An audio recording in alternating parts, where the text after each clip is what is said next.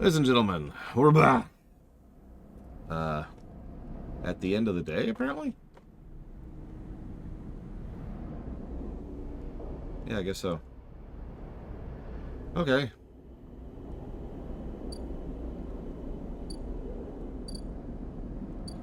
Remember our timers. I know we had that one timer with the bounty hunter. Am I curious about the upcoming state of play? Nope. At this point in my life, I am so pushing away from Sony, it's kind of funny to me. Because it's not something I wanted to do deliberately or intentionally, it's something Sony has done to me.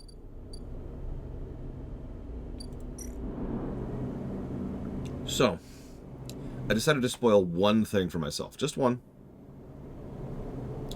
I looked up the cat.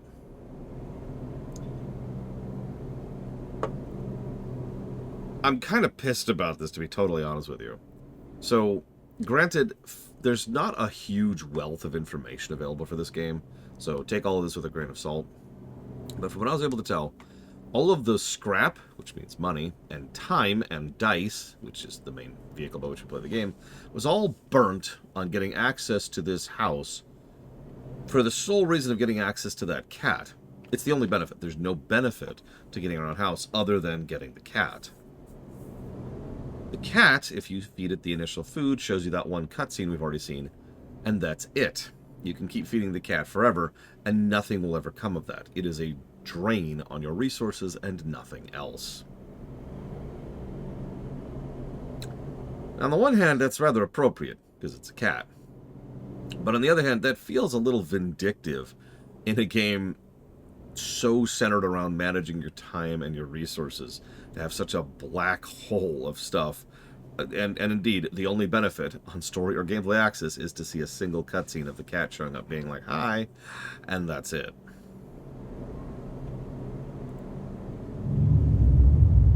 So we're never feeding the cat again.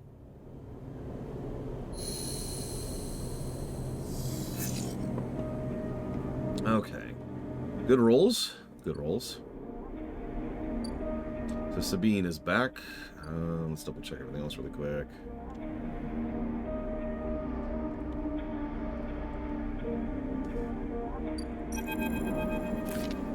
Four cycles, Sabine said, and here you are right on time with no sign of them. You wait a while in the apartment, the dread descending as the cycle spins onwards.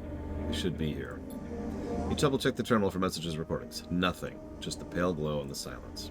You pace back and forth the apartment, the rumbling of the station suddenly so present and loud. You go to the door and open into an empty corridor. You close it again.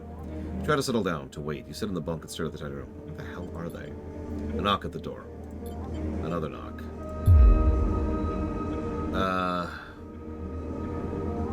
A figure stands in the door, and immediately you know it's not Sabine. They are taller, sharper, and something in their face glints in the half-light. Half-light. A dark shape like a stubby baton hangs loosely from her hand. Oh, local sleeper. Good to finally meet you. She steps in the apartment, glancing around with sharp eyes. Let me ask, what are you doing here? She fixes you with a steady, unwavering stare. Waiting for a friend. Of course, a mutual friend of ours, the good doctor. We set them up here, you know. This place is one of ours. She picks up a glass from the dispenser and inspects it. People always seem to forget who put them where they are. I suppose you're here to help? Yeah, where are they? I was hoping you'd be able to help with that. She put the baton in her fingers by her side, her eyes not leaving yours. We have a problem, you and I. It seems our friend has disappeared, left without even saying goodbye, which means they're in a little trouble right now. It's the kind of trouble that you need help for, so I thought I'd come down here and take a look at their little hidey hole, and here you are. The help. And what help? A sleeper, no less, which I have to admit is a little surprising. It suggests to me our friend hasn't been very honest with you either. What do you mean?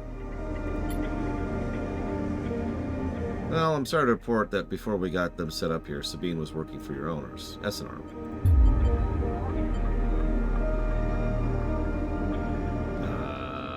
Sure. In the flicker of files in her computer, we see SNR letterheads and code forms, reports laden with medical data marked with the corporate logo like a sigil of some cult. Look all you want, some of your files might even be in there. The volume of documents is overwhelming, but they seem to be mostly reports on early emulation tests, surveys of sleeper candidates, reams and reams of usage data. If Sabine was SNR employee, why did they help you? Rabia reaches over and places a vial stable under the desk, breaking your concentration. It shimmers in the screen light. It's a viscous, clear liquid, crystalline with a glass. We'll, of course, keep up the supply. We're more than able to dispense important medicines even without the doctor. You hold it between your fingers And for a tiny moment you have the urge to crush this object for the power it has over you.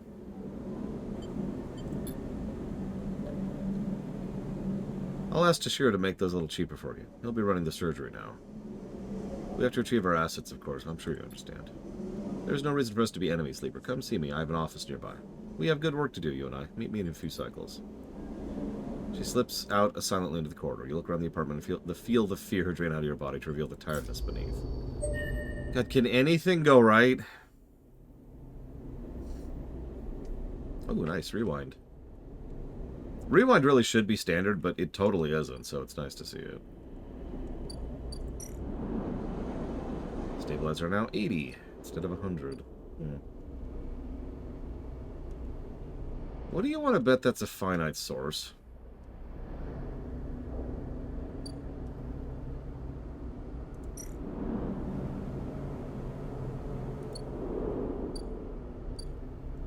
More like we're surviving a Ringworld Act. We have the music on, right? Yeah, we do. Okay.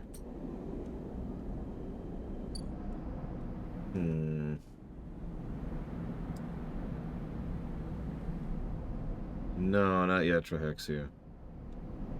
Well, first and foremost, let's blow a 5 here on Ciela. There we go. For guaranteed success. And some money. Let's say thank you to Ciela. Thank you very, very much, as always.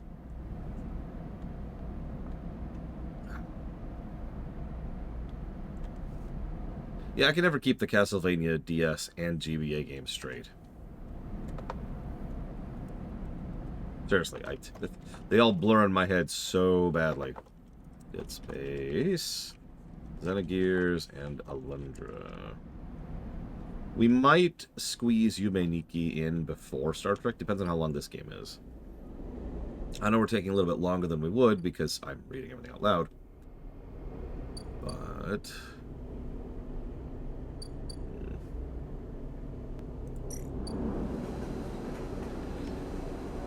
okay. Let's go and blow a 3 here.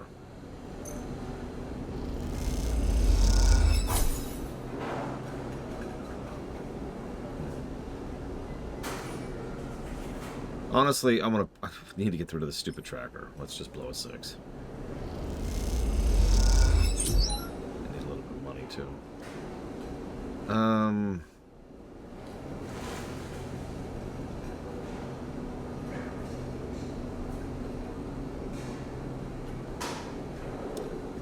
Do I blow my last 6 on finishing this off? It's a guaranteed, but it's also kind of a waste.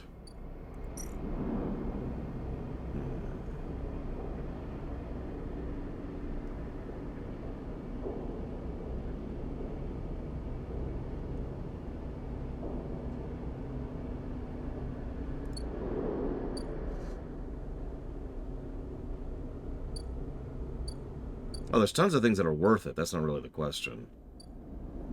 I could get more money. I could get more exploration. I could get more money and energy. We're on the verge of being attacked by a hunter again, which is also worrying me.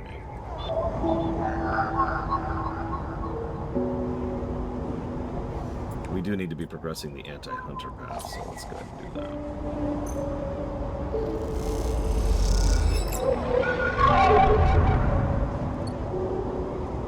That's a good question. Is anything worth more than getting rid of the tracker? That's a very good question.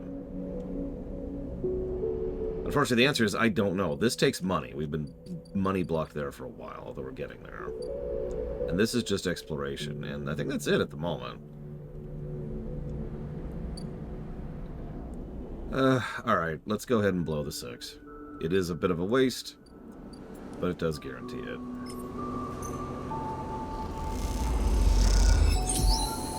And it gets us a little bit of money. Sleeper! You see Fang coming out of the corridor. Noodle's smell still clinging to your clothes. He comes up fast and stops close, looking around suspiciously. I don't have long. Take these. He sends you a couple of metal thumbnail-sized drives. Ripper worms. My slate has been buzzing like crazy. It seems your delivery shifts have turned up 2 of our targets. I knew you could do it. Now we nailed them. What do we do? Hardin's boys are all connected by some kind of closed network. You break access protocols on both of them, you should be able to gain the location of the nearest network ports. Slot the Ripper worms in those ports, one each, and they'll feed me anything and everything on Hardin's shadow network. Can't wait to see what juicy plans they have here. Can you please get rid of this tracker?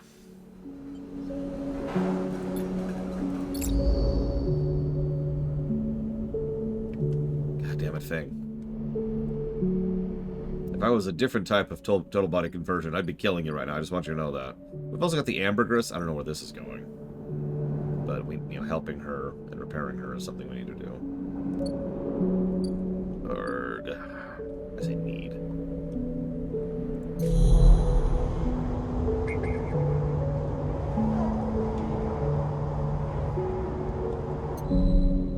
Oh, whatever.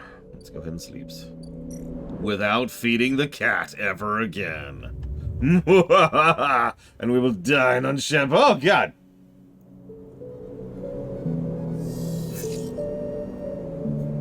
I mean, this is a really long quest chain, yeah. Those are not good dice for today. Oh, my. Okay, hang on.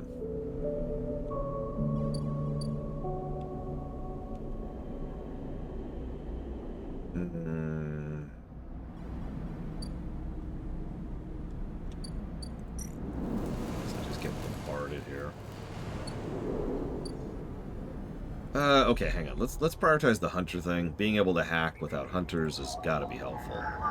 So there's one. Let's blow that.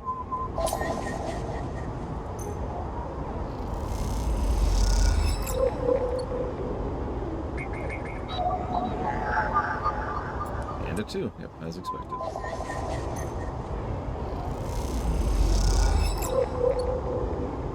Hey, just Shadows. I haven't seen them, Loke, so I don't know where they're at this point. Like, that's the whole point. I don't know. I'm probably the wrong person to ask. Believe it or not, I've never played this game before.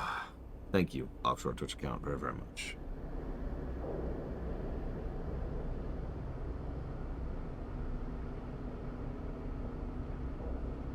As always and as ever, I appreciate it. Thank you. If you let me know where, once you've settled that, then let me know. You know what I mean.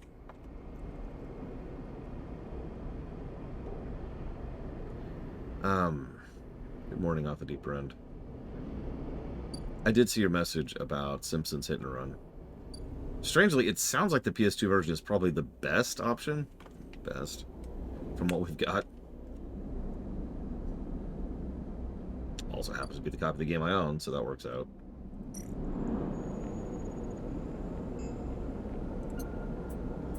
Well, let's turn in this hunter data.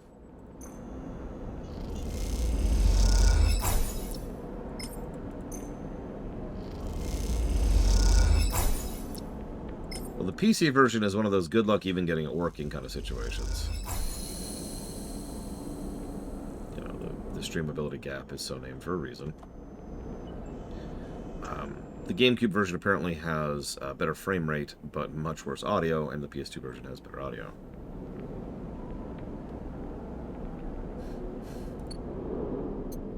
You're not asking me, right, Offshore Church Account, because that's on you. You have to do that yourself.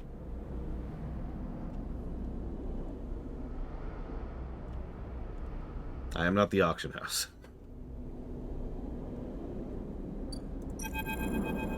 Okay. Novend is thrumming with excitement. The movement of the servo motors rock the vending machine back and forth at unsettling angles. You wonder, if it fell over, would Novend ever be able to get back up? Sleeper entity, your data is good. Hunter is isolated, disconnected, unstable. Hunter gathers without thinking, outliving its own operational limits. Its nests are evidence of this. Outlived?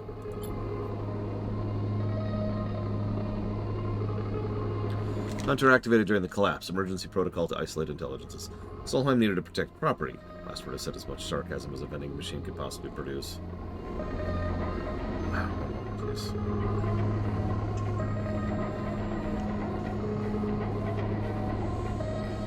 Check something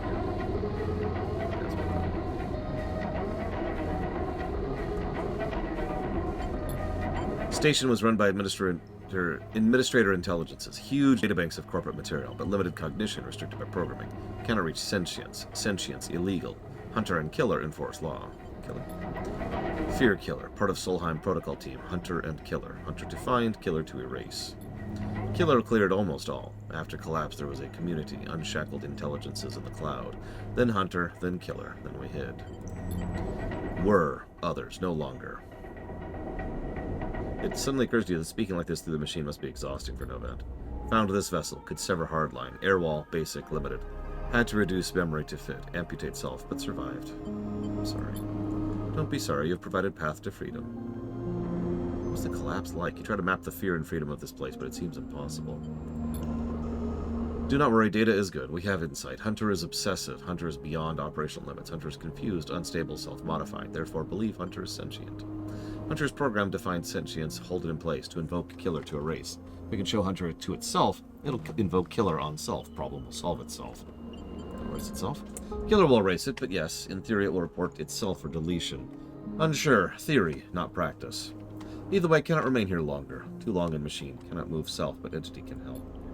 Bring ship mind, designed to house intelligence. Can imprint self into ship mind and carry it with. Will be safe in isolation. You sure it's safe? Hunter cannot access airwalled ship mind. Safe. Also infinitely more memory than vending machine. Big upgrade. Ship mind, I can help us both. End Hunter, make Rim safe. We both will be free. Find soon. I actually have a ship mind right now. But...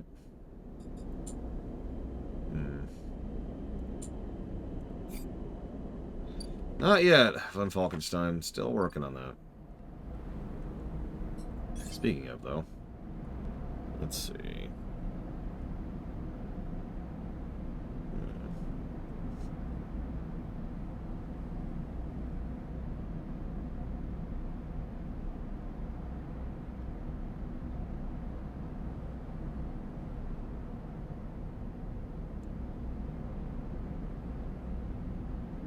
So I have a choice. I could build tall or I could build wide. What do you think? Either way, I've got a 6 to burn here. Here, I'll jot that down for now, and if you change your mind, let me know. So, off Richard's account.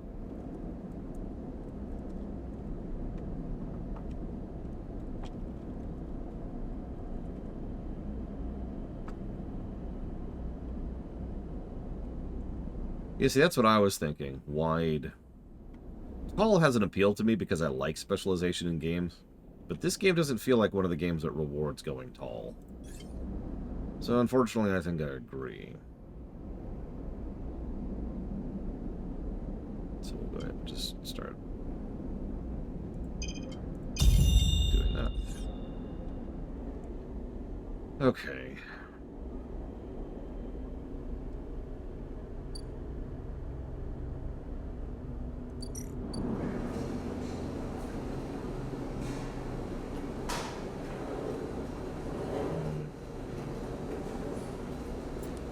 This is going to sound weird, but I'm going to blow a 6 here because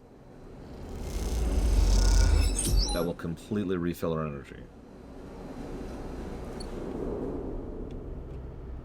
And that leaves a 3 and a 2. What should we need for this? 50.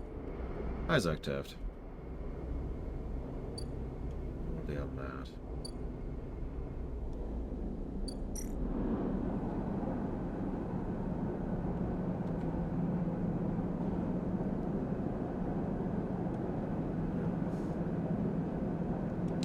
Let's risk a 4 on this.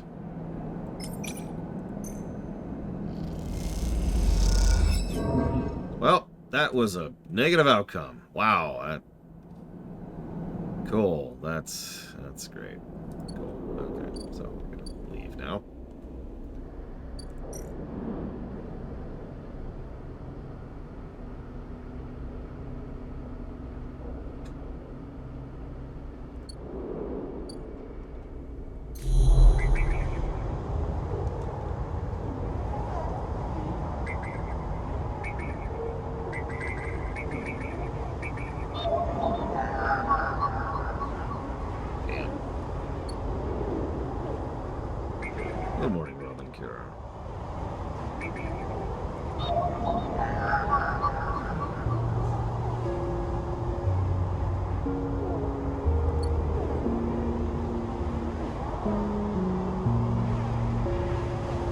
Wish I could save.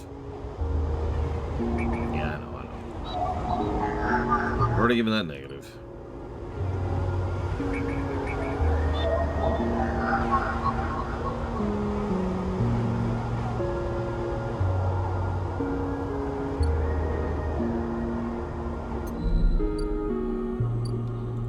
Because, see, I have the ship mind right now, but I only have one. I've had it for a while, actually.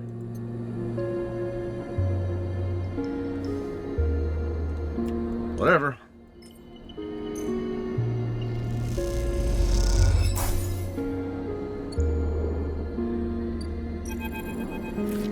Sleeper must express plan before begin. Ship mind has no output features. Will be muted until slotted. Won't be able to speak. Correct. Do not worry. First, imprint ship mind, then slot imprinted ship mind into physical ports close to hunter nests. Once slotted, we'll track hunter at each. Tracking will find core nest. Slot ship mind at core nest. Show hunter data to hunter. Hunter will conclude sentience. Hunter will killer. Physical ports likely sealed in old station will need keys, but yes, simple. Any questions? What's a core nest? Hunter keeps central data storage. Protocol must keep data outside self. Linked to secondary nests can triangulate from there. I cannot access via network. Too dangerous. Hunter would find immediately. I'm not like you. I'm native to cloud. Easy prey.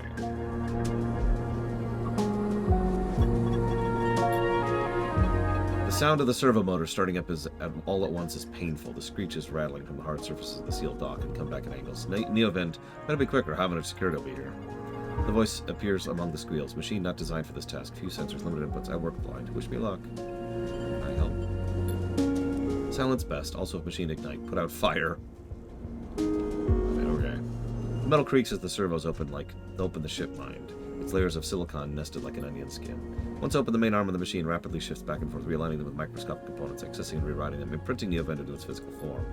As you watch the hypnotic motion, your mind drifts to your own creation.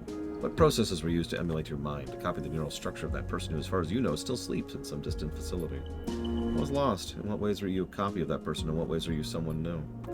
You know this much. You are a convenient loophole, a way of circumnavigating the illegality of sentient AI. After all, you are an emulation, not a truly digital being. You are neurologically limited, still human. What would become if you escaped this frame? Where would those limits lie? The screeching stops. The machine powers down, dropping the bay into the darkness. In the top compartment, the ship mind is whole again. You reach up and take it down, heavy and cold to the touch. So do you have in this thing, or did the process fail? Only one way to know. And that's to say thank you to Little One. Thank you very, very much for the sub, as always. And I will jot down a note to adjust that.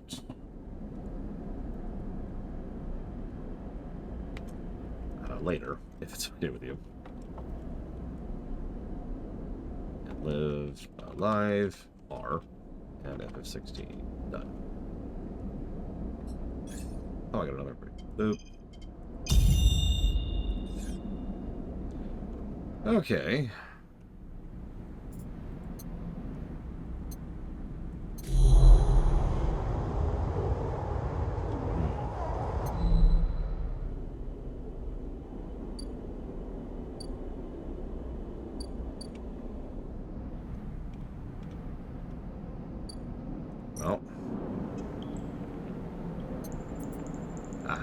This is what we finally use encrypted keys for. I've been wondering about this for a while. I wish I hadn't sold the other one.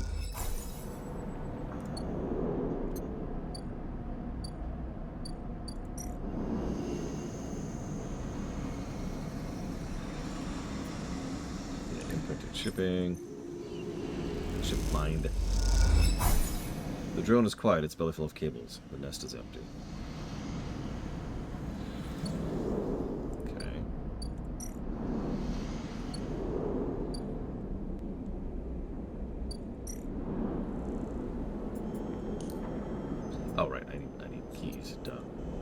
The limiter is the keys. Fortunately, I got a bunch of those earlier.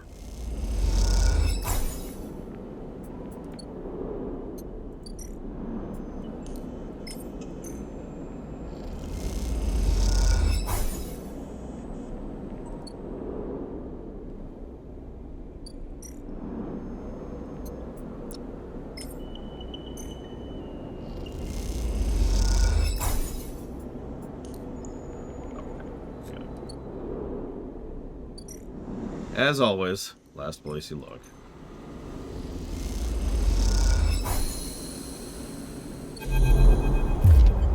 As you leave the nest, something flips, and you find yourself inverted, floating, dragged by one arm through the cloud. The threads shift and realign as if they're leading you somewhere. You look down, expecting to see a heavy cylinder of your ship under your hand, but in its place is an orrery. A sphere so bright it burns your eyes is surrounded by rings and orbits, other spheres tracing silken lines through space. As you look closer, you still pick out 1,000 sigils of 1,000 stations and ships, flowing like smoke and like dust. You look up to see a corridor, a canyon, a street on the low end. On either side, buildings flicker with markers of activity, sigils showing network access, data transfer, download, upload. Between them dance ghosts, protocols carrying or mirroring or shadowing data, sometimes silent, sometimes chaotic. This place moves unlike any digital space you ever imagined. Something strange is happening here. Then you see it. Below the stacked rooms, the units in the apartments, the wires and the pipes and the buzzing systems that run through it all. In the warrens beneath the low end is the hunter's core nest. This is where you must go. Dun, dun, dun.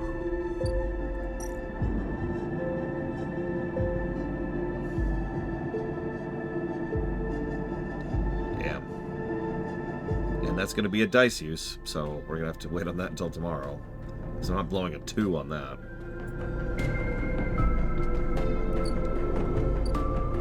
Okay. Let's get a little bit of energy back. Notice we lost our other job, by the way.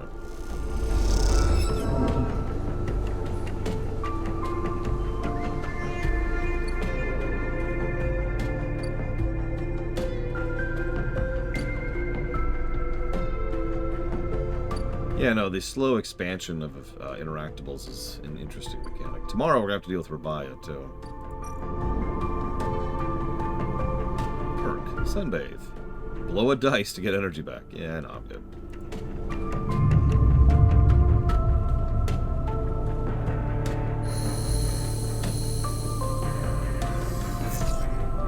Ooh, 2 6s.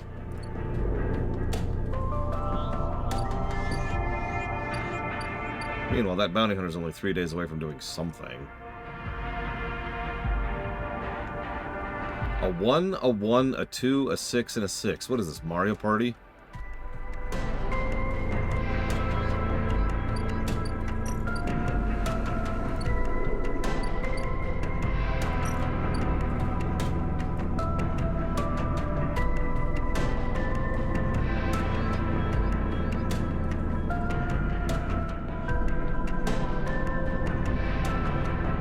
Let's blow a 6 on this once off. Just lock in that guaranteed success there.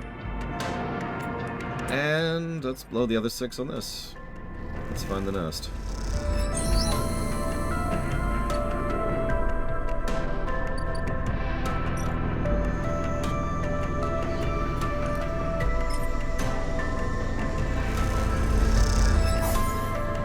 Nothing's changed. Has something gone wrong?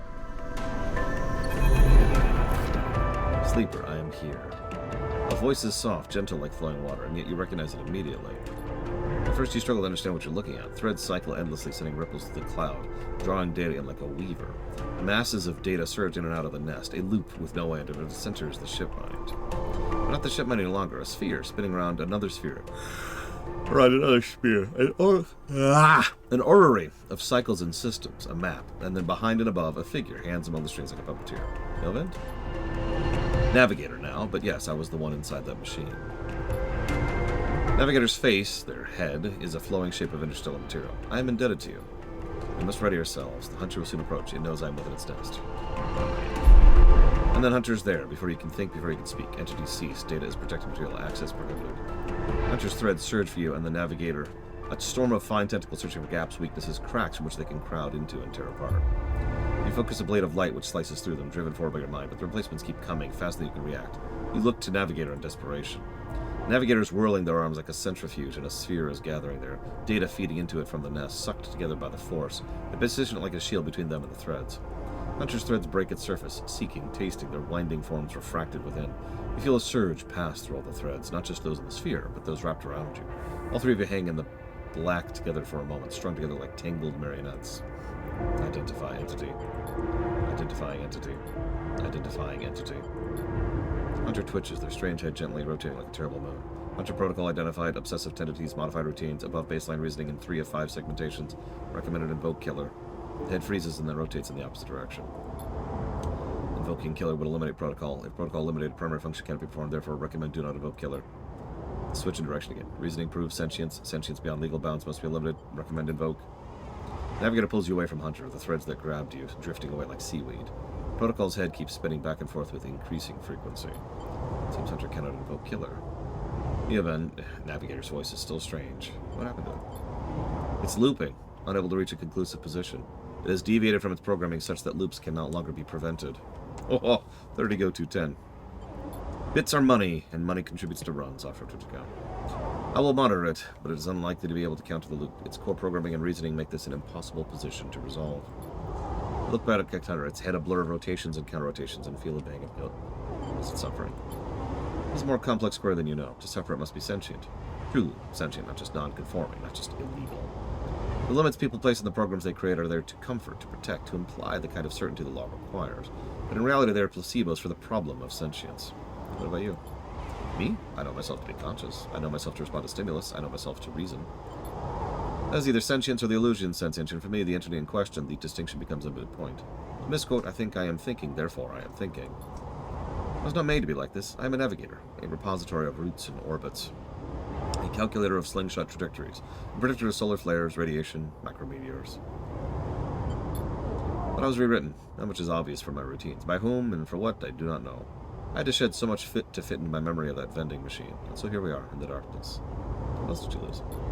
As the blessing and curse of forgetting, you cannot know what you lost.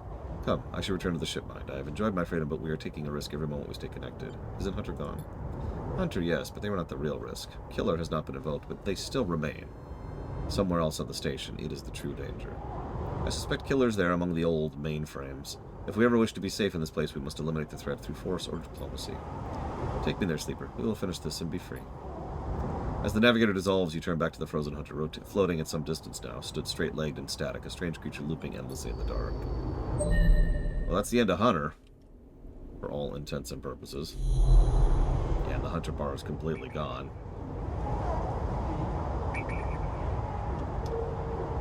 Cool.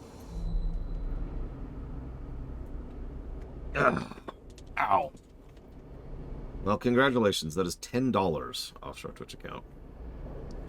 Thank you for the bits. As always. Give me one moment.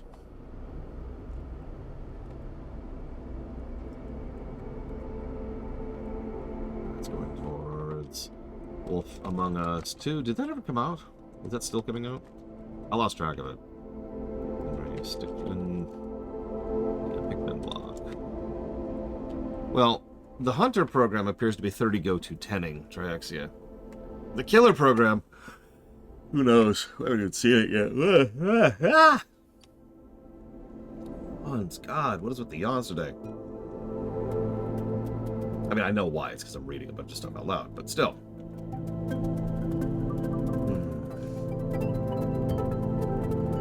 Well, shoot. Let's go see what's going on with Rabia. What's your business here?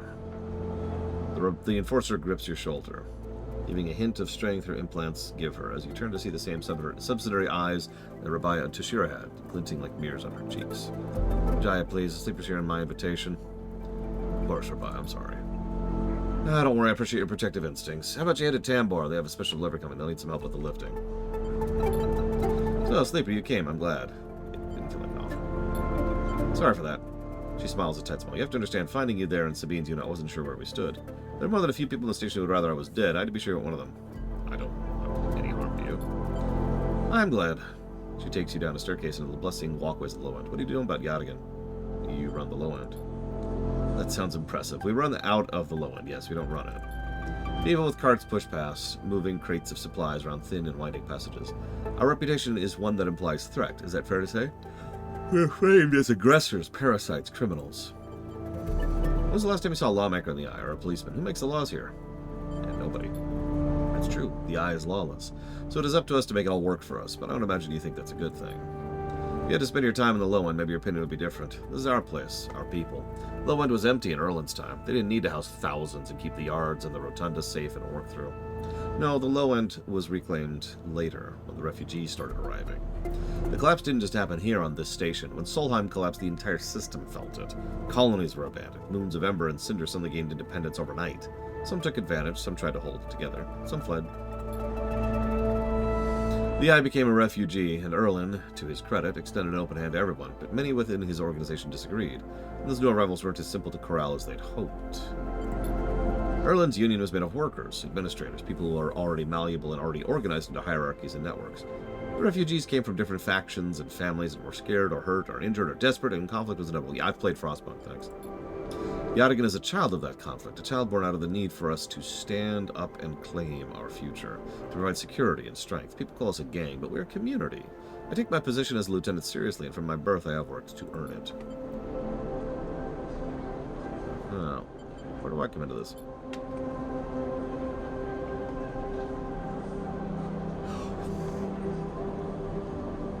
I believe you understand the importance of a refuge, so I also believe that you wish to help keep this place safe.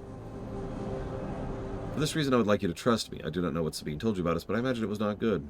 I'll be honest with you. I was never comfortable with having Sabine as part of the Yadigan. An corporate employee? It goes against our nature, but their deal was with Yannick. I kept my distance, made sure Sabine had their surgery, kept it supplied, that was all. But I cannot allow people to go back on the promises they made to us. Yadigan has not lasted this long because it's a charity. We offer and ask for support. Any betrayal will be treated as an attack.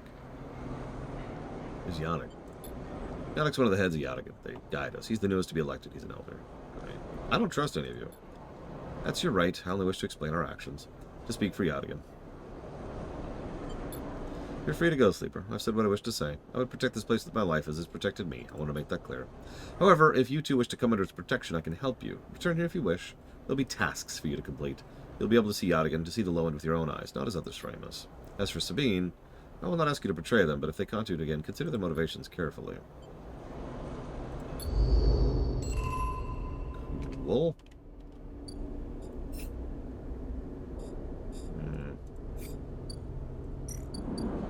And she now has a collect tithes and patrol the ward. Both are risky. One of those gives me energy, and one of those gives me scrap. And you have to do a bunch to progress that plot line. Thank you, Dark Day, for the sub, as always. Yep, we joined a gang. Or we can't join it. We haven't technically joined it yet. It's going to know it's Armored Core 6, Dragon Quest 11, Resident Evil block.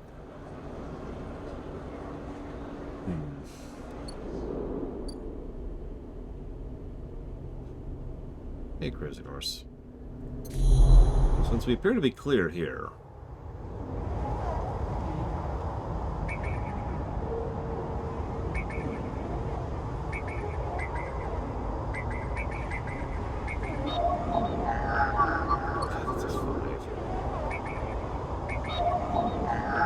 and that's a 6. Oh, love this at least.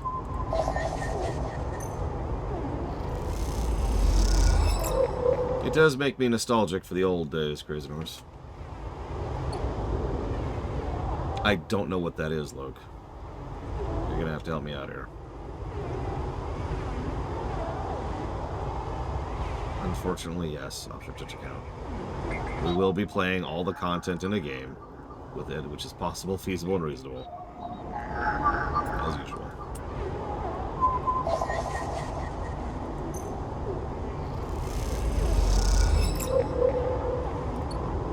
We're getting lots of Yadigan data, so that's nice.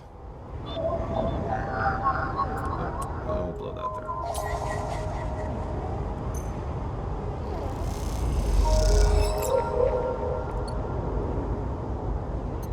Might as well get our hack on while there's no defenses in hacking. Let's see. Lord of the Rings. Middle-earth 2. 2006, so squarely in the streamability gap. It is also a PC game.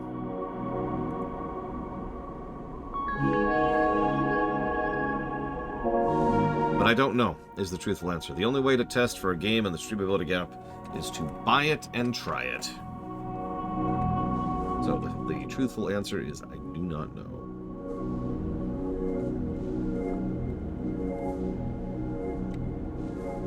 There's, however, one common thing I could check for. Assuming it has an entry on the PC Gaming Wiki, which it does.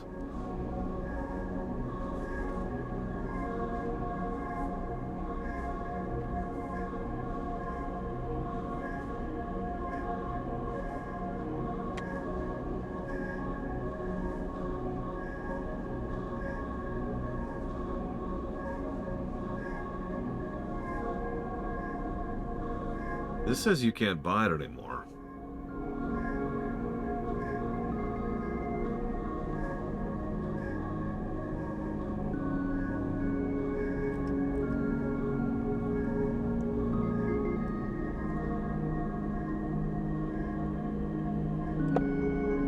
I was about to check GOG, but thank you for checking for me, Darkrai. Yeah, if I can't get it, it looks like it was on Origin for a bit, because EA. Yeah, that sounds like a veto, unfortunately. Can't procure. If I can't buy the game, I obviously can't play the game. Right? It's literally the first step in the veto process. I'm sorry, Officer. Or Loke. Look, you both are the same people. I'm sorry, Loke.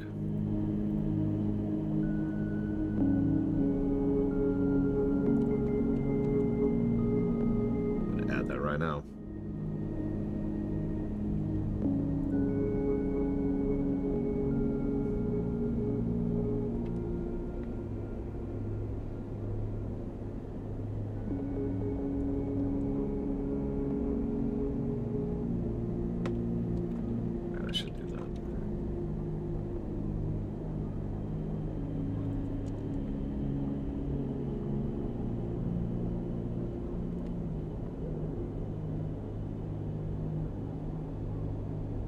What's funny is I'm pretty sure I've played that one. Either that one or its predecessor. It's the one where you can play as goblins. I know that's not much to go off of, but that was my favorite faction to play as.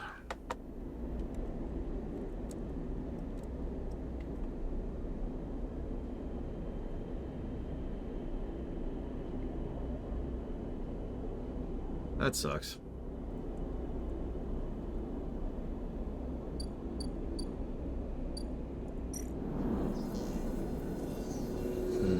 Oh, I'm out of dice.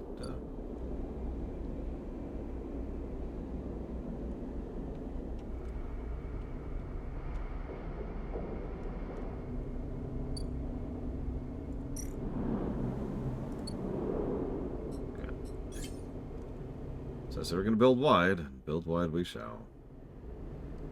So let's up Endure first, because that's the one we've been suffering for the entire game.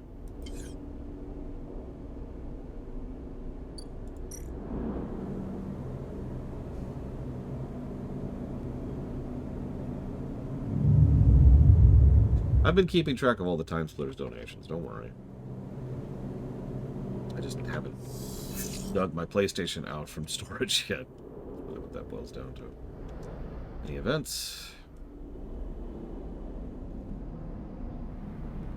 Nope.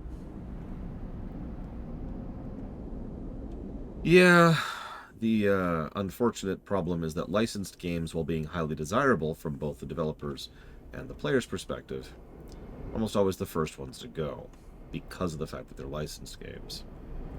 I fired up a SNES game just last night. I was looking into interface design and was helping someone look into several aspects of menu design and controls, stuff like that.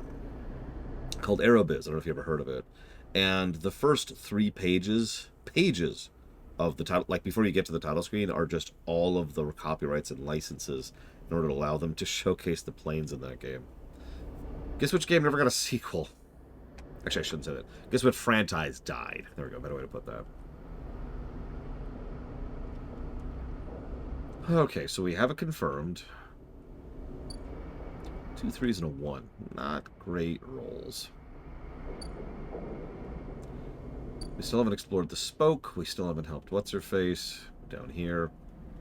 Still got this going on with the construction.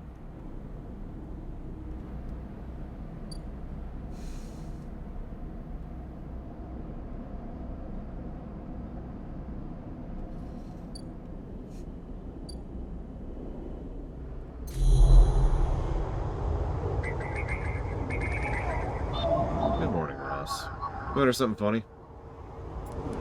Let's blow the 6 here.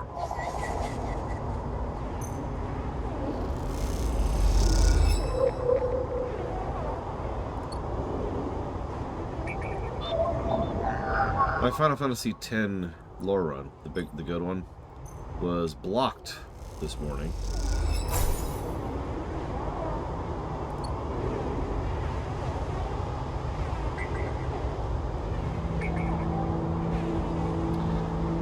In Russia and Belarus.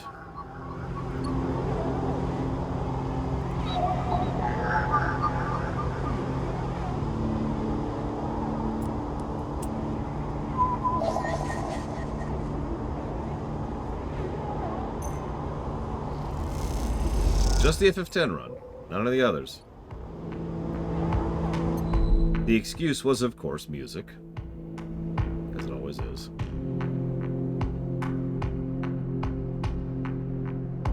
Damn. That's not super surprising, but that still sucks, Darkrai.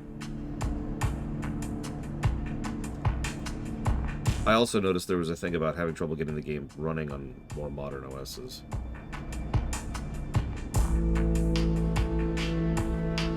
I have not off Twitch account. I'm aware of it, but I've never actually sat down and played it.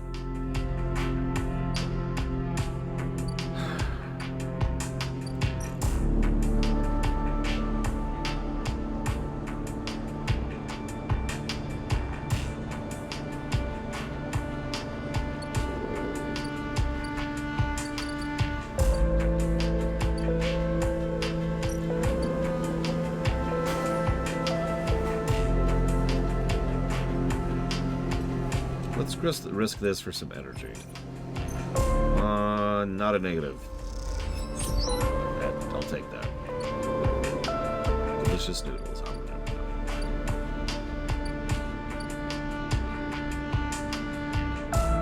Got 3 I can blow somewhere. Problem is, I need higher numbers most places. Like this needs to be a 5 and up. This needs like 5 and up. I think I tried a 4 here once. That didn't work out. Doing that again.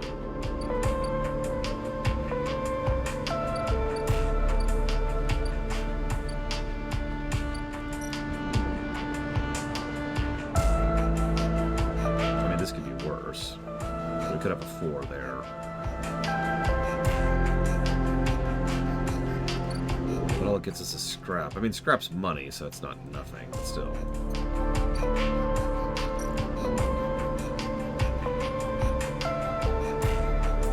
Let's...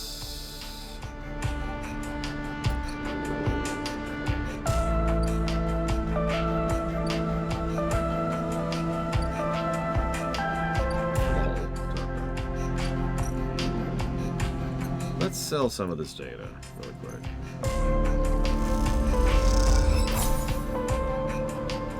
Just to give us a little bit of an extra nest egg so that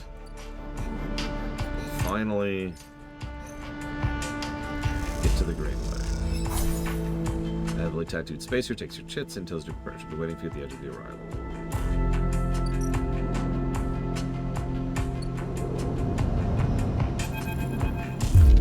As you step into the passageway, someone barrels into you from behind, sending you stumbling down the corridor. You see an unfamiliar spacer laden with heavy gear. She steadies herself and staring you down as if daring to respond. She adjusts a strap on her shoulder, barely giving you a second look before sitting up down the corridor. Sorry for her. A second spacer smiles at you apologetically. She's on a mission, and when she's on a mission, that's fine. You're sweet. Peek! She chops at the air, pointing down the corridor to whatever end she's rushing to. Esh, please, do anyone on the station hate us? They want to hate us, they can hate us. She drops her hip. I'm not exactly seeing much love as it is. We're lucky to get down before they set up that damn cordon. See, they don't even know what you're talking about. The station isn't Hawthorne. Everyone has to follow some corporate protocol. I'm not saying they're part of the administration, but I'm saying we need to get these supplies to Briar before someone starts asking questions. Briar. That's our ship. Peek, what are you doing? We are with the refugees, the one Avanage have been cordoning off from entering the station. The ones that are being quarantined in the makeshift vessels that barely made it to the Eye to begin with. The ones that your station administrators have called an existential risk and are running out of supplies while their right to safety is being debated by people with no stake in their future. She's right. People are trapped out here, and We understand that this is a big problem for the Eye. Hundreds of refugees and more ships are turning up each cycle, but they need supplies, and after everything they've been through, the quarantine isn't helping. That's terrible. Peek, please. Esh, we need help. Just like the refugees needed us. We need others too. Come, find us. The climbing briar is docked at the broken spoke past the greenway in the wastes. We have a good view of the cordon through, though we are keeping our distance for now. Come help us. Don't bother coming empty-handed. You want to help? Show us. Bring supplies or don't come at all. A refugee flotilla. Where are they coming from and why now? Each time you think you begin to understand this place, something changes. No, we've pretty much known about that for a while.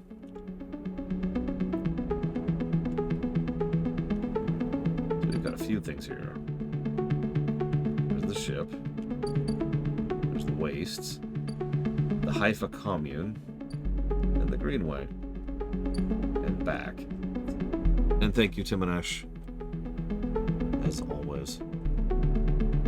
Twice, I suppose. One for the money, and one for being here.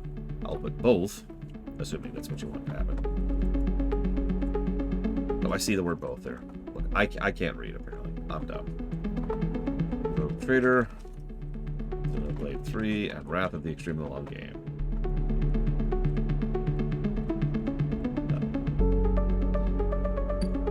No. Okay, let's just go in order. Greenway.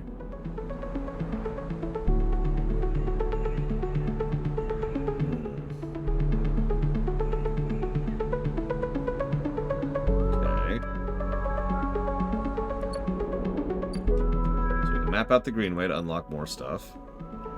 We can map out the commune. Oh wow, we get no benefit from this other than accessing the commune at all. The waste, we can gather scrap. In case we need scrap. And then we have the ship up here. Episode Flux is the first of 3 episodic updates to Citizen Sleeper, telling the story of the refugee flotilla which has arrived at the Eye. All 3 episodes are now available, including supply Girols. Action will complete the episode, but be aware it is intended for late gameplay.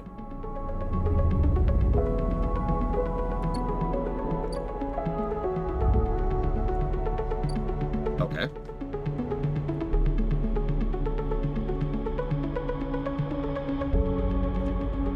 Greenway feels like where we get fungus for that one guy, which I've been holding on to that quest for a billion years.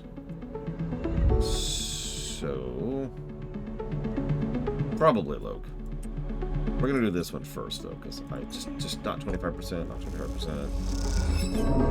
25%. Perfect. That's great. Pathfinder is for people who thought 3.5 edition of Dungeons & Dragons was too light on rules and regulations, Dark Day. It is there for people who are specifically interested in the crunch. Hi, TSB.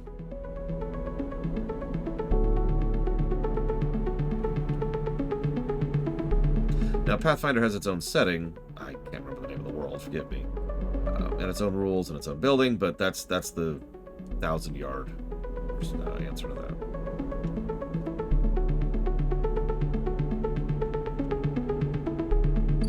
I don't understand the question, Offshore Twitch account, I'm sorry. Hey, Milkor.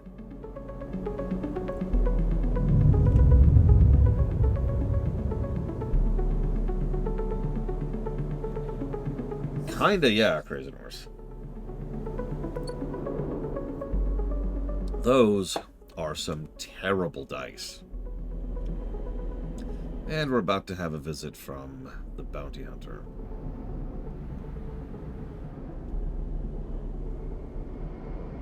I've thought about publishing a few times, Darkrai.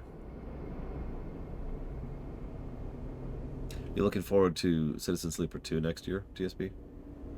No spoilers, I don't know anything about, well, anything I don't already see in this game. Okay.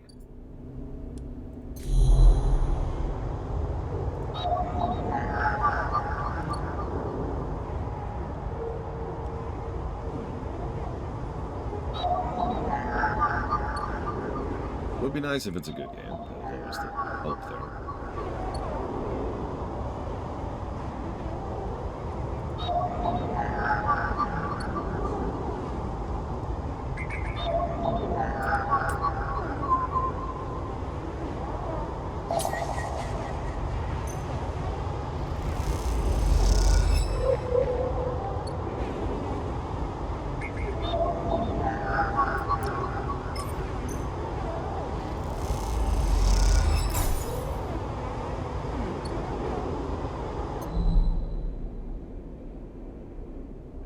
Oh, there we go. Keep my distance. Feng seems to be explaining something, but Jen is having none of it. She points at the door, and Feng walks away, catching her as he turns. Could have done with you getting back here a minute or so ago. Well, either way, it looks like I'm fired. Good news is, it doesn't look like I need the job anyways. Now, let's get a look for what you're really here for. The slate is a whirring mess of code streams coming direct from the Ripperworms as they dig through the agent's data and spin it into threads for the slate to pick up. Anything good? A lot of junk, a lot of dull as hell message threads, a lot of tedious data caches, but definitely some good stuff. Check this out. There's a bold corporate logo, not Solheim's, and a word below. Conway. He's working with Conway Extraction Guard. He's been speaking with them personally. Got a whole chain of messages here, but it's mostly encrypted or redacted. Damn it, this is juicy, but we can't nail him with it. Wait. What's this? Wasteland Reclamation Facility, right here on the eye. What's the bet this place is tucked into the waste? Yeah, it's in a section of the eye Erlen couldn't reclaim. It was too damaged to cut off. Back before the collapse, people would have gone down there before the connected spoke from the hub. The spoke's broken now, so the only way is the long way, beyond the rim, past the greenway.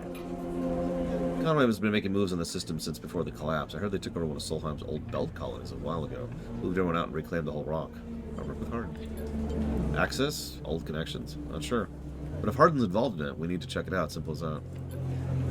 Oh, we gotta get to that facility. The answer to whatever Harden's been prepping and planning has to be there, and we're gonna have to catch him in the act. Give me 5, maybe 6 cycles, and I'll see you on the Greenway. Seem to remember there being some old service docks in the outer hall. Should be a good place to meet. Thanks again. I haven't forgotten about the tracker of yours. Yeah, could you please get rid of this tracker? But I'm gonna need a back in my bay to pull a solution together. I've been working on a fix in my brakes. See you soon.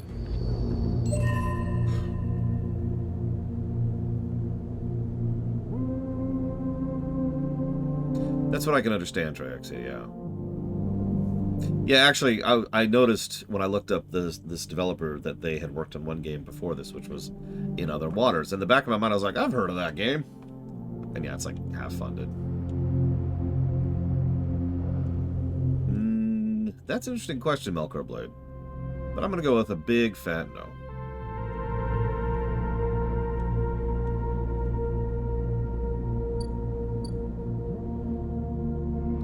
Yeah, we're still suffering the tracker. Whatever, let's get our last +1.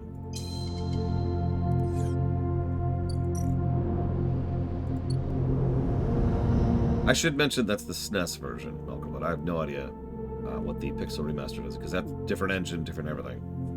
The Mode 7 version has never caused issues to anybody I know of, including people I know are much more sensitive to that motion sickness thing than I am. But Unity?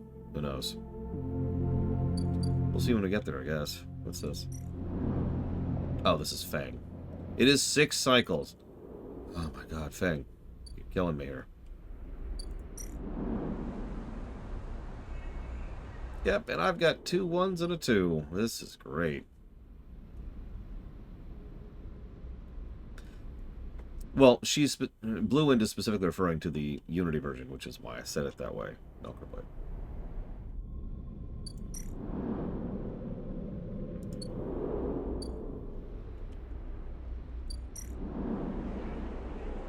Well, there's no real detriment here for a negative result. It says safe on both ones anyways. So let's go ahead and, like, blow some low dice here, shall we? Oh, actually, you know what? No, hang on. We haven't hacked here yet, have we?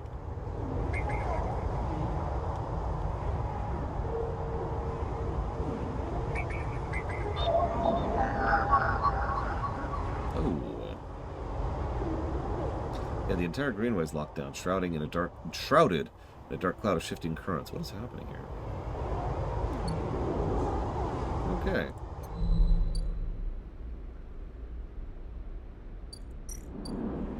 Well, no, ironically, the Unity game is already funded at this point, Crazy Horse.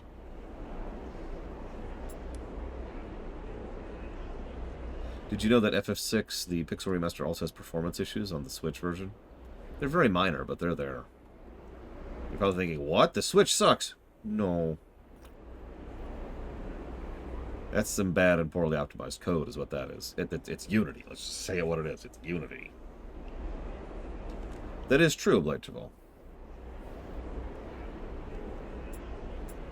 That is a valid point. Let's go ahead and work the glow bed here.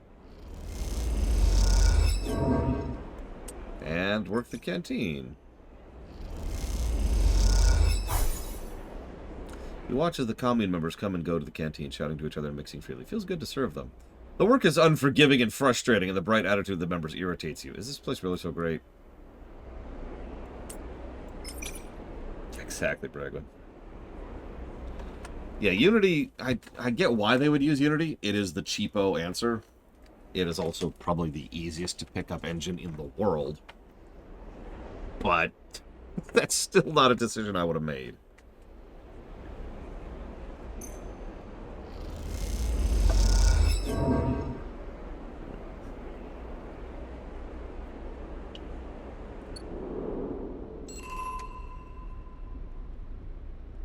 Unity tried to back down. To my knowledge, it didn't work.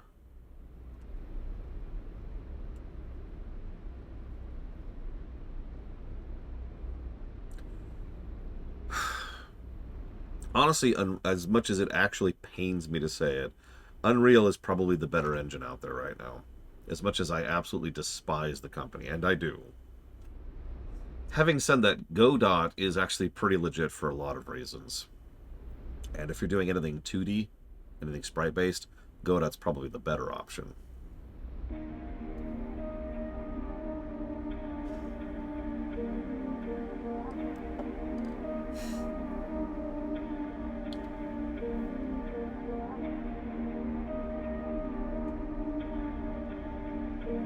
Well, I don't hate Unreal, I hate Epic. As for the answer why, everything. There we go.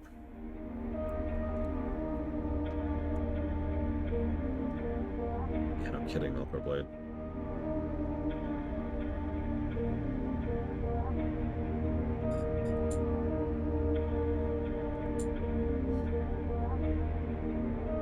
Damn it, Bragman. It could be worse than Unity. They could use the Crystal Engine instead.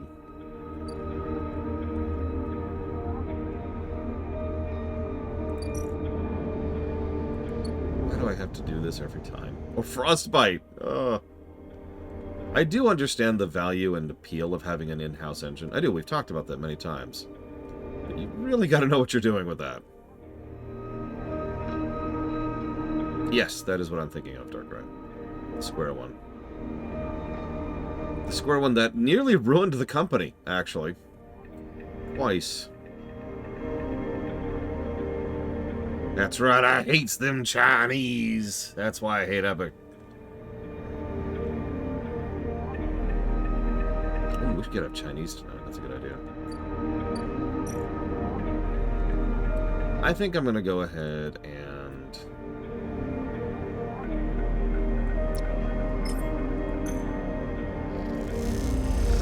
The Luminous Engine. No!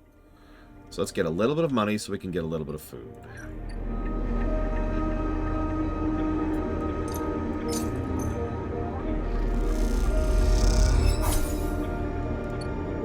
Just max that out and not have to worry about that for the immediacy.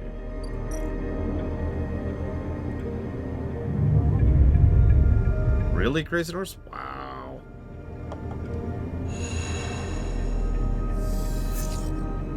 Oh my god, my dice!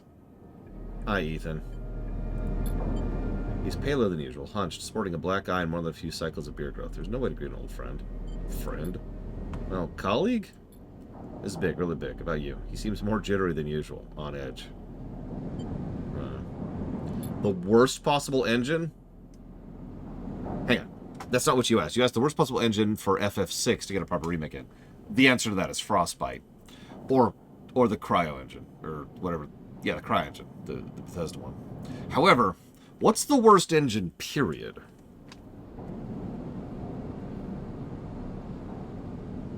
You remember how SNR canceled the contract I was going to elect? Yeah. Well, I'm guessing you're pretty happy about that. Overjoyed. Me? I lost everything. But let's not worry about that. What do you think it was? What did you think? That was it?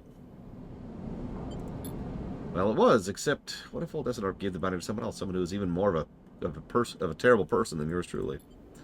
What a disaster that would be. Who? That's the question, isn't it? I've been speaking to some friends, you see, some colleagues, about what went down. Turns out SNR canceled their bounty contracts. The whole lot.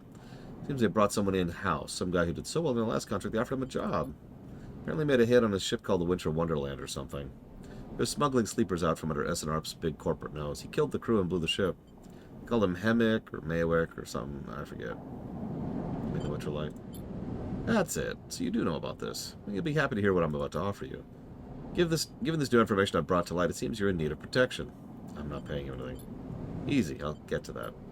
I, meanwhile, am in need of assistance in kind. It turns out I upset some people at the compressor last time we were there, the owners. They say they'll space me unless I work off the dead. Seems that they're that kind of businessman. I would pay them, but...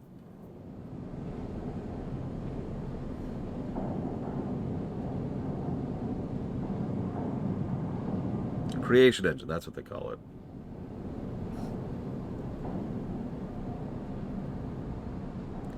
Sorry, I meant the Bethesda one. The CryEngine from Crysis can go straight to hell. So work it off.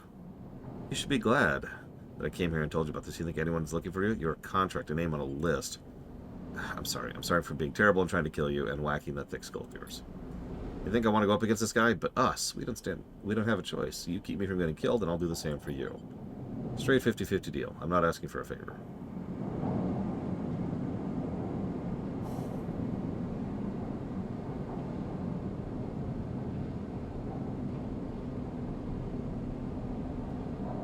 Okay. Just think about Maywick. Think about the cold-eyed SNR jackass on his way from the core systems. That should give you motivation you need. Can't wait to be working with you. Great.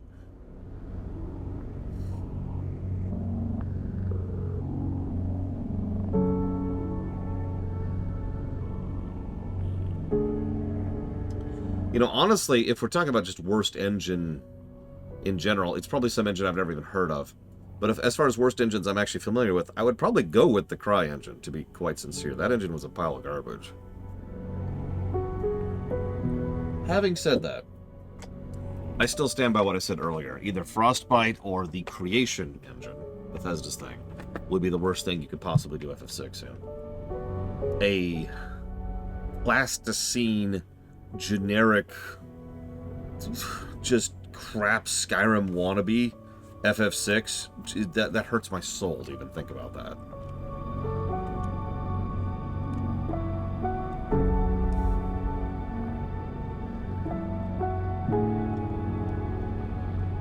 Listen, they had 8 years to develop Starfield. They didn't have time or budget to make a new engine, TSB.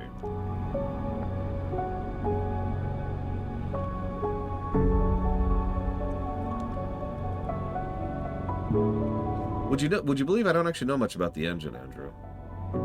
I know they've been iterating on it over the years. I mean, CK2 to EU4, and then the recent thing, the one they started with Imperator and then developed for Victoria 3 and CK3. I actually don't know what Stellaris runs.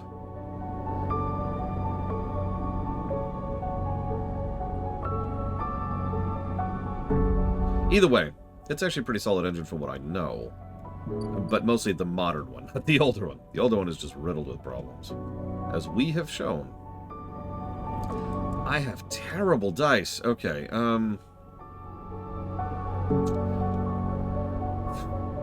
don't even know what to do with my dice. You know what, let's just keep getting in with good with the commune. Because it's a no-risk thing, and I don't really have any reason to hack right now. Oh no, that's the... Well... Yeah.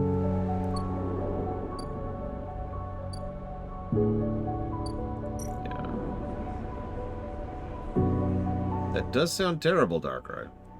That might be the worst thing ever. Let's see if we can get a success on the grow beds here. The dirt of the beds is rich. How did the commune manage to establish such a good biome here? You wonder on it as you work. I think you're actually right, Look. I think this is the worst loadout I've ever seen. Which is funny, because I'm rolling really well on the dice, if that makes any sense. Even though the dice themselves are terrible.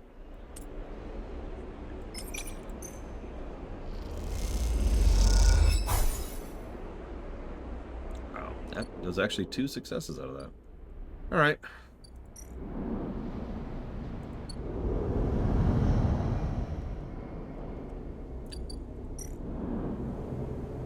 Oblivion is the ooh. You'll need to leave the station, get protection, or disable your tracker before they arrive. There's our timer.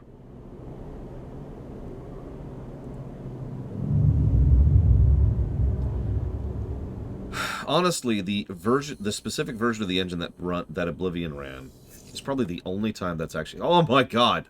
A 1, a 2, and a 4. It's probably the only time that engine's actually been worth a damn. Possibly Fallout 3, but Fallout 3 is pretty crash heavy, so... What? Oh, that's me. Like, Morrowind's engine was pretty bad. Let's just be honest with ourselves. Remember, it didn't even know how to accommodate for 3-dimensional space. The Z-axis was broken. So... Oblivion is the one that finally actually had physics rendering, the Havoc engine, if I'm not mistaken.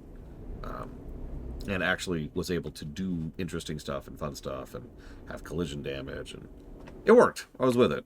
It has issues, but I was with it.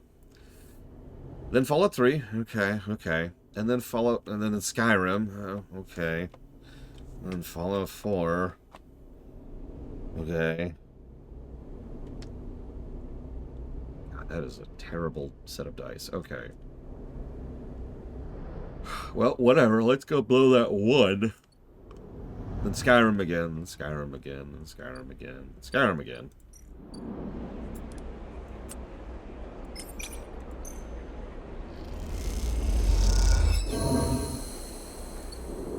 Okay. We're part of the commune. Yay.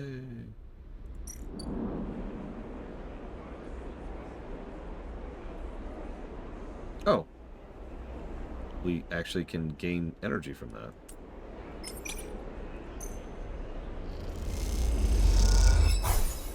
Even with a neutral outcome. Nice. We also gain a sleeping quarters here, which once again has no benefit. Hi, Guinevere.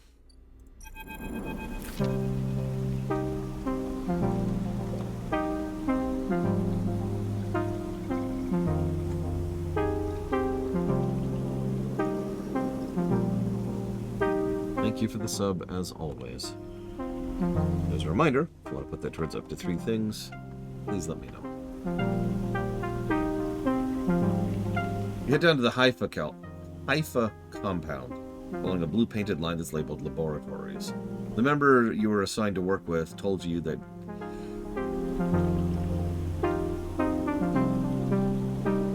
they'd asked to see you.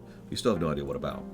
The line takes you to a blue door and through to a glass-roofed chamber where a network of stems and leaves filters the sunlight coming through the ceiling, casting the whole chamber in a strange yellow-green. Peaceful, isn't it? Distracted by the green, you missed a woman standing at the lab bench, camouflaged by the dappled light. Welcome to my sanctuary. Come, let's talk. What is this place? Here? These are the processing centers for the agriculture of the old corporate station. I'm Rico. I run the botany program. Botany? Yes, the plants of the Greenway are vital to Haifa's continued existence. It's important to understand that. Haifa lives off the land of the Greenway. It's what allows us to live like we do. No one here pays or is paid. We sleep here, we feed each other, we work for each other. All this is kind of a miracle. What do you think happens to plants on a station when they're abandoned? They die. Exactly, they run out of water. Very rapidly, in fact. But here they endured. Actually, no, they thrived. Of course, Solheim tried to create a stable biosphere here, patchworking the surface with gardens and algae tanks that fed in a network of microbial reclamation systems. But the Greenway was always envisioned as an extractive, a place from which the harvest is removed and sold to those living on the station, not a closed loop. For this reason, when the collapse came, the Greenway should have gone with it. Erlin himself was so convinced of it that his first colony never even came here to try and reclaim it. The Eye instead relied on outside favors and influences, shipments from the inner system, and small-scale agricultural systems like kelp and fungal farm stacks. And yet here we are, among growth and decay, a biosphere flourishing. When Haifa came here, we expected to find only vacuum-dried stalks and leaves, perhaps some fungal colonies hidden in the mulch. We found a jungle. You are led through a pair of double doors into a huge, impossible chamber. It is every kind of green. From the pale algae tanks to the dark vines that surround them, it is wet, too, a rarity on the Eye. Condensation clouds the light from the high glass roof and gathers on the shiny broad surface. How? That's exactly our question. It doesn't make sense, but in many ways the system has stabilized. Unlike the farm stack closer to the Gap, who need input to support their meager output, this place runs itself. Perhaps Solheim matters something new here. Maybe they tweaked the plants or built new systems buried deep below us. Perhaps their collapse caused some unfortunate cascade, an unlikely chemical reaction within the biosphere. So I'd like you to help me find out. Me? Yes, you. These halls run deep, Sleeper, and I'm getting old. Whatever's causing this has to be found in the groves deep in the Greenway. Haifa won't spare anyone for an expedition. It's too dangerous and unnecessary, they say. I can make the case, but I can't get the votes. You Sleepers are hardy beings, I know that much, and can speak to the Eye, uncover its secrets in ways I never can. Bring me samples, spores, seeds, blooms. I can grow them in the lab and study them. The deeper, the better. I'll try. Thank you, and thanks for listening. Rico leads you back out of the huge chamber and up through the passages. She's a little slower now, stumbles on the steps. You help her where you can. It's good to have new blood in the commune.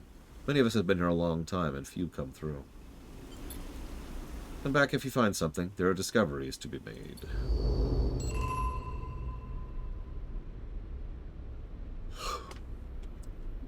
I don't know their tech level, Trihexia, so I have no idea, honestly.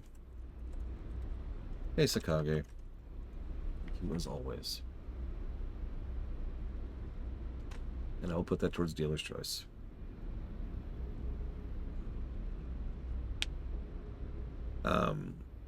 What's my policy on emulation? What? I would never emulate. Never. I would never play an emulated game on camera. That is hearsay and heresy and witchcraft. And mutation. I apparently need growth spores for that. Yeah, this right here is the original NES cartridge. Thank you very much.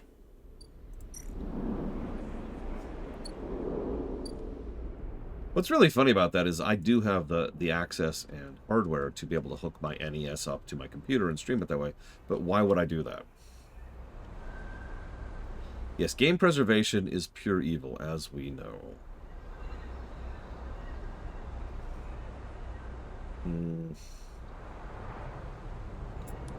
Let's do the risky one. Better in every way, Trihexia. Spiritfarer was a colossal... Yeah, no kidding, Dakota. Spiritfarer was a colossal aggravation just to play, whereas this has actual gameplay. Probably by virtue of being designed around the concept of being a board game. I'm not even sure that they did that on purpose, it's just that's what we have here. I was actually seeing a press release about Citizen Sleeper 2 saying that the completely innovative, brand new concept. And I just found myself laughing because it's like it's a dice placement game, right? We've had dice placement games for decades. They just haven't been digital. Never before seen mechanic. It's called moving a pawn for... Yeah, no, marketing just needed the buzzwords. That's exactly what it is. Probably, Ross. If something really, really bad happens, I do have the ability to hook my NES, my SNES, PS2, PS1. The PS1 is the hardest one. Ironically, of all the hardware I have, the PS1 is the one that I think doesn't work. And I say I think because the last time I played it, which was a very long time ago at this point, over 10 years ago, it stopped working. It just stopped reading the discs. And there's a pretty good chance that PS1 does not work anymore. But I do have a PS2, which I know works, so that might be my PS1 if I needed it. Anything else? Well, that sucks to be them. That's all I got.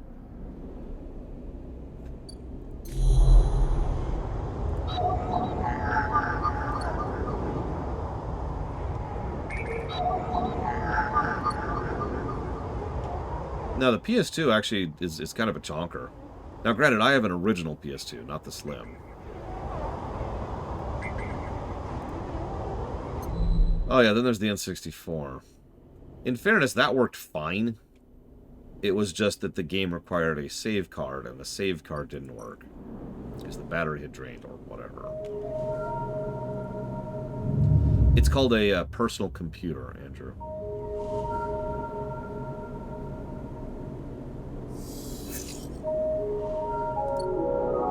Anyways, I suppose I haven't really answered your question off your Twitch account. What it boils down to is that it is almost always better to emulate than to try and pull from original hardware. Pretty much up to, I'd say, the N64, PS2, and GameCube era. I don't know why I said N64 now. PS2 and GameCube era. That's like the line of emulation right now. If I need to play a PS3 game, I'll haul out my PS3.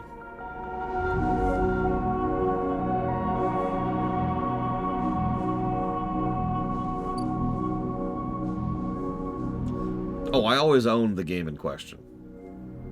That's actually one of my requirements. It's one of the reasons why, for example, that on the veto list is the GameCube Fire Emblem game.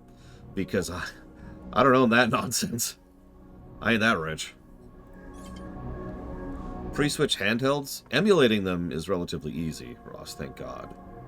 Actually streaming them is impossible for me. So, most of the big streamers, and I do mean the bigger streamers, and people in the speedrunning community who stream like Game Boy games or Game Boy Advance games, they either do so via something else, like the Super Game Boy, which it's easier to connect to SNES, to a capture card, or through very, very custom hardware. Like, not only do they have a custom GBA, they have a custom connection from their custom GBA to their capture card. I don't have any of that. Okay.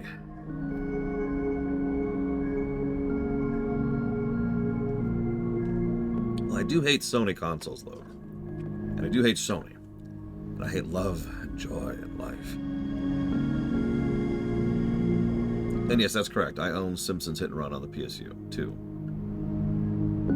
So I own the game. Now, in fairness, the reason for that is because the presumption was that we would be running the PS2 version. If you want me to go buy the game again, I'm going to be very cross with you. Let's see.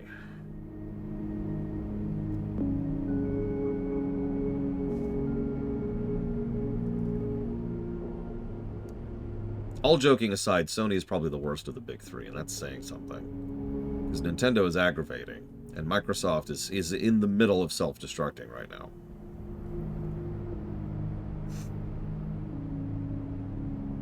PS2, or rather, the PS3 version of the PS2 version, but you get the point, Ross. Not the GBA version.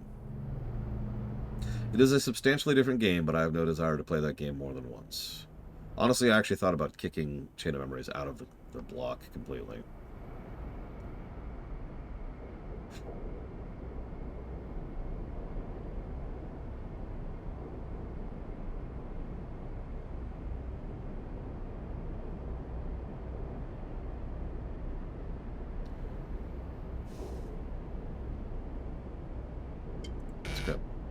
What?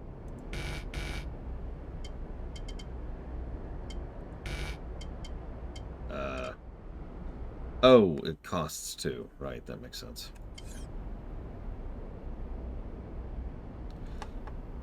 Possibly off your Twitch account? See, that's a little bit more questionable, isn't it? Frame rate issues can be a problem. Especially due to bad ports or lack of optimization or whatever. For example, oh my god, yawning. Read too much today. For example, we gave negatives to Starfield for frame rate issues. Now, they have no excuse, but the point remains that it is something to be kept in mind when it comes to games. Like the GBA version of FF6 would get a frame rate negative, for example.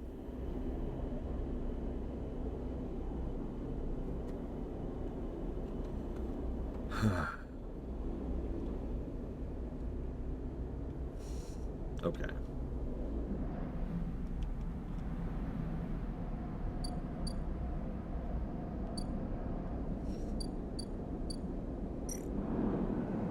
Yep, no, that's another high one. I need high dice for everything down this far.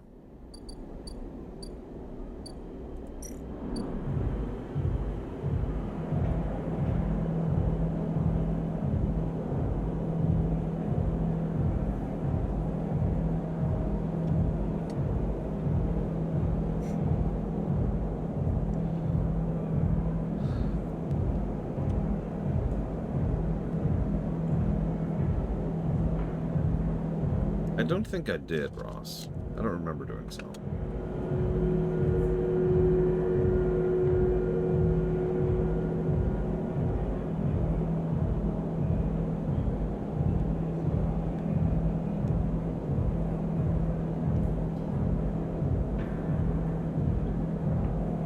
So like I say, it's all case by case, offshore Twitch account. Yeah, like the like there.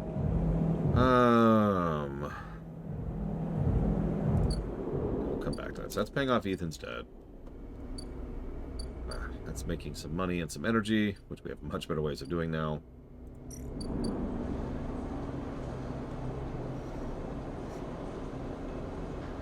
This is helping the Yatagans, which...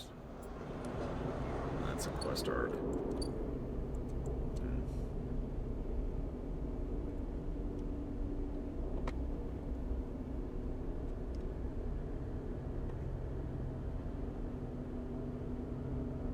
Yeah, exactly. Offshore Twitch account. It kind of depends, like I said. It all depends. We establish precedents, but just like real-life legal cases, precedence is not absolute. It's just a starting point.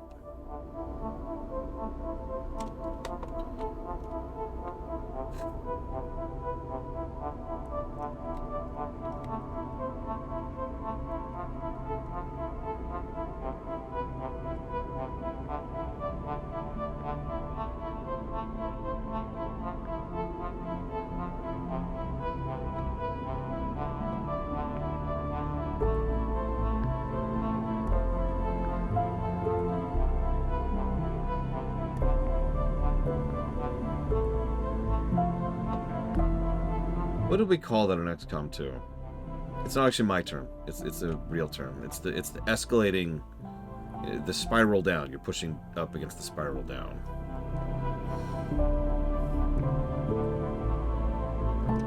Well, there's two options there, Ross. One is Vanish plus Doom, and the other one is Ice 2 or Ice 3.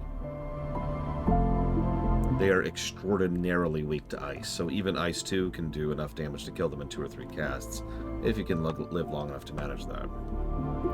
T-Rexes only have 3 real attacks. One of them is to hit you very hard, the other is to hit you even harder, the third is to kill you instantly with Meteor, which pierces magical resistance.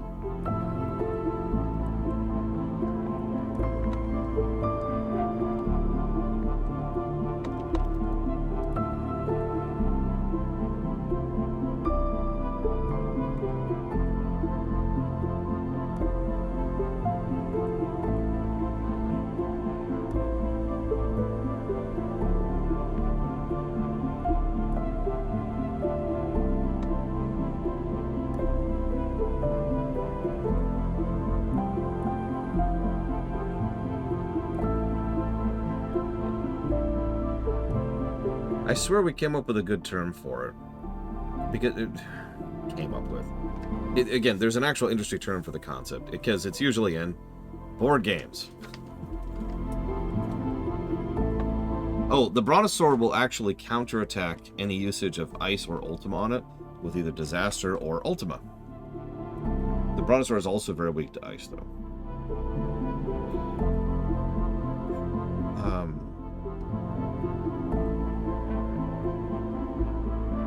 It's like Doomsday Clock or something like that.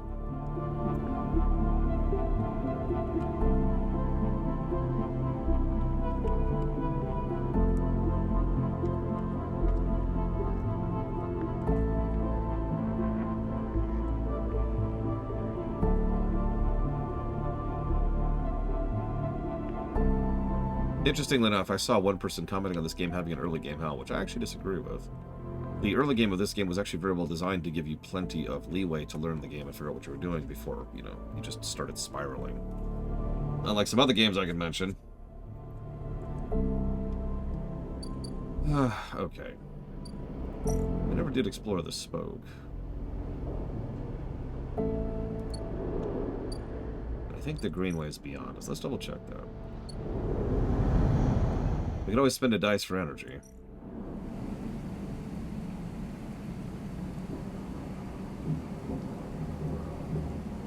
Oh my god. If you get caught stealing, there's no way you'll be able to work in the stacks. Oof. We're never doing that. We can work the stats, which gives you money.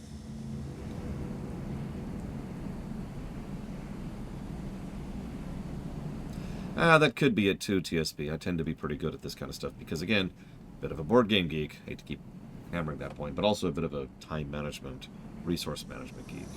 So maybe that's just a me thing. I don't know.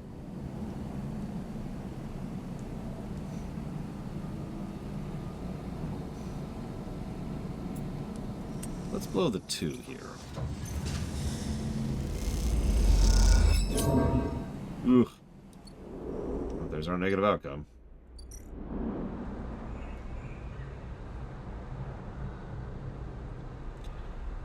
Let's blow a 4, roughly here. Not terrible. And let's blow the other 4. Hello. Ooh. Unfortunately, that is... I need higher dice. I need higher dice. Okay, okay. Yeah, there's the spores. Yep, yep. Wait, how many of those do I need? 3.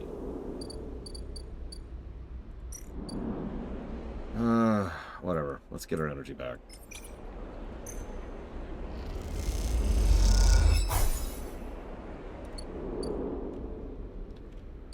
And let's sleep at the commune tonight, because we're already here.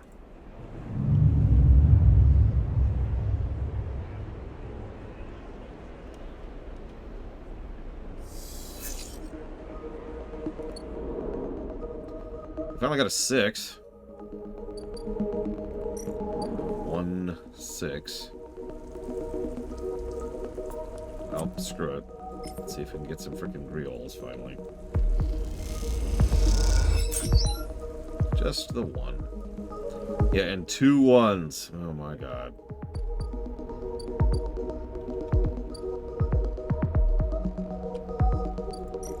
What do you think of the character arc here?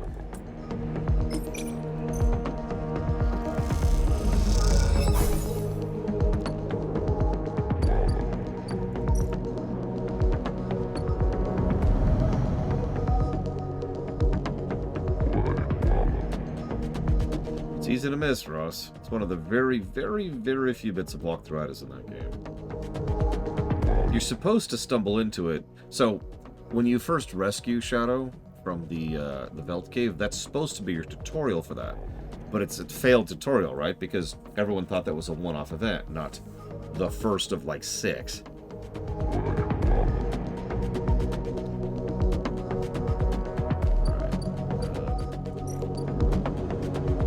He wants 3 of those mushrooms. Yeah, these are all high requirements. We're just going to skip all those.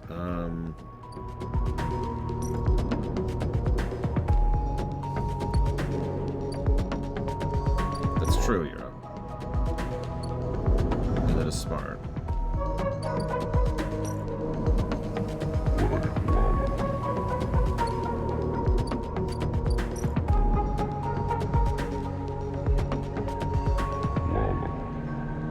Well, whatever. Let's blow our 1, see what happens. Hey, neutral. I'll take it. And then let's go to sleep, because that's all we got. Jesus. We'll debate it when we get there, Ross, because it is very rare that there's any walkthroughness in FF6, but that is definitely an example of it.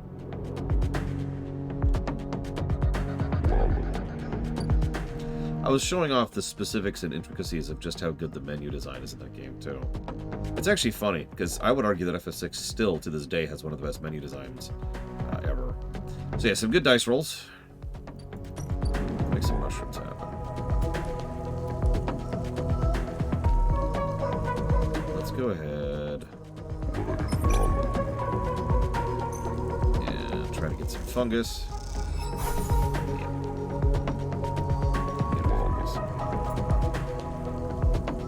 Okay, let's try to get some fungus.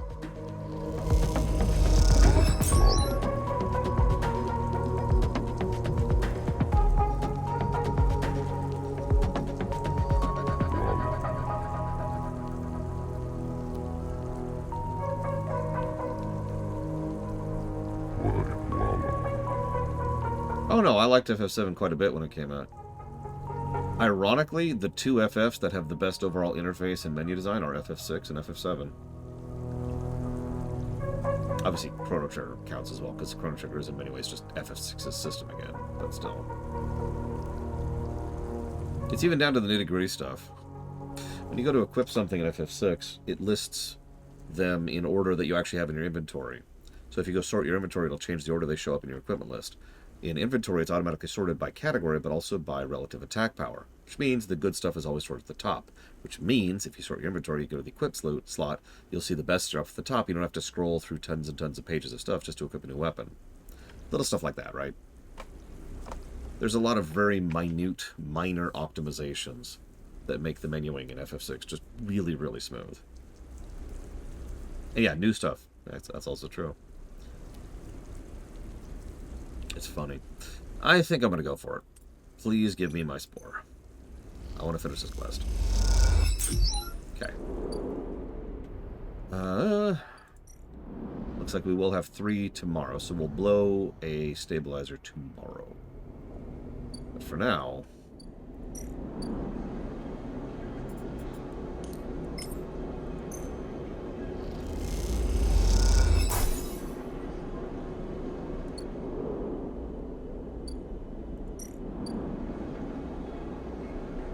Now we wait for 3 cycles. Oh my god! The materia system does have a couple of issues, yeah. Not really, Andrew. The random working stuff we just unlocked at the Greenway pays as much as working on the side reel hull does. So our income hasn't really budged. Not really.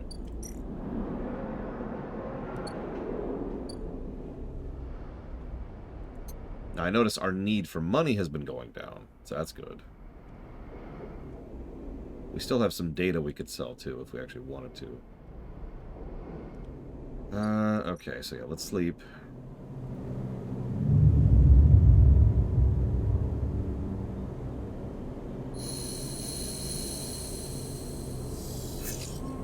Ugh! Okay, so let's input the stabilizer. I already said we're going to do this.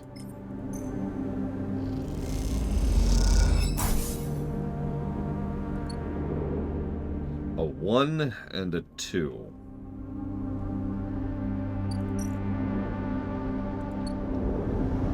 It's cool.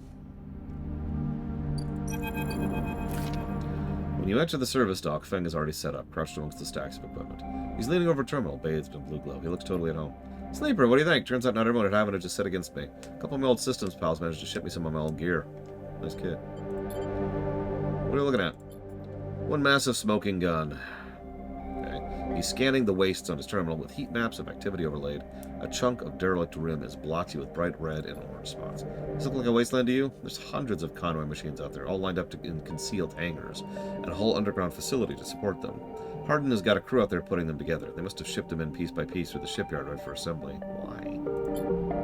They're planning something. No one needs hundreds of heavy-duty reclamation drones to run this kind of operation. Maybe Hardin masked this whole thing as an effort to clean up the wastes. There's no way this is about pulling scrap off the eye. Why is Conway in the mix? But no one at Havenich knows this another corporation is setting up on the station. They aren't stupid either. These scans are the best info I can get. The wastes are cut off from the eye's cloud of networks, and the Greenway is a total dark zone. I could try. No use. You need to enter the cloud, and there's no cloud to speak of. That's why I'm going to pay him a visit. That's risky. You forget, Havenich come in and out of there all cycle. I should be able to get in as long as no one I know sees me. But I need you on the outside to help disable security systems and cut me a pathway through. There's no cloud access, but I can get in and open the nodes with their network and see if we can work in tandem. It's a massive facility, buried deep down there. Miles of corridor and ventways wrapped around cargo bays and hangars, so it'll take more than a few cycles to work through it. But as long as you can keep them off my back, I know we can rip off what we need out of there. These are the last of my little helpers I managed to salvage, so make them count. I modified them slightly. This time they'll feed their data threads back into the system that they're tunneling into, creating a nasty little feedback loop. We run it just like we do with the agents. Hack the nodes, ping them, slot the worms. Here's the entryway. This is where you can get access to slot the first room. It'll fry the first perimeter systems and get me past the first core room. I need from you to keep your eyes on the facility after you kick things off. You see me pop the security system, a server bank you need to break in and slot a ripper to disable it. If I can't. You miss a system, you wait too long, they're going to find me. Simple as that. I need you focused on this one. Good thing I just stabilized. So I'm going to need you to fire the starting gun. I won't go till you slot the first worm. Got it. Don't worry. You can run rings around their protocols. I've seen it. It's all in place. Just don't wait too long. I'm getting bored of all the sneaking around. Could you fix my track? Once I'm inside, I'll get proof we need to end this whole thing, no matter what. We can't take longer than 6 cycles, remember that. Oh, one last thing. If I get caught, or if you can't reach me, or one other thing, there's one thing I need you to do. Take whatever I managed to pull at that point, all that data, slot that stuff straight into the relay I've set up here. I repurposed the dock's SOS broadcast system to beam out whatever you put into it. Anyone with a terminal or a slate or a server on the eye will see in it. Yavin, Yadigan, Hub, everyone. No matter what, Herden isn't snaking away this time. I got a bit more to do here, but the moment you slot the worm, I'll make my move. Okay.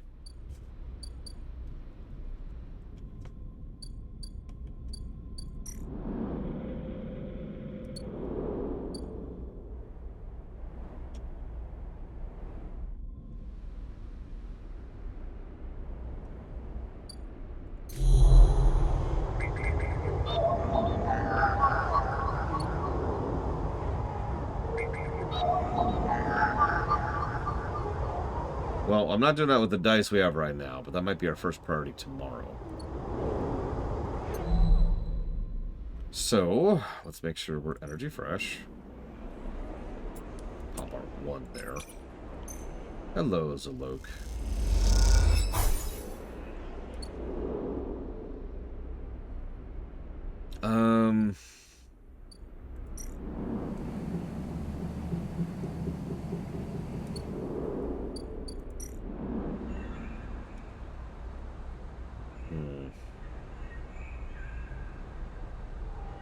Let's hope for the best here. Okay, we have gone green. Now have access to the aviary. Cut away the choking vine, stop the rot, and the place can be turned back into a garden of sorts. Interesting. That is a lot of actions to make that happen. But it's safe, so we can blow low rolls here. And we've already got a +1 on it, because it's an endure. Okay, let's sleep for the night. I really wish I could save, because this is the time I would do that. So, populism. Populism. Hang on, let's Google this really quick. So when I think of populism, I think of it as a strategy.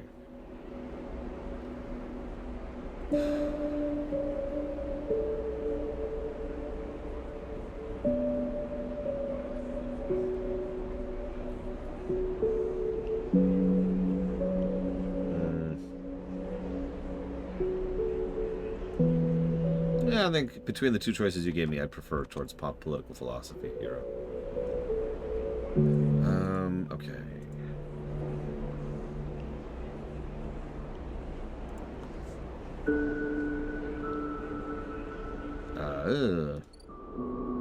Okay, so we got some good dice. And we're definitely, we can save, right? Game. Okay, whatever. Let's do it. We got 2 6s, a 5, and a 4. Surely that's going to be enough.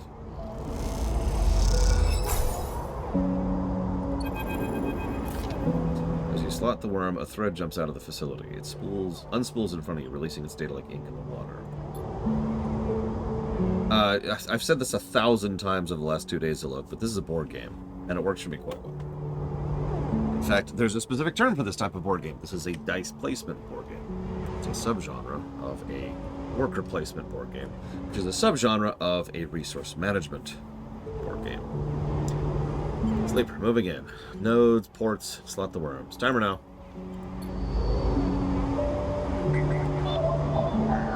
Okay, so that's okay. We've got a 2 to burn on that.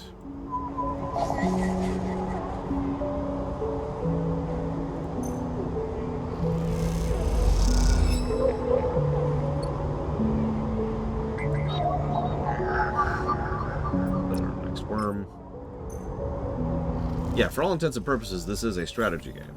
It's a few layers down from a strategy game, but it is still a strategy game. Yeah, I noticed Citizen Sleeper 2 was called an RPG. Do not agree.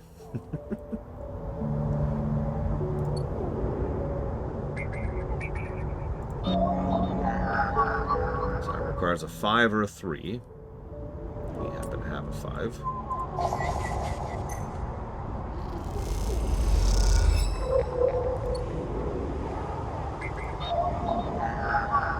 Requires a 4.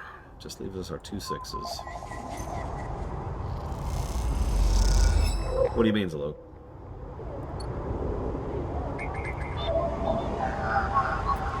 Our second to last river worm.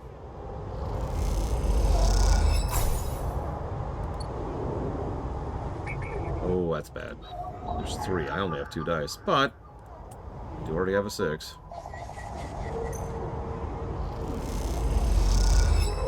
I don't think it's an RPG because it's not an RPG. I'm afraid I don't actually know how to answer that.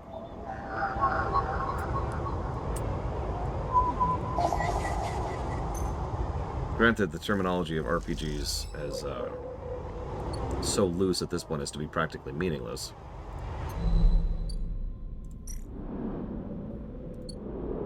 But, like, no.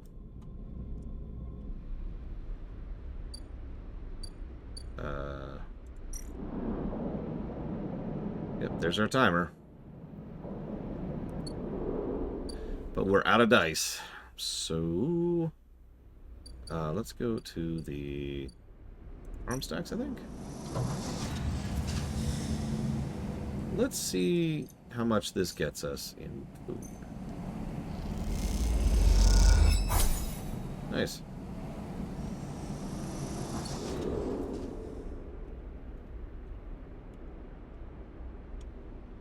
I mean, if we're defining an RPG as a game that has stats and choices, then we have just defined most games as RPGs. Like, say, right off the top of my head, StarCraft 2 would be an RPG at that point. We've actually talked about this a lot, and I'll admit I actually don't try to get too hung up on genre definitions. But at the same time, RPGs are, you know it when you see it. I've always defined them as that, and I probably always will. This is not an RPG, because it's not an RPG. Like, that is actually literally the answer. If you want more definition than that, then it does not exist.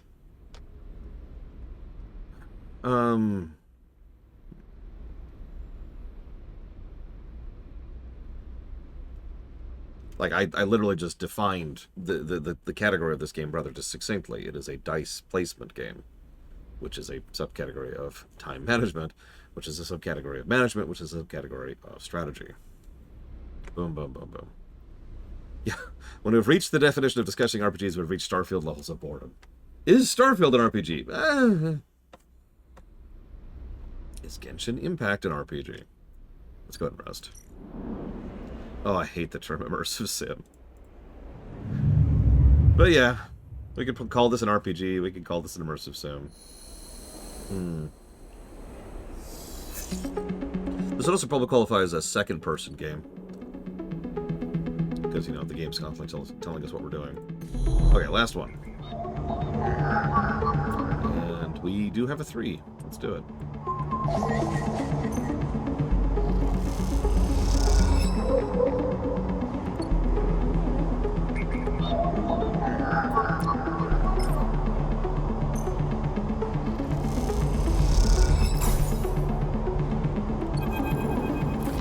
A thread from the facility cuts through the cloud like a hairline crack of light. That's it. Final layer of security broken. Somewhere buried in the depths of the station, Feng is in control. He is slicing into the camera control circuits and piping out the results. The thread flickers and unravels into an image, a scene. 2 figures in a room, one sat, the other pacing. The pacing figure resolves into Hardin, the unmistakably superior posture, the shock of gray hair. The second figure's features don't seem to resolve. They are vague, unformed. Problem with data, perhaps? You look closer. Then you see it. The figure's a proxy. Perhaps you should have expected it from Conway, a corporation whose very existence is owed to automation. Proxy is a machine designed to be piloted by someone remote. Yes, I understand what proxy means, thank you.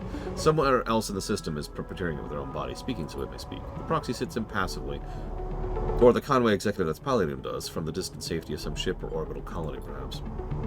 We can move forward, there's no doubt, Hardin is saying. The reclamation teams are almost ready, and after that I'll make the declaration. Nothing has to change. Diminutive? Really, Zalok? Wow, that's interesting. Do you mind explaining why you think calling something a board game is an insult? And no, to answer your second question. The proxy leans forward, its movement stilted, uneven, as if its body being reflected through the water. But things must change, Arden. We need further assurances. I have been informed of a breach of one of your closed networks in the low end. You have been careless. We have been stretched. A breach was detected, yes, but no data value was lost. Our board is concerned, Harden. A drop in our value would be unwelcome at this time. If the reclamation of AE-1 is contested, then we should be brought back to a compromising legal position. There will be no contest, not from Solheim, who can't muster a defense, not from Havenich, who must fall in the line below me. And the people of the station, refugees, gangs, spacers, all either opportunists or degenerates.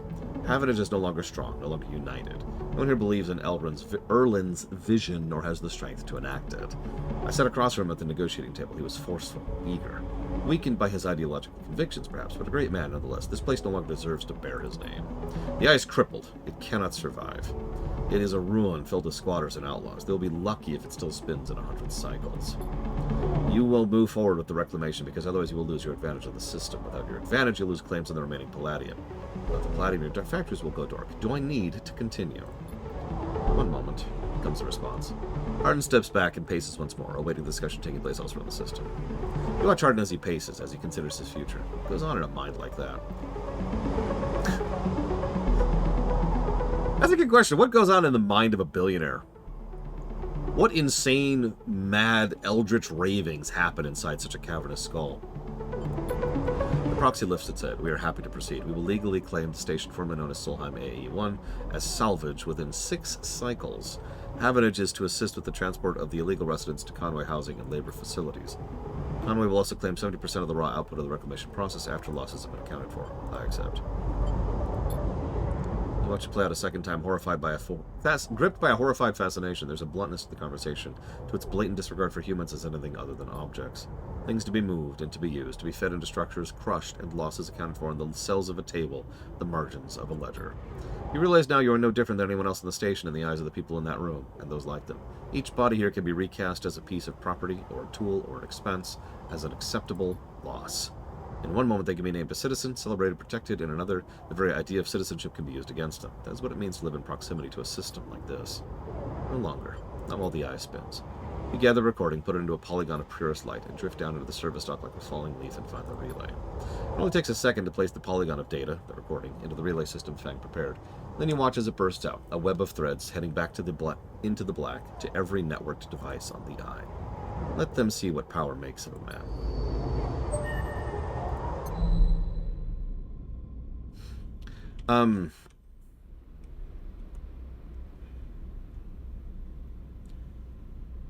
So, I will admit, Zalok, when discussing genres, I have no consideration for story, nor do I think I should, if that helps answer your quandary. Let's get instant karma.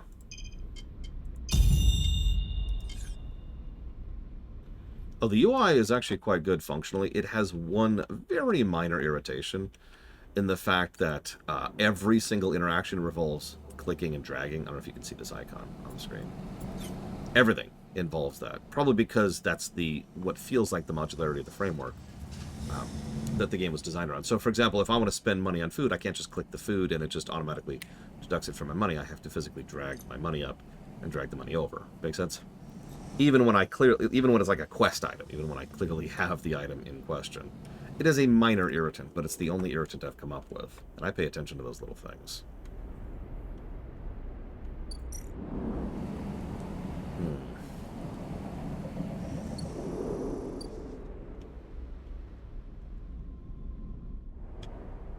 You still got the end game over there. You can get rid of this stupid tracker for me? Please. Oh, hey. Emphis is preparing the Griol caps. He has... How do you pronounce that?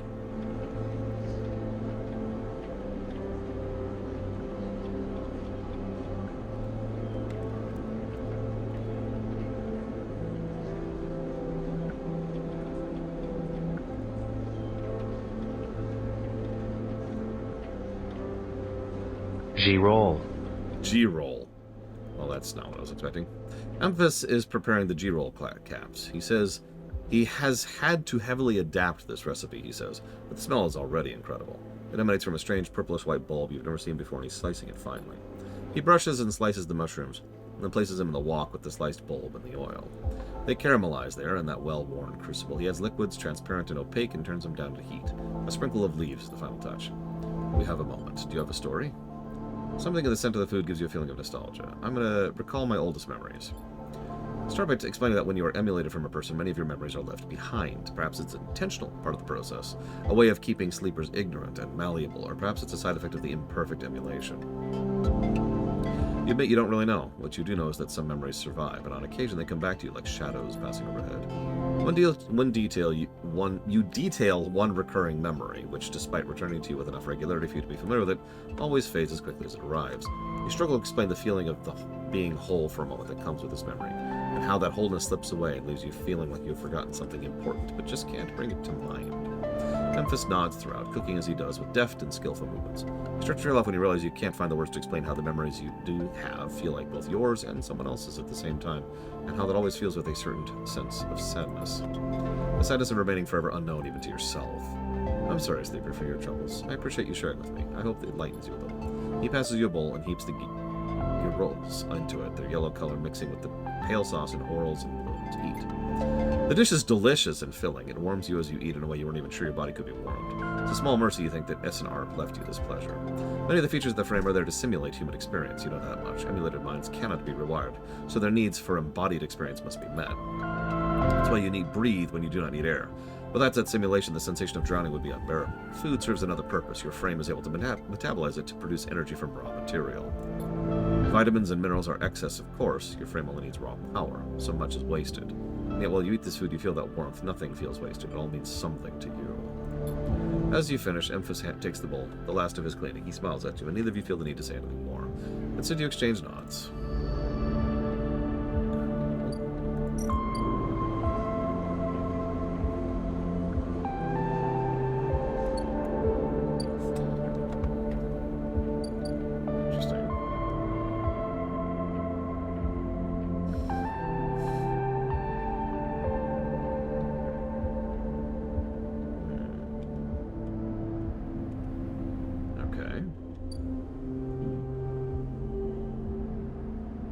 No. You know what gets me, Yura? Look at space, and then imagine that you can't see anything but space in all directions because you're that far out from absolutely everything. And if you were somehow able to move yourself through space, you still wouldn't reach anything before you die of starvation. That's the kind of thing that gives me anxiety. Anyways, so we actually have several unfinished things, but we need good dice for them. Now, we do have some good dice right now. So we could finish working on the side reel hull. We could start working on her ship. We could start working on his debt. Not that I'm super worried about that. We could start working for the Mafia.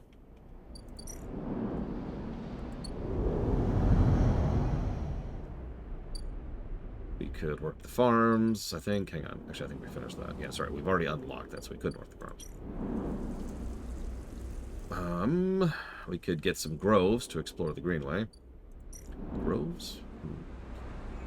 We could keep clearing this. That feels like a low thing speed-wise. Let's go ahead and pop a 1 there right now.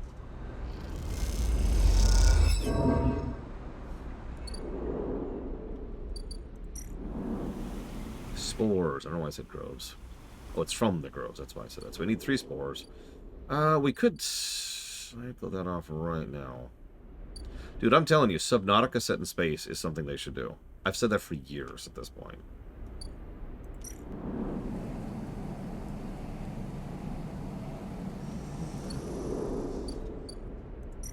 I don't know. I feel driven towards moving into the spores territory.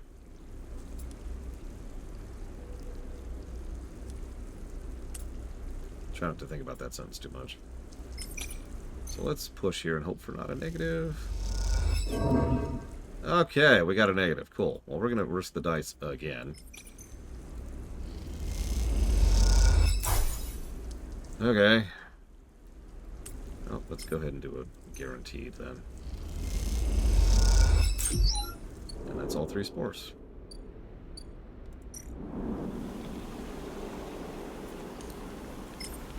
Like this, right here. This is the kind of thing I was talking about. In order to turn in this quest, I have to manually drag and click Start Action 3 times. each time, right? Like, that's just... It's a very, very, very minor rock in my shoe, but it is a weird one. Sleeper. I have some of yours here. Come see. Where'd you get this? This, would you believe, was a Solheim console built to analyze the nutrient contents of the greenway crop. Hypha have been using these for decades now, though sometimes they need a little tender care. Let's see. You look at the machine patched with hull offcuts, the gap between that reveal a tangled nest of wiring. If you're honest, it looks like it has received a lot of care. The spores you have here are a real cocktail, a selection of types from within the groves, but I've only been able to isolate a few. She taps one of the specimen jars. Here we have... She breezes through the Latin and Japanese pronunciation as if it was nothing. A species of Solheim, somewhat modified to use on the station. This is a composition of Solheim modified Matsutake spores.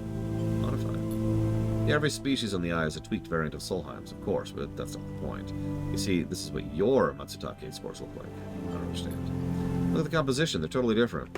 She glances at the specimen jar as if I might have something to add. They're fundamentally the same spores, but they carry different chemicals, different signals. Solheim may have introduced their own tweaked version at the beginning, but the groves here are still affecting them. Oh. Hard to tell without samples of fully grown mushrooms, and herein lies our problem. She moves to a desk where two trays sit by side. The first contains nothing but plant mulch. The second, you smell before even looking at it, the pungent aroma of fruiting Matsutake, like rotting, sodden overalls, laced with an edge of spice. Matsutake here are grown from Solheim stalks, pulled from a spore vault in this complex. They're delicious, by the way. The empty tray is germinating with the spores you collected. No activity, no germination, nothing. But the groves are full. Yes, they are. She looks at you and you suddenly realize how much she's enjoying this. So here's our puzzle. Spores from the groves won't grow in the lab.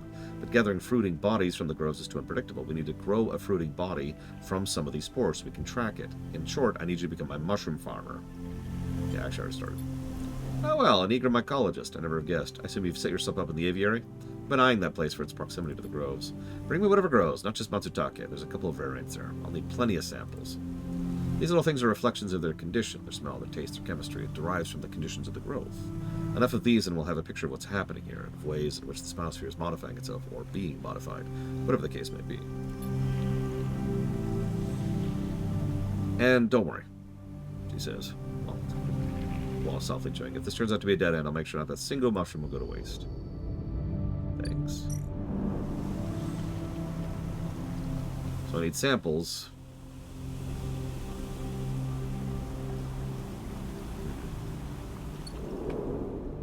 Yeah, I also think that there's no need to have the data and the item thing separate. This I at least understand why they separate, but if I'm being completely honest, it also doesn't have to be. There's no reason we couldn't see the data nodes like that on this screen. Just color them slightly differently. Boom. They're teal. There's the datascape. Teal. Boom. Done. Minor complaints. Okay, I'm out of dice, but I want to see... I need to keep going through this, don't I? So I need to cut through the aviary to continue that. Yeah, that makes sense.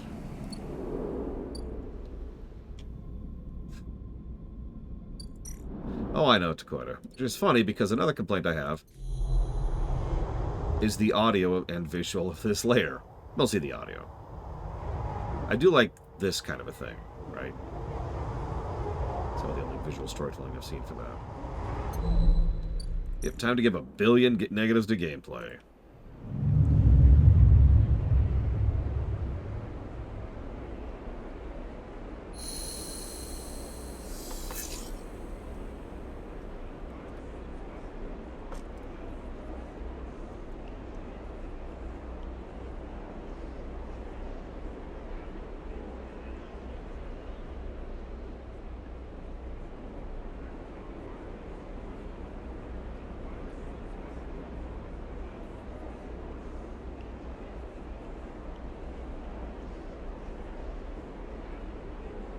You know, another funny thing is another thing that would make this easier for me is if there was a button that I could just press rather than having to click that. I just tap space and...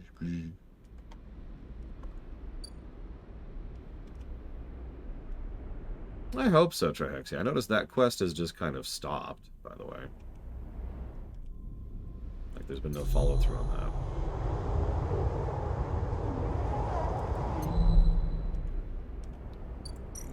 Speaking of,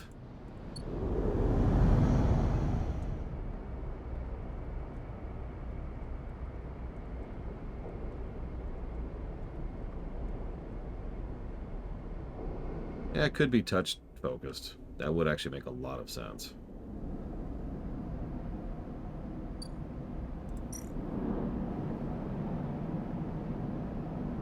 Yeah, Avenage is in crisis. I like how it's a red one, too. Yeah, it could be one of those things that was designed early on. It's something I've noticed a lot, and I am just as guilty of this as every other person is we think of something and like, oh, that'll work perfectly, and then later down the line, through testing and through iteration, it's like, oh, wait, that doesn't work at all, but now we're stuck with it. And ripping it out is more of a hassle than it could be. The World of Warcraft and its 16 slot, or is it 32 slot? Basic bag, for example. That has been a noose, a anvil around the neck of the designers of WoW for literally about 2 decades now.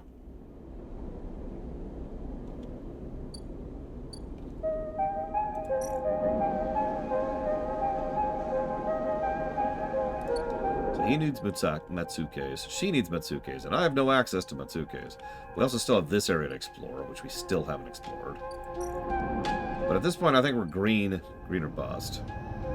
The anvil is better, thanks you. A weight. It's a dead weight around the developers. Inventory has been an issue in WoW for a long time because it was designed around Warcraft 3's inventory system, which was not designed to be carrying literally hundreds of items at a time.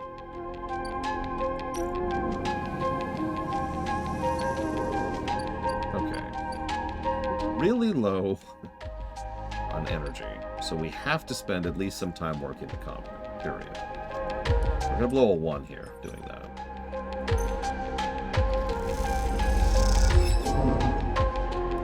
Negative outcome, plus to energy.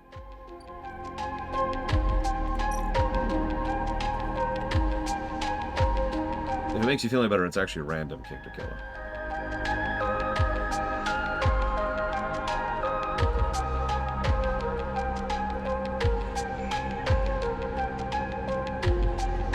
Let's blow the 5, obviously.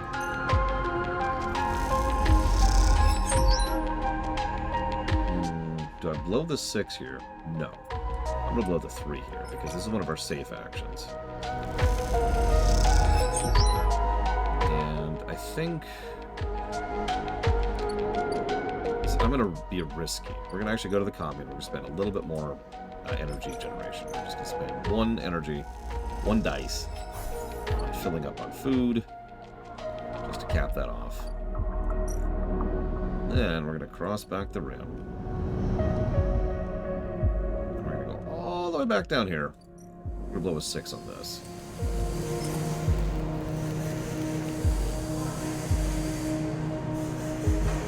Hang on. Why does that say... Is there no detriment for failing this? Even though it says danger?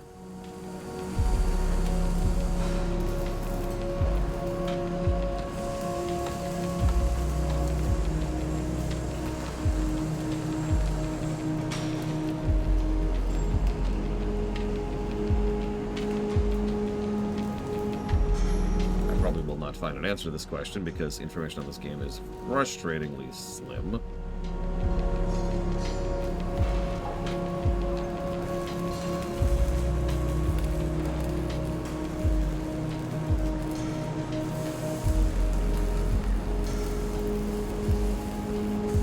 Okay, no. If you get a negative, it does... so you get paid no matter what, but you can actually lose condition if you get a failure state. Okay, that's good to know.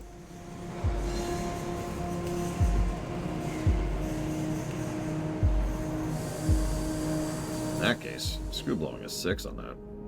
Let's blow 6 up here.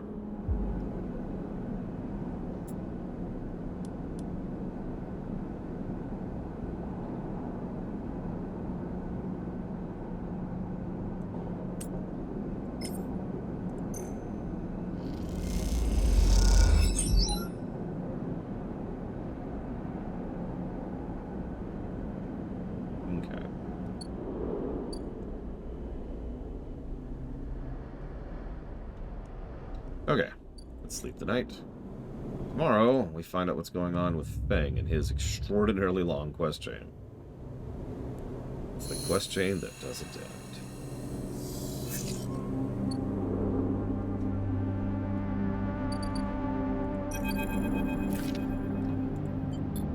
Above in the rest of the building, people are busy and frightened. They speak in hushed tones and organize endless meeting after endless meeting. Havanich avoided a full-blown crisis for now, but change is coming. Feng is in good spirits and bundles you inside before you have no chance to greet him. That was the slickest operation the station's ever seen. Yeah, I got really good dice rolls on that. You made my job easy. I'm so proud. And I got to watch through security cameras as Havanich security that weren't in on it assaulted the station. One of them straight up just whacked Hardin with their pistol. It was beautiful. What are you going to do with him? I'm not sure anyone knows, but he's cooperating in dismantling his operation and scaring off Conway. Maybe they'll exile him when they're done or hand him over to some core authority. Now I know he won't be an issue. I'm going to be focusing on systems for a bit, seeing as that's my actual job.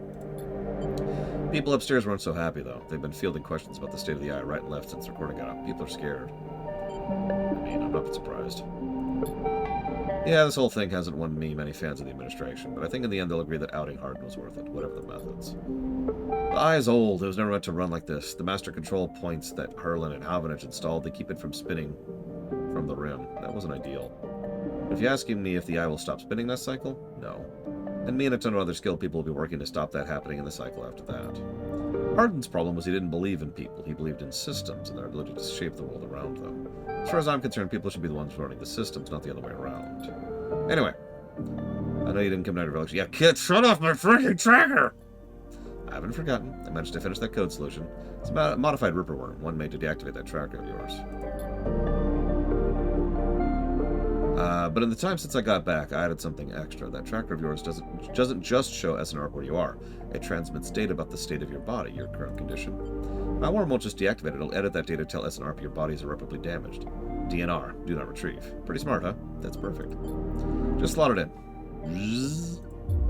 The worm immediately enters your closed network. It whips through it, taking things with it as it goes. The moment they're gone, you forget they were ever there. They just blink out of existence. A second later, it's done. How do you feel? Tired. No, I'm going to go with free. Well, you are a free sleeper.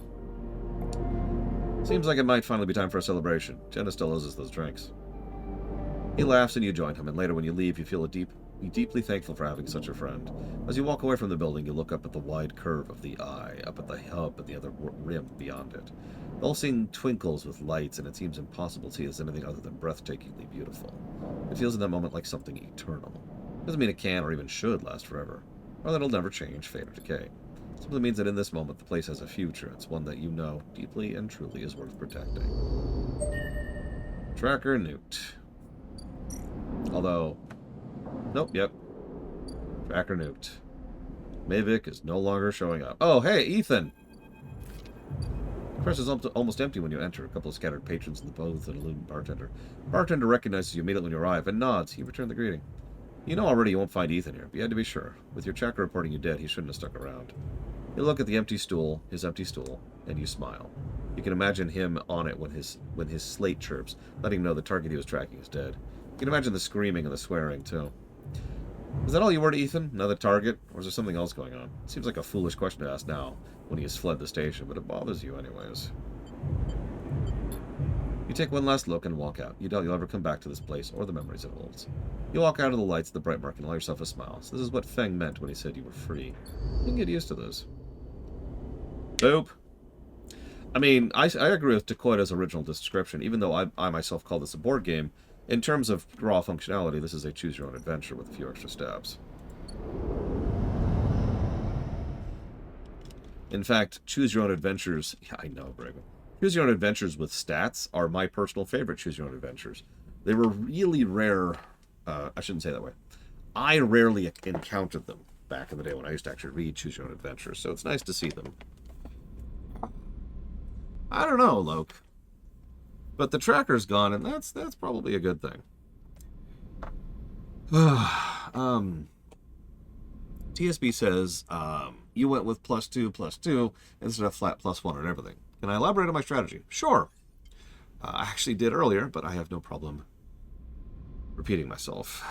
Yeah, no kidding, Dakota. God, that was... Anyways, this is called building wide instead of building tall.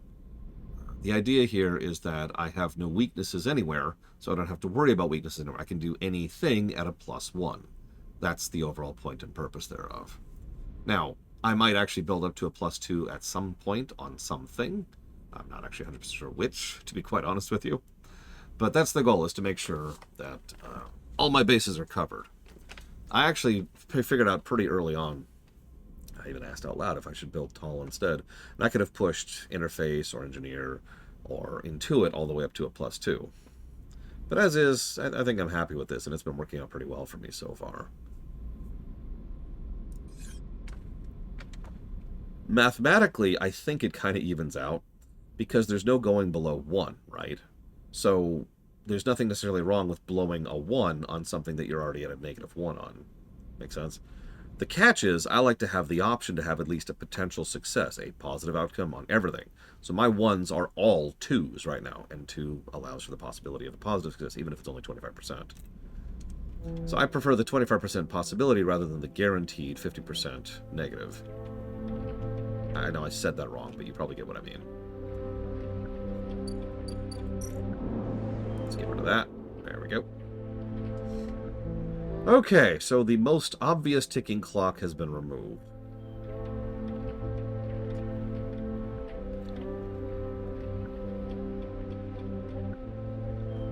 What the golf? What the golf?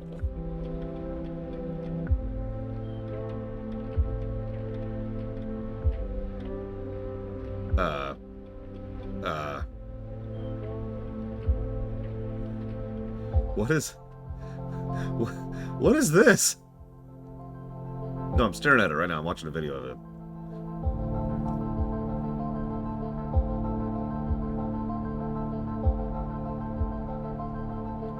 Okay, I'll stop watching. I'll stop watching. Hang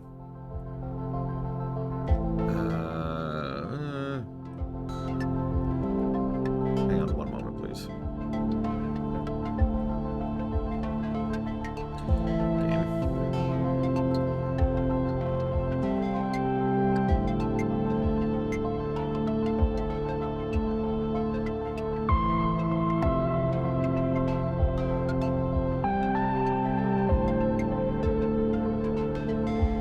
Apparently What the Car just came out, which is why What the Golf is on sale. No, Dr. Winter. As much as I love Banjo-Kazooie.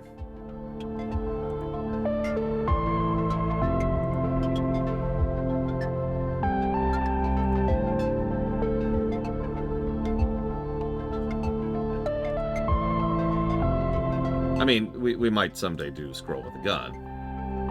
That's unrelated. Star Trek Resurgence is Star Trek Telltale. Something I've been looking forward to for a very long time. Probably since roughly I discovered that Telltale even existed. There, I have purchased What the Golf. I don't see the sub, those looks. I think you're lying to me. Why would you do this to me, Slug?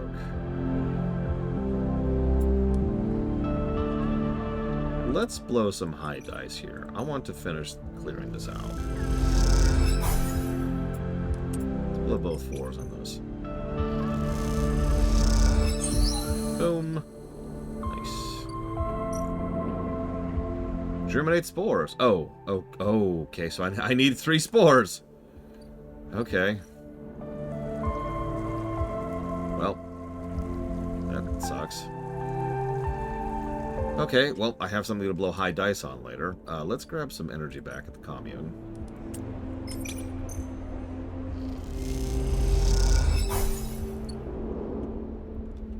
And what else can I blow a 1 on right now?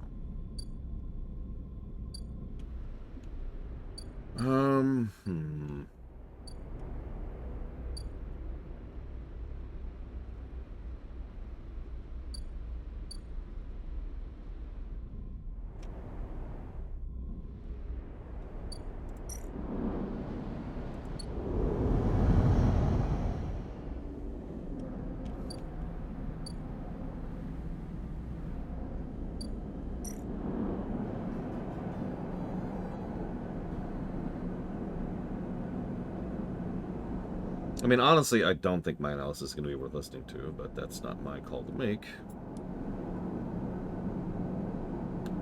Do I risk a 1 here?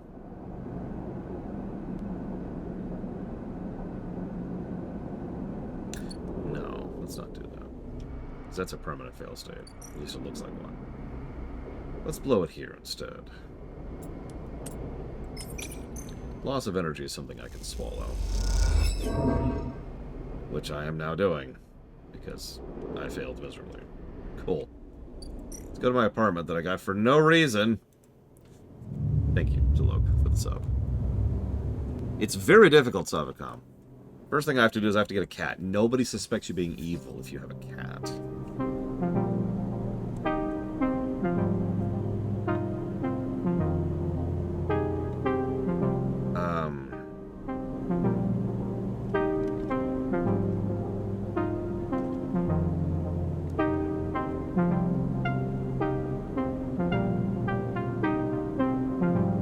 Do you mind explaining what that means, Dakota?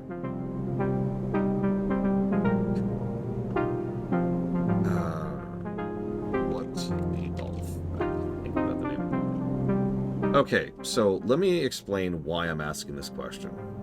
One of the only things I spoiled for myself was I looked up what feeding the cat does. And the answer was nothing after the first time you feed him. Like, we got the first cutscene, and that's it. Do you have information to the contrary, Dakota?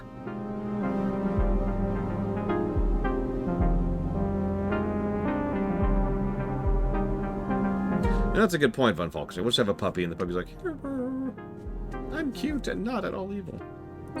Well, we did get that first cutscene, but, like, that's it. We actually have fed the cat once after that, just to see what happened, and the answer was a whole lot of nothing. I'm down with being proven wrong here. It's just, I did bother to look that up because I was curious. Okay, so we've got a 5, we've got a 3, we've got a 2, we've got a 1. Evil puppies. Yeah, no, you don't. Puppies aren't evil. Cats are evil. We know how this works. So yeah, let's grow some spores. Fake guaranteed success. No, I actually want more spores than that. So I'm gonna go ahead and be risky and throw a 4 at it. There's a possibility of that failing. But it didn't. Thank God. Okay. Let's go ahead and burn our spores here.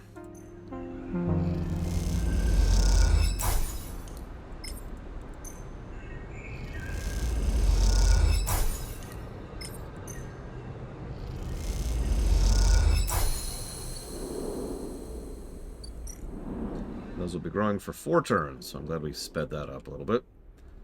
We need energy pretty badly, so we're going to burn a 1 on that. Negative outcome. Plus 2 energy.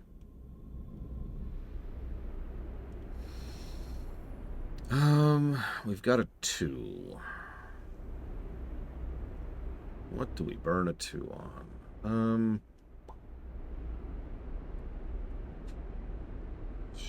Let's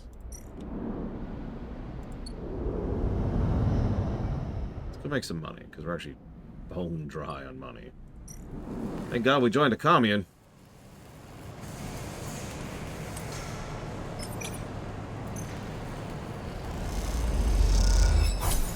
Hey! Neutral outcome. I'll take it.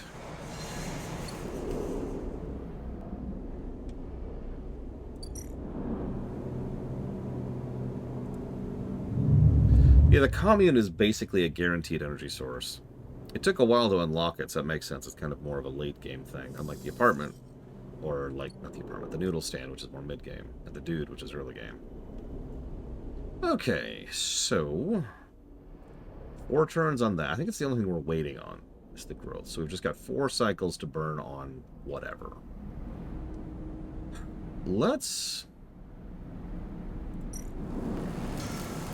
go ahead and burn some good rolls on the assembly. Make some money and help get finishing on the colony ship.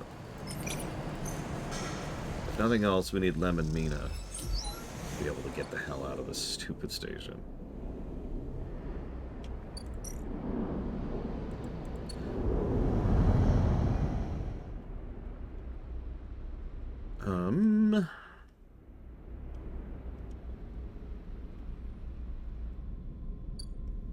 think that's all the unlocks other than one. Well, two, excuse me. So, Savicom, I'll make you decide. Because I am pure evil. See, cat, right? Do we try to explore the spoke, which is that giant thing on the left there? Or do we try to help this woman with fixing her ship? We have a guaranteed success either way, and we're going to use that one on the commune to get some energy back.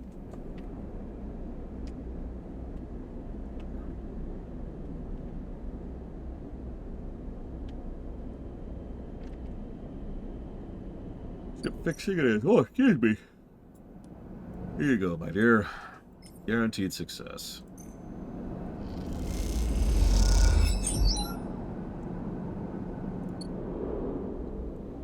Games I'm looking forward to on the Switch, too. Whatever new Mario game is coming out, I'm looking forward to. Pretty much by default, because it's a new Mario game. However, Metroid Prime 4 is probably the big one for me, personally. And to the commune. Please feed me. I will try to work, I swear. Negative outcome. You were assigned to work in the dorms, cleaning and repairing. It isn't the best work, but the meal at the end is welcome when it arrives. Oh yeah, by the way, did you catch the other amusement of this? It's an engage action. If you don't understand the significance of that, the engage talent point is chance to gain energy after an engage action, right? That's actually very well designed because it pretty much guarantees. Obviously, you are guaranteed, excuse me, to get energy just for doing it, and then you have a chance to get even more energy, even if you get a low roll. Actually thinking about what goes where is always the kind of thing I appreciate in game design. Yes, last Kirby was on the Switch. Unfortunately, I've only played a little bit of it. I played a co-op with my niece. But what I played, I was actually really impressed with. I look forward to reviewing it someday, because I think it's going to crush it. Forgotten Land? Forgotten Realm? Something like that.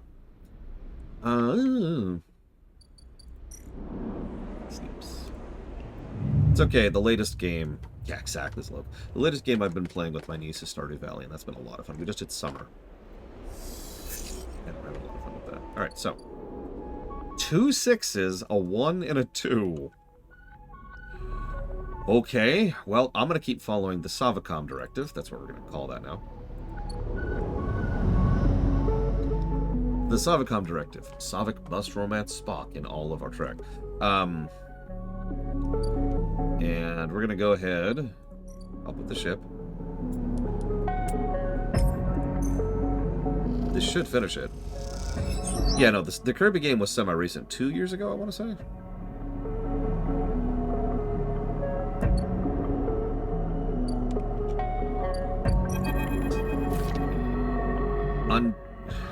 Ankita is crouched in the computing core of the Ambergris, swearing to herself when you enter. She doesn't look up. These jackasses completely ruined the core's connectors when they cut it. The ship mine they ripped won't even be usable without replacing these amateurs. Who took it? If I knew, you think I'd be waiting through here instead of out there with my boot on their neck? Yadigan, Spacer Crew, no way to know, but they got in with one of their crew access chips, so either they killed him, robbed him, or he was in on it. No good options. She climbs out of the cooling well where the ship mine should be, the space suddenly crowded with her on the same level as you, towering over you as she stoops below the low curved ceiling. Come on, nothing to be done here now.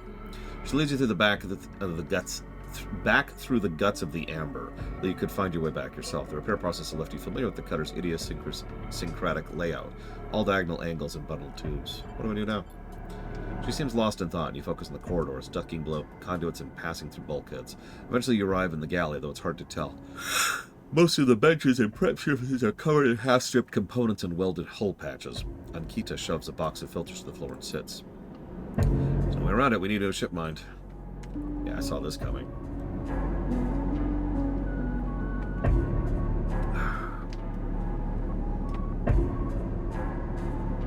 Oh, nice, Trihexia. Good luck. I can solve it.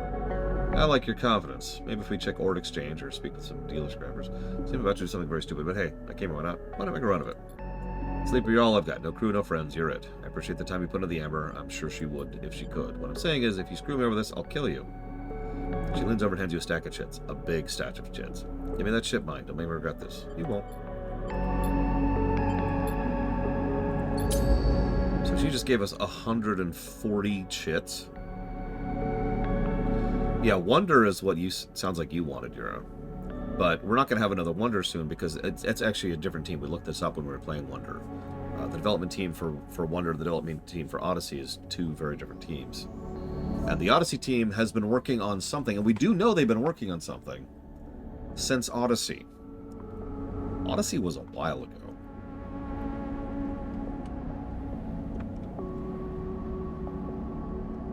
Hey, Zar. So she needs a ship mind. Now, we do have a ship mind on us, but that's not what she needs.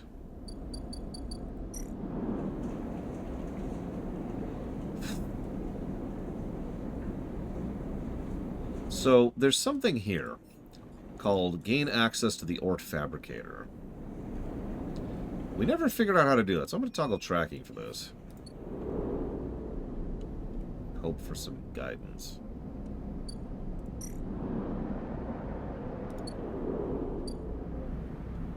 If I'm being honest, Ross, ditto.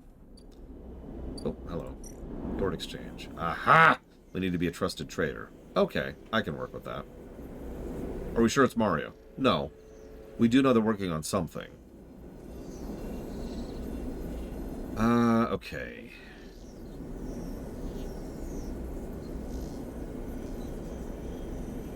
Let's do something weird. Let's scooch up here. Let's go ahead and work at the commune. Get some energy back with our 1. Brothership is soon, isn't it? Like really soon. Now let's go ahead and burn a 6 here.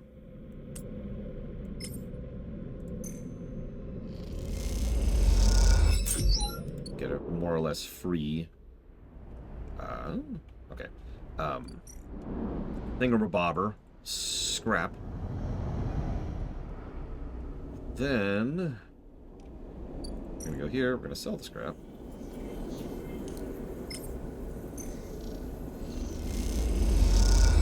And that pushes us up to Trusted Trader. There's the Fabricator. 3 parts. Okay, I need 3 fragments for this. Where the hell do I get the other fragment?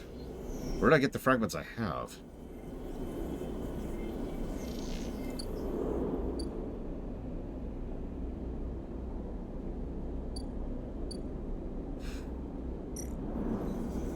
See, not that I agree with that, Zalok, because I don't. But to me, that would be a good thing, because I actually liked the new series. I'm with you on losing Martinet, though.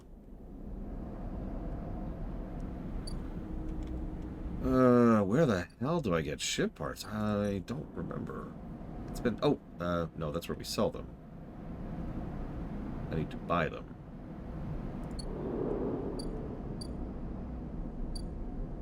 Right. Nope, you're absolutely right. It's here. Yep. We can buy scrap. We'd help them unload. But when the other ship comes in, God, 5 cycles, we can buy a ship mine part from them. So we need to sit on that money for a while and not spend it. Drinks on me! No, I'm joking. I'm joking. Okay. And we only have 1 stabilizer, which is another problem. Let's...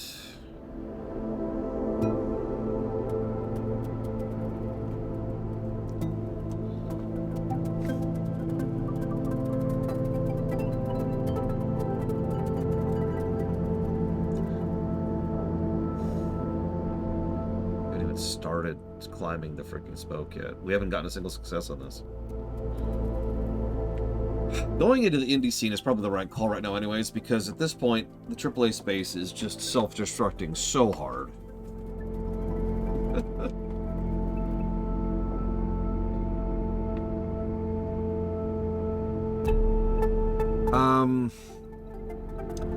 Yes, Ross.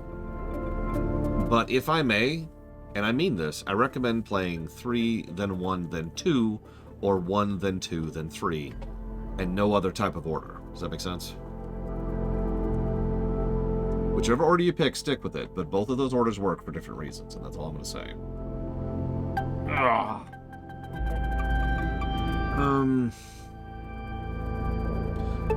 I don't know, a 3.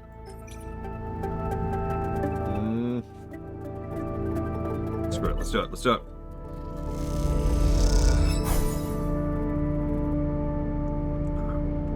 The bubbles burst. The bubble, I've said it before. The bubble burst last year. At the latest. It is debatable when exactly the bubble burst, but the bubble burst at latest last year. As for why, that's actually pretty complicated of a question. But it boils down to the mandates of financial output versus financial input.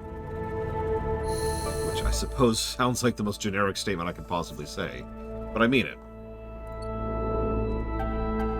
The non-production related costs of AAA games have just spiraled completely out of control. The amount that people spend on marketing, the amount that people spend on the companies in question, the amount of income that is demanded in order to keep investment high, in order to keep market value high, in order to, in effect, more buybacks, to raise the stock prices, to then keep even more money coming in, has effectively killed AAA development in many ways. Like, have you ever wondered, let me use a direct example. Do yourself a favor. Okay. Are they good apples at least, Dakota? Hopefully. I mean, apples are apples. I can go for an apple right now. If you can spare like one, Dakota. Everyone says the cost of making AAA games has gone up. That's not 100% true. Obviously, true AAA games, the budget has been going up, but by a relatively smaller amount, much smaller than you'd think. What's really been happening is the cost of operating in the AAA space has gone up. So, like, development cost for a AAA game has been, like, increasing over here, but the cost of keeping the managers involved, keeping the stock prices high, keeping the investors happy, keeping the marketing budget going, doing the additional buybacks, doing the additional payoffs, and making sure that golden parachutes go off so that the people who are leaving the company make tons of money when they do, so they can hire in new people, which requires our new investors. This price has been going up and up and up and up and up. So it's getting more expensive for all the wrong reasons. Does that make sense? And again, specific example. I want you to do me a favor, if you have the time, watch some footage of Skull and Bones, and then watch some footage of, let's say, Assassin's Creed Syndicate, which is a really interesting example. Let's see, Syndicate was 2015, so just about 10 years ago, right? And I want you to stare at the footage of those two games side by side, because even a cursory glance from someone who doesn't understand game design or physics design or graphics design will look at that and think, whoa, because Syndicate looks and feels better pretty much consistently and persistently. Whereas, yeah, Skull and Bones looks like crap. It doesn't even emulate water properly in a pirate game. So, that's the difference.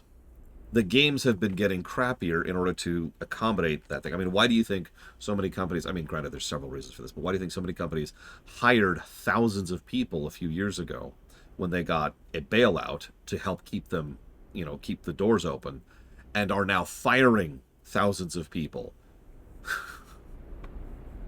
Yeah, look at Assassin's Creed 4 if you want a real stark comparison.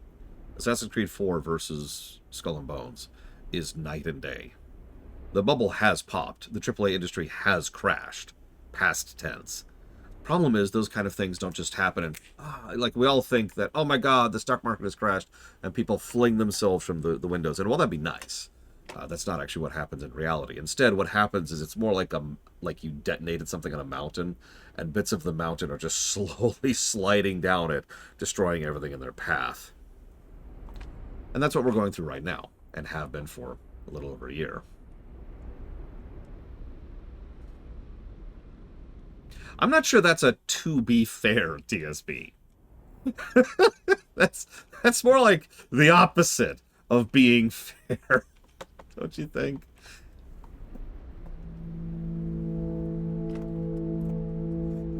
To be fair, they were murdering those kittens so that they could sell crack to kids. Anyways, but yeah, the indie space, thank God, I was actually talking about this pretty recently. The indie space is currently in its golden age. We'll see where that goes. We are seeing more and more and more and more interesting, engaging, niche, fantastic, fascinating, fun, and relatively affordable indie games. Like the one we're playing right now.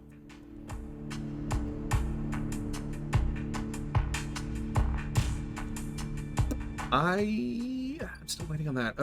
Okay. Let's do the usual. Let's blow a 1 on this. You know, so that's a debatable statement, Loke. But if I'm being completely honest with you, I think we're just still in the same golden age. I think that unlike most... So what usually happens, the usual process is Bronze Age, just figuring stuff out. Silver Age, starting to codify. Golden Age, yeah! And then, bleh, like, there's usually a vomit age after a golden age, right? That was true in comics, that was true in movies, that was true in specific genres of movies, that was true in video games, that's true in different types of video games. But the indie space has just kind of kept going ever since it hit its stride. Yeah, sometimes we have a dark age, too, where people just stop making a certain thing.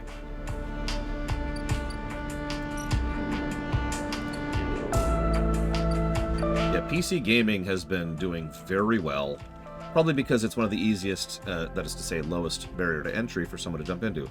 A friend of mine is attending a seminar today to help them learn how to start developing in Unreal in order to start working on a game that I've been helping them workshop some ideas for.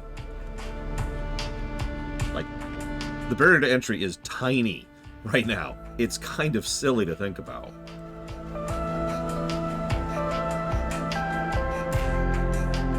You know, that could be, Baron. You're absolutely right. The AAA space going to hell probably is helping the indie space. So thanks for that. Look, I know it's horrible that thousands and thousands of people are suffering and losing their jobs and all kinds of other horrible stuff, but on the plus side... Anyways, Nintendo is the big asterisk. Oh, absolutely, Lord Harriman. I've actually been enjoying it more than I probably should be.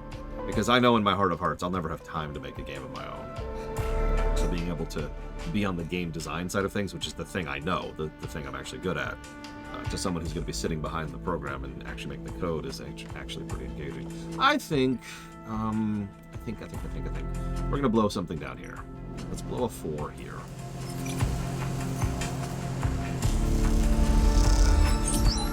Nice. A double on that. Yeah, at the moment, Nintendo continues to be unaffected. All that it's going to need for Nintendo to finally join the AAA space, because I would argue strongly that it is not a part of the AAA space, is for a change in management. And a lot of the upper executives at Nintendo are getting old, so we'll see. But it's worth noting we've already had several transitions of leadership at Nintendo, and they've continued to keep being cool, so fingers crossed for at least another decade or so of that, right?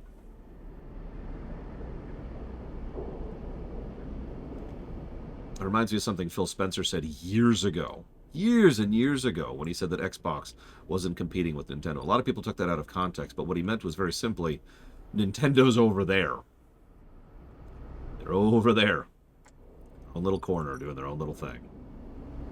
Let's go ahead and blow the 2 here. Let's do it. Let's risk losing some energy.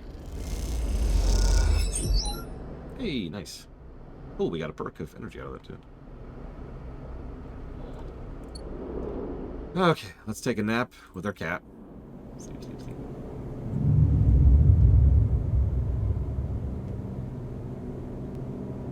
Yeah, nobody's competing with Nintendo. They really are doing their own thing. They started the current era of gaming, and then they tried to join the rest of the space right around the GameCube era, and then they walked away from it and decided to go do their own thing. And that was the right call. We almost directly owe that to Iwata, too. That was his decision. And he was right. 3 more cycles for that. So we've got a 5. Honestly, Ross, I don't know how much of this game we've got left, but I've been thinking about that. I might try to squeeze Yume Nikki in, because I know you wanted to start it on Friday. And I know Yume Nikki is a very short game. Me too, Zalok. Iwata really was a rare and unique treasure. What's really, really funny about Iwata is most of the time someone dies and then their laundry gets hung out over time, right? You start to find out just how bad of a person they are. Iwata has been the exact opposite of that. As time has been going on and moving forward, we've been finding out more and more about how legit he was. That is one of the benefits of Nintendo's corporate structure, is that there is vertical progression. I forget what that's called, but there is escalation. You can get promoted, right? Developers get promoted into managers, get promoted into executives, which isn't true in most companies, in general, but especially in the gaming space. And Iwata, he was a programmer. I mean, even the current president was someone who started cutting his teeth on the Zeldas. Yes, Loke, absolutely.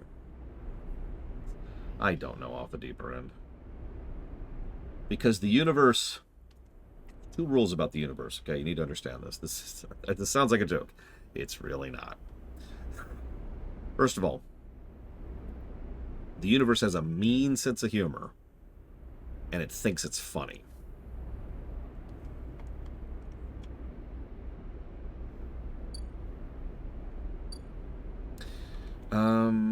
We should be done?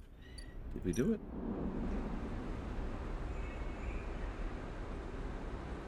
Ooh, nice. Another safe.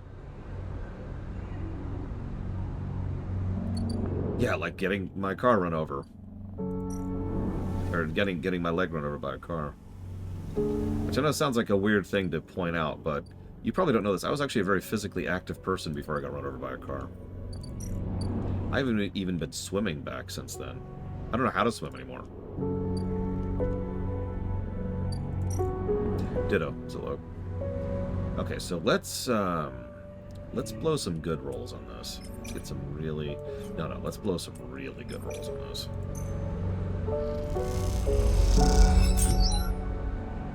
Yeah, let's get some shrooms. So we got Clubheads, one Matsutake, one Grove. No, the person before Iwata was an asshole. The person before Iwata is someone I have heaped venom at for years. He is directly responsible for the fact that the Sony PlayStation exists. He is directly responsible for everything to do with the Philips CDI. He is directly responsible for the fact that Mario Sunshine and Wind Waker were both kicked out the door early to try and compete.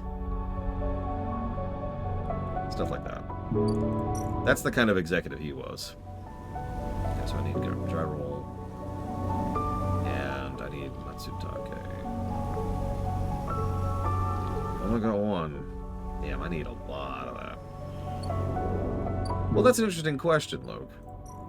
And Lord knows that, historically speaking, that might have actually worked out for us.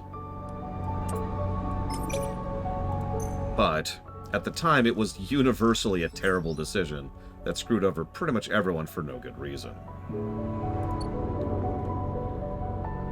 So, I've actually talked about this at length before, so forgive me for skipping over a lot of the details, but the long and the short of it is, they were working on the Nintendo PlayStation. And then Philips decided to do a thing, and there was a backroom deal, and it's actually legitimately possible the Yakuza were involved. And bottom line, they decided to go in a different direction, which then led to the Sony thing, which led to that direction. Because initially they were going to make the Nintendo PlayStation, and then he was an idiot, so they decided to reach out to Sony instead. That led to the creation of what was going to be the Sony Nintendo PlayStation. Then Sony tried to screw them out of it, because Sony has always been terrible, and that led to the Sony PlayStation. And again, I'm glancing over a lot of this, because there's actually a lot that goes into this story. But the long and the short of it is, it really is all this guy's fault, because he was the one who, at the last minute, with no warning, was like, yeah, I'm pulling the plug on this. We're going to Philips instead. He was a jackass. Typical corporate executive. Didn't give a crap about video games or customers or anything. That's why I heap so much venom at him, because he's a typical corporate executive. Yeah, that also led to some problems with Square and Nintendo for years.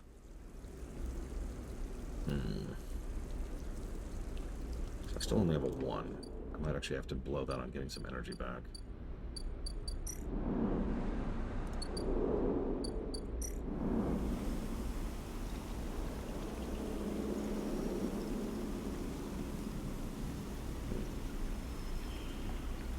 God, I need so much of that. Look at that. Let's see how much this gives. Let's turn in 1. Okay, that's +3. I don't think so, Ross. Could be wrong.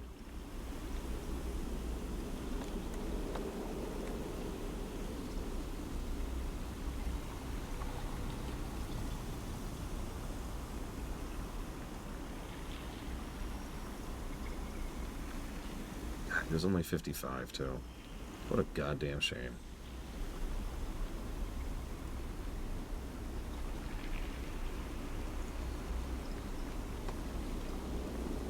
No, I think you're ignoring me, though, Shadox. I don't blame you. It's probably Twitch's fault.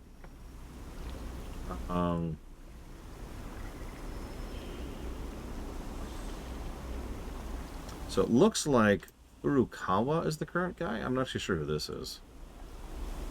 Before him was Kimishima, so I think you're right, Ross. That's true, Blateball.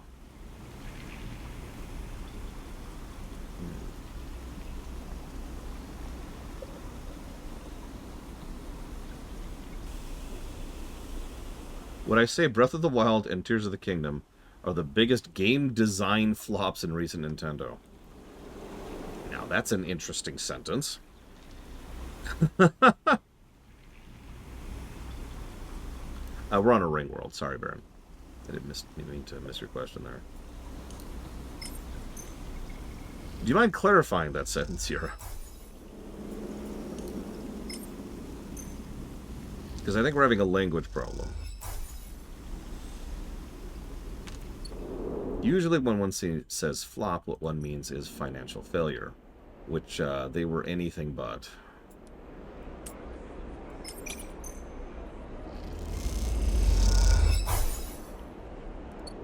Ah, I see what you're saying. So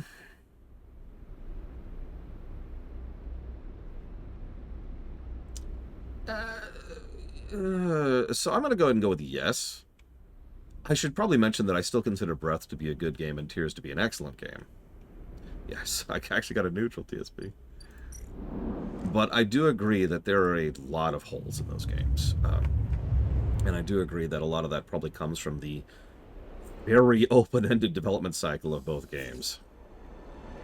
Of just kind of, you know, running with it for, what was that, like 16 years for both games? Something like that.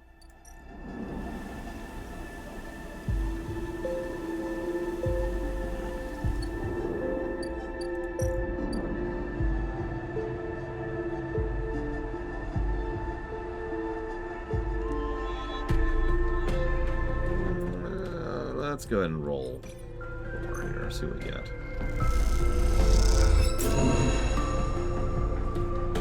Well, that sucks.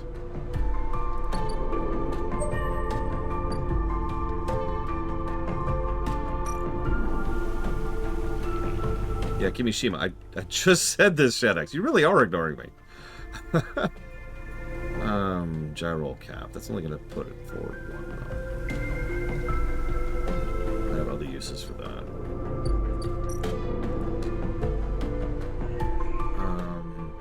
So let's go ahead and put in a single spore right now. No, it's okay. It's just funny. It's actually more common than you'd think, Shadox. I get used to the fact that most people don't listen to everything I say on stream, because that's just life, right? You can't pay attention to everything. Sometimes there's delays. Sometimes I say something when I'm not expecting me to. Sometimes you have to go away to deal with something else, right? Nobody can pay attention 100% except for me. It's one of the reasons it feels so strange from my perspective, because the only one who's actually seeing 100% of me talking is me. Let's go for this. See if we can get some spores. One spore. I was really hoping for more than that.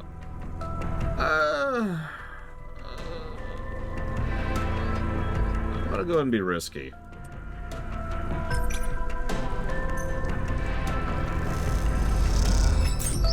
Okay, that was worth it. That was worth it. Okay. Let's germinate some spores.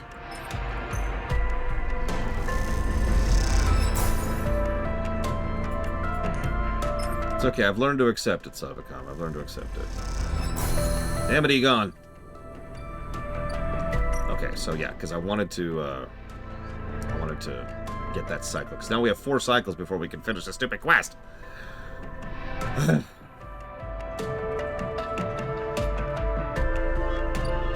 We do have some gyros, though.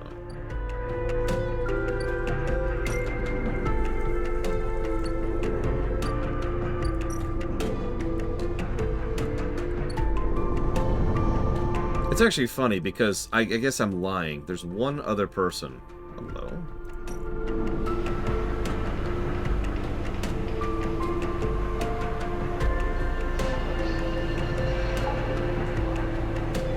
Interesting.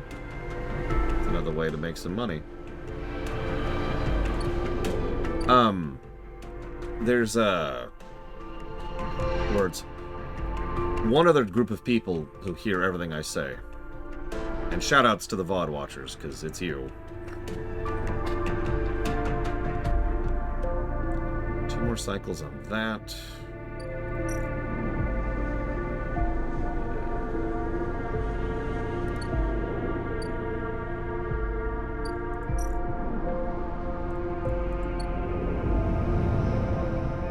Honestly, yeah, off the deeper end. Japanese work culture is problematic.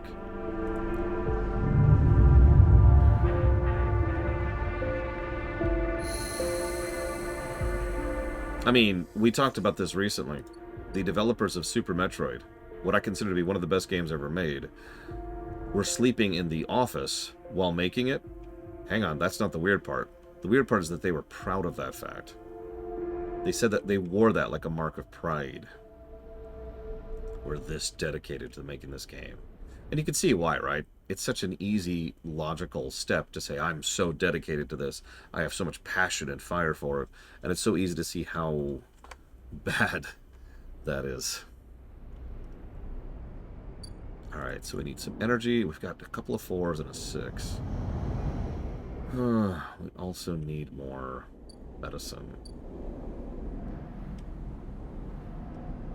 1 more cycle on that.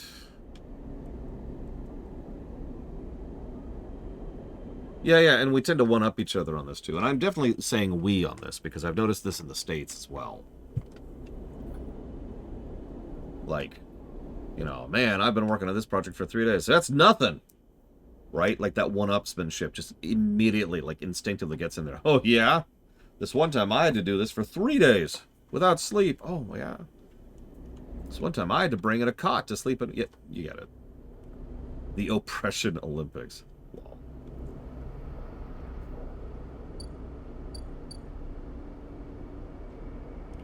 I've sort of decided to mentally walk away from doing the, the Mafia stuff, at least for the moment. At least until I get a little bit more static on everything else.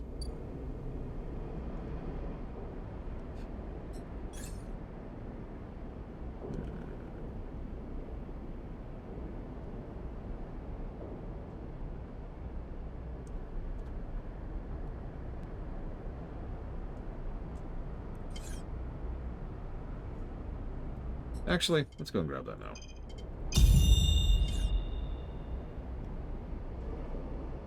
What do I want to spend this on? I have a 6 and 2 4s. I'm not sure what I want to spend it on.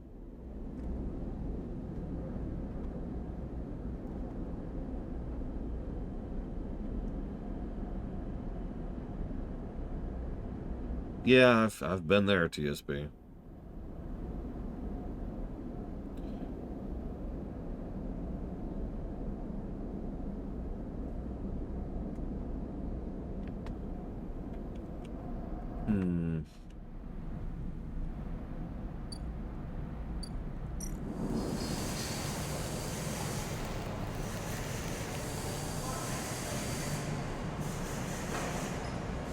Not to try and diffuse an argument or anything, but you know what's really going to determine if Zelda has gotten stale or not?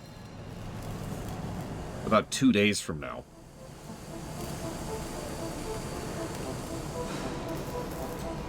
Let's blow a 5 here.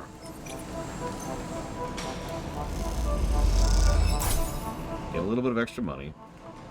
Some scrap, that's always nice.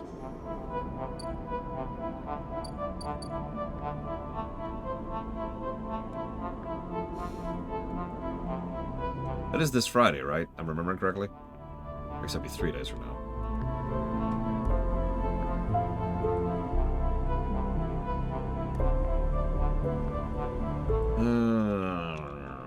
We've been making no progress in the spoke. Let's push a 6 into here. Or let's do this, because this might burn some energy. Or it would burn energy. Yep, so we're now currently starving. Excellent, excellent. Everything is going according to plan.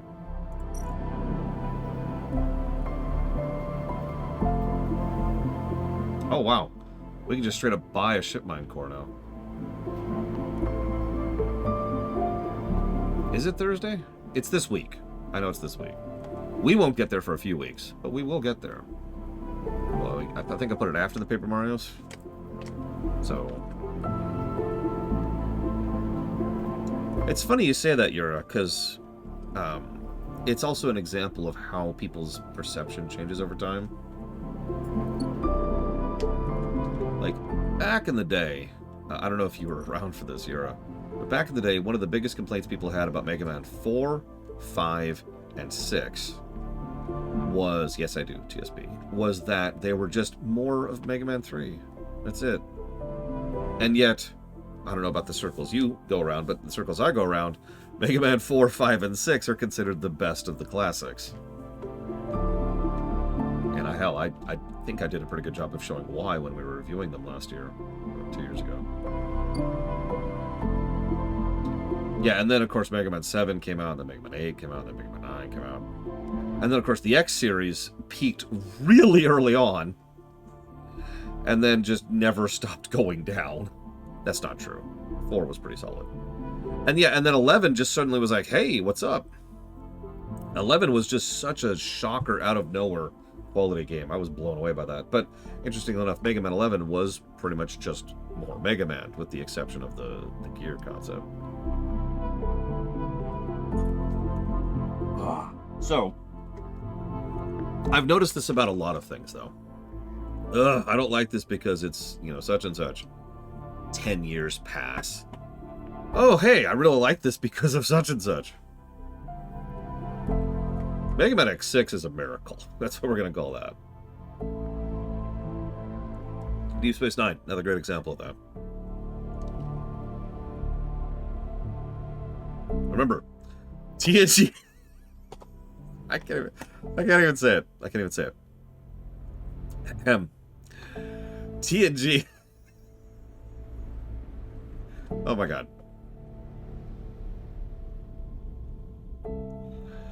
TNG taught us that humans can be better. DS9 taught us that humans will never be better. I'm sorry. That was just such a terrible quote. I don't know what to spend this 6 on. Okay, so I could go up the spoke. I could work on the yard. I could work for the... I don't want to work for the Yakuza. We're just going to move that off.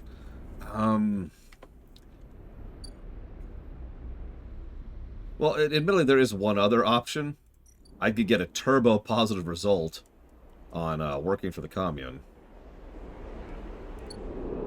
God, probably Ross. I love Deep Space Nine unabashedly, but Jesus Christ. We could also get some guaranteed caps. I want to go that route with it.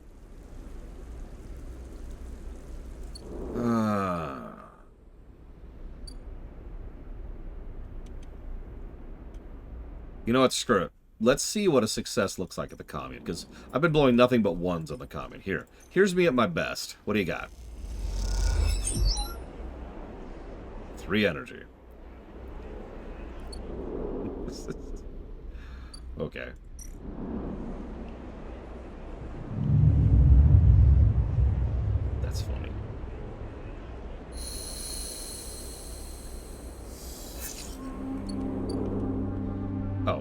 Actually, I almost hate to do this, but yeah, we are now going to go and blow our stabilizer.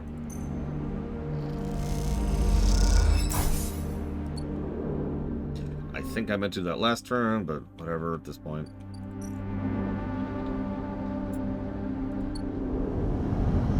Listen, Just Shaddix. All I'm saying is that Zelda is literally Hitler. Alright, so. Yep, the ship's in now. Please sell me a fragment. There it is. Perfect. Relatively cheap, too. I'll grab that. Any percent speedrun of this game? Oh, jeez. I'm gonna say an hour and a half. Yeah, we'll go with an hour and a half. Commit.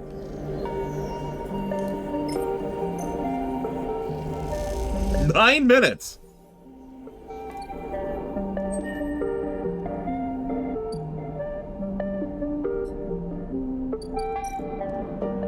Okay.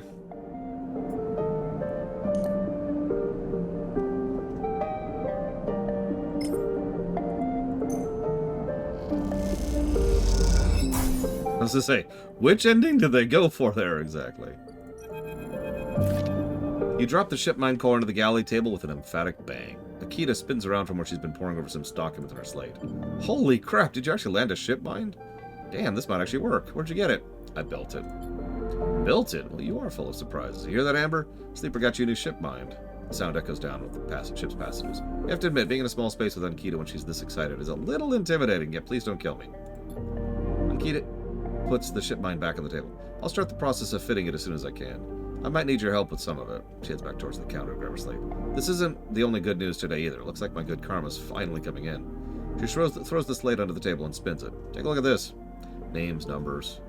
I found them. Found who? The thieves? Exactly. Well, thief. Singular. No dice swap, bro.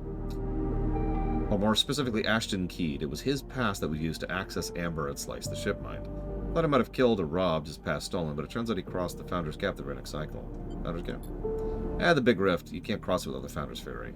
I know some of the crew over at the ferry, old mercs who used to run in an outfit I worked with. I saw them in the Overlook, and they mentioned they saw Ashton crossing. I checked the manifest, and there it was. Looks suspicious. He hasn't said a word since the theft, and anyone wanting to hide out might head to the Greenway and go to ground. You won't get far, though. There's no real docks out there, only a couple of jetties in the wastes. You going after him? Not yet. First, I want to fit the ship mind. But maybe you can help me out. Yeah, how? It's like this. I head over there, especially in Amber. He'll spot me a mile off and go underground. He'll find a way to slip in the station or bury himself so deep in the waste no one will ever find him. But you, Ashton doesn't know you. All I need for you is to go there and sniff around. Not at the commune, not the stacks.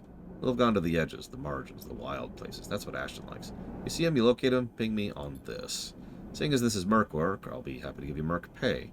Thing is, I haven't got much left, so how about I tell you boys who run the ferry to give you a discount? Well, I could have used that quite a while ago when I already paid the ferry. But 200 cryo is a lot of money, so I'm going to get this fitted to Amber's core. You get any info, any sense of where he's hiding, let me know. Hello, Talmarid. Ankita stomps off into the guts of the Amber with the ship mind, leaving you in the galley. You glance around, a sudden nervous energy descending at what's to come. You never thought you'd get worked as a mercenary, but then again, the eye is full of surprises.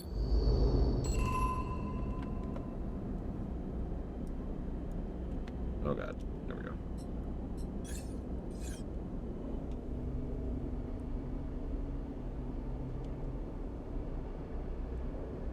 Ah!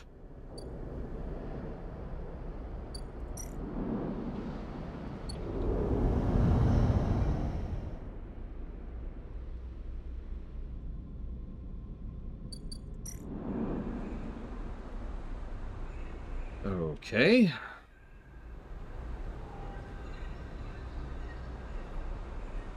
I mean, they have been for the last 30 years. Hey-o. I know it hasn't actually been that long. Honestly, I can, if you're interested in gaming history, I can recommend playing Zelda 1. Really. But don't play Second Quest. Just do yourself that favor and leave that alone. And Metroid 1. Use a walkthrough for that one.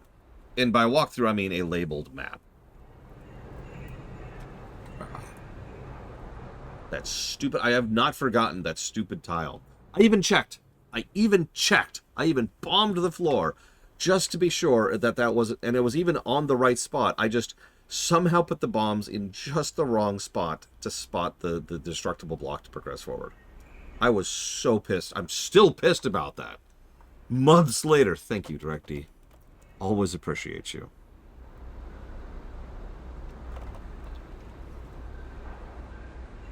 Don't listen to Just Shaddix. Don't do it. Don't do it now. Him. Dealer's choice.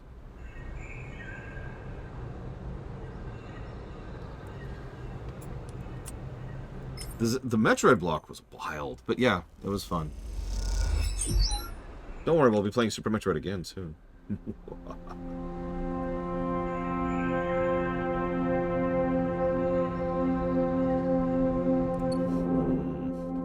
We've got a 3 to burn somewhere. Yeah, we've still got Prime someday.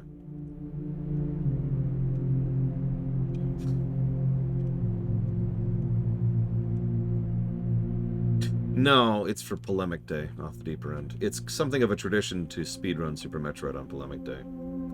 Because A, it's a game I can speedrun while talking, and B, it's the only chance I get to replay Super Metroid. Sometimes we do a little Mega Man as well. That's still growing.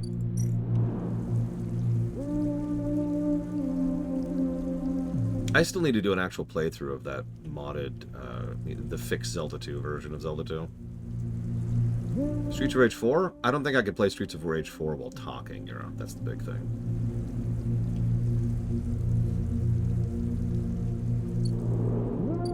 What's my opinion on other M? Hang on. Lorerunner.com. Reviews. Sort by worst golden number. The very bottom is Secret of the Stars at negative 353. Then Starfield, then Devil May Cry 2, then Quest 64, Mega Man X7, Kingsfield 4, and then at the number 7 slot at negative 239 is Metroid Other M. Metroid Other M also has the worst story score of any game we've ever given ever at negative 63 to story. Good morning, Evo.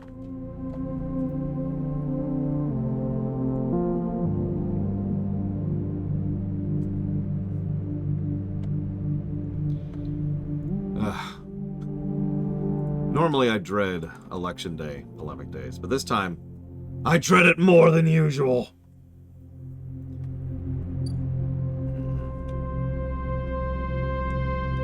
Let's climb the spike.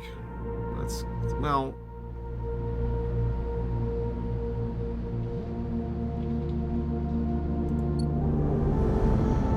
I was shocked off the deeper end. You want a real answer of what I think of Other M? Like, obviously, go watch the review, but because I go into much more depth there. But you want the one-sentence answer? I've played Other M before, up to a certain point. I gave up at a certain point. Even I was not expecting it to be that bad. I was expecting it to be bad, not the 7th worst game I have ever reviewed. And if that doesn't sound impressive, keep in mind I've reviewed several hundred games at this point. I don't know, Evo. Truth be told. Wait, I'm going to get food. Yeah, it was shockingly bad. Just shockingly bad. Can I have some fungus, please? No, what's it down to, Ross? Yeah, negative 50, negative 60. Sure. Not negative 200. 39 minutes. Oh my god. Okay, yeah, let's do this. Here. Yeah.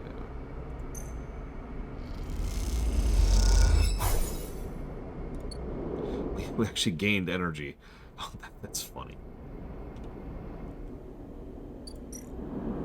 We're also out of drugs. Life-sustaining drugs.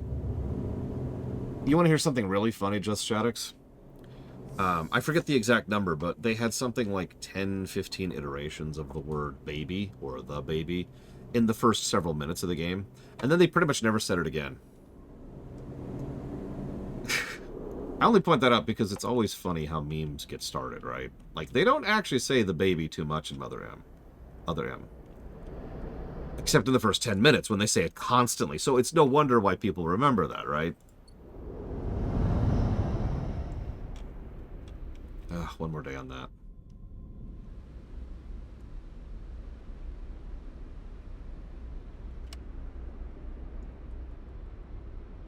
Yeah, it's all very front-loaded. Hell, how many people even know that there's missions other than flying through rings in Superman 64? There's another random factoid for you. I'm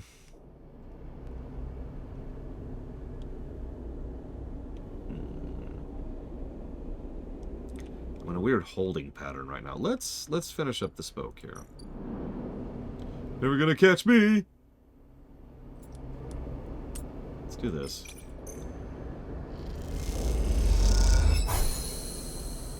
Oh yeah, yeah. That's very true of PM Triox.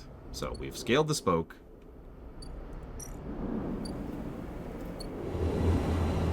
Holy crap. Okay, so we're up here now. There's the descend car, there's the hub, there's the mainframe.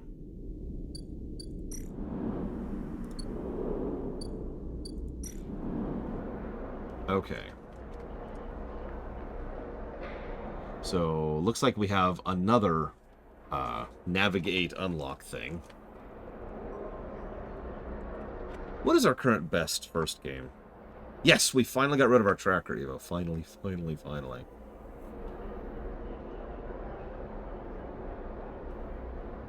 Let's... Ooh,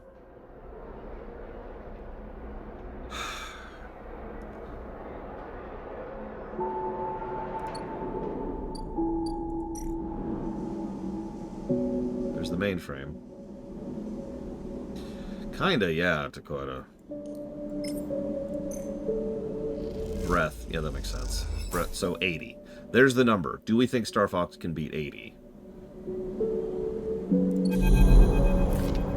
You slip into the cloud as easy as blinking. Navigators beside you, their sphere casting light into the strange darkness here. This is not how a mainframe should look, a center, a point of connection. The object in front of you is severed, cut off, rootless, branchless tree. Only the trunk remains. Is Killer even here? Quiet, and then you see it like a blade in the dark. An edge slicing through the void, it glides along a distance and weeks out. And it appears again elsewhere, gliding once more, searching. It's looking for us. The moment you make a sound, the edge leaps closer. And you see now it's not an edge, but the ridge of a long, sharp beak, like a shark. It glides past, closer now, and you see into the void where its eyes would be. Should be. You and Navigator exchange looks, both thinking the same thing. It's blind. Killer crosses between you two, smooth as a razor, and disappears. It flickers back in, further away now, and you move closer to Navigator to talk. You saw it too then. Killer's been blinded. They need to be careful. Correct, the protocol is clearly operating outside established limits. It may be unpredictable. You flinch as the silent killer appears closer and glides past you, its empty sockets open wide.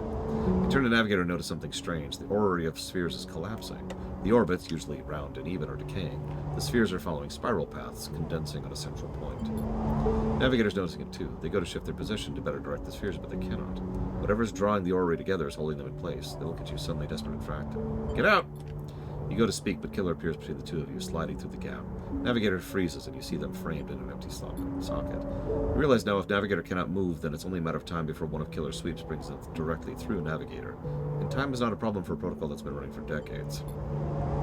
You look desperately around for a solution, for a way to extract Navigator from the mainframe. And then you see it. 3 branches, the last 3 thin and spindly, feeding the mainframe a thin diet of power and data. Break these and the mainframe collapses once and for all, severing the connections, shattering the hardware. Whatever it takes, they must be broken. They're encased in something, a glassy layer of protection. You need to unlock access before snapping them off from the mainframe for good. You look at Navigator, trying to reassure them without speaking, and then you blink back to reality, their expression of fear and afterimage that slowly fades.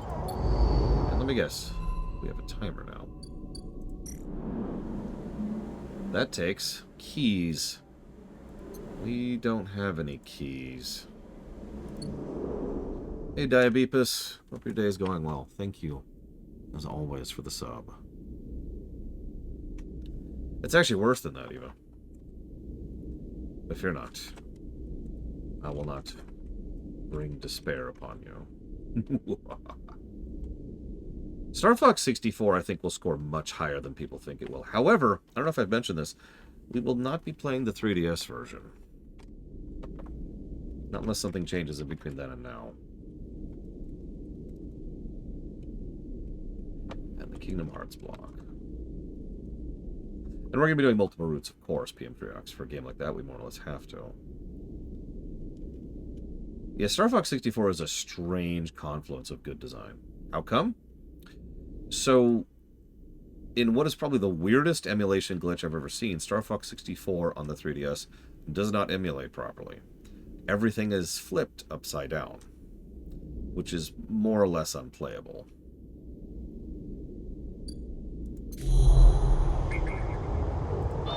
Oh good, keynotes are right here. And I happen to have some things for these. 3DS emulation is very hit and miss. So, that is exactly correct. It is possible we might get a better emulator for the 3DS someday. Or possibly a better way to play 3DS games, but at the moment, we're stuck with it. Damn, I need 3s! Let's do a reroll. We haven't actually done a reroll yet. Oh! Yeah. Okay, I'll take that. Just to save our friend. What? It's higher. We don't need...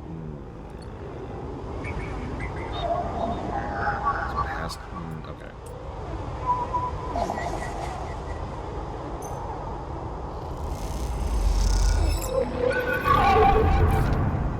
A glint, like a light shoveling across the edge of the wave, fills your eyes.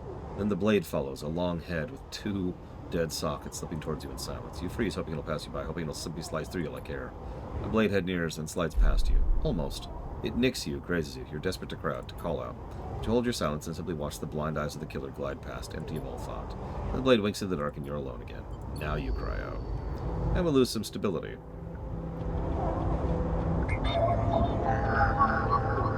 Yes, I have it. It's excellent, Ross. Also, who are you guys? We're Star Fox. You'll never defeat Andross. Hey, evil one. So far, it's a lot like regular capitalism. Oh my god, do I need 9 keys? That cannot be right. That cannot be right. Hang on. No! Hit the brakes! Okay, each one is locked in. Okay, that's better. Can't let you do that, Star-Lord. Let's see how you handle our new ships.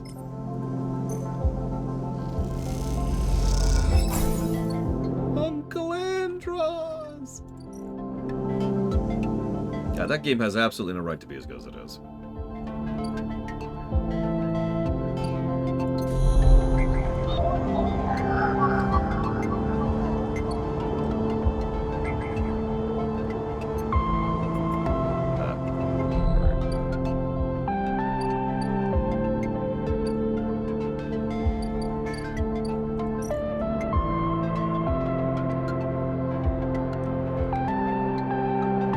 Yeah, no, that would have been terrible, Luke. Jeez.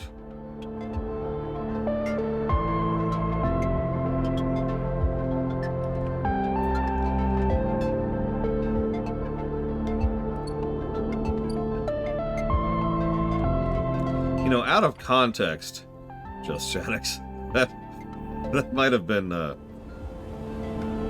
like someone shows up in stream and just says, "Daddy scream!" You know, they're like, "Oh my god, this is not the stream for me." And they immediately run.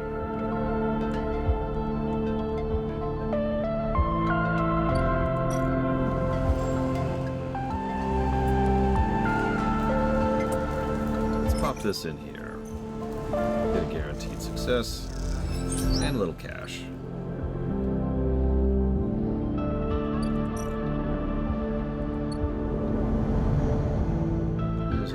One more day on the aviary. Okay, so let's spend some time in the commune. Let's give them a 1. Because screw giving them a 6. Holy crap. Now let's hope for some good dice tomorrow.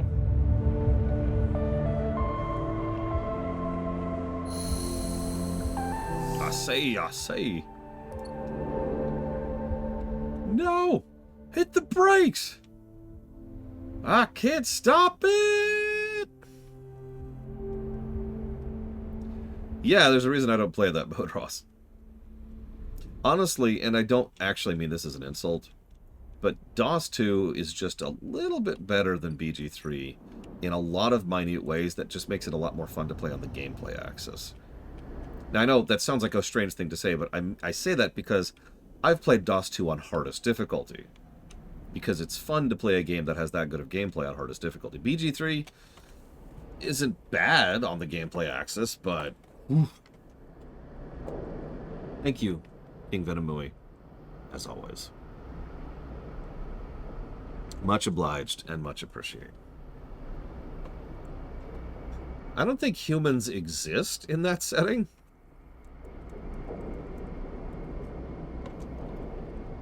Yeah, that's a good way to put it. DOS 2 is much more video gamey and is more fun to play, gameplay-wise, as a consequence.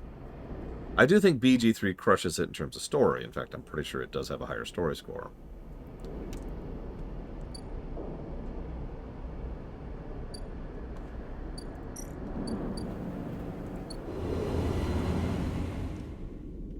BG3 does have down. Go to your doom. Don't worry, I won't sing the whole thing. Don't worry, don't worry. Let's grab this. And yeah, there's our 3. Only I have the brains to control the Lylat system.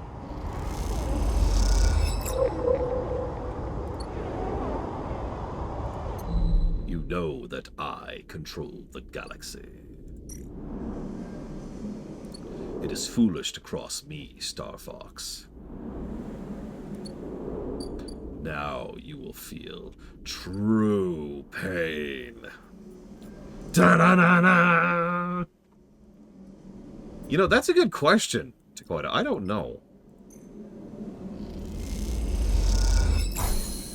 I haven't practiced this song. I don't even know the lyrics. I'd have to look up the lyrics.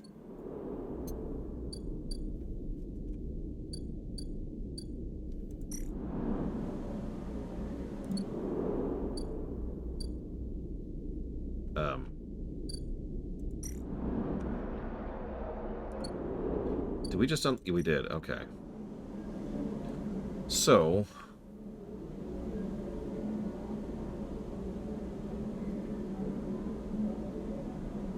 Okay.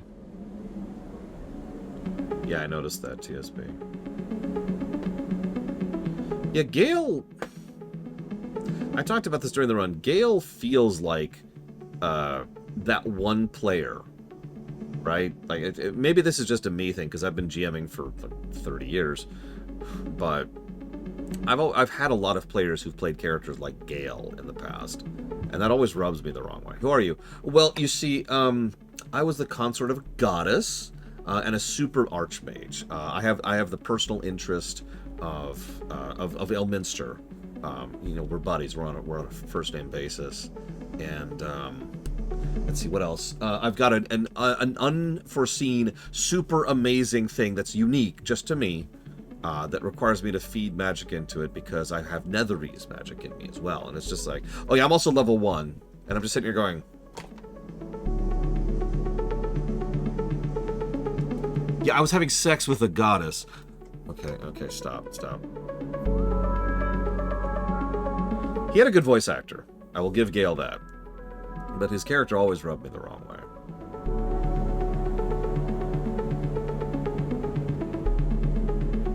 Lae'zel shocked me. I really thought Lae'zel would be the kind of character that, like, I hated.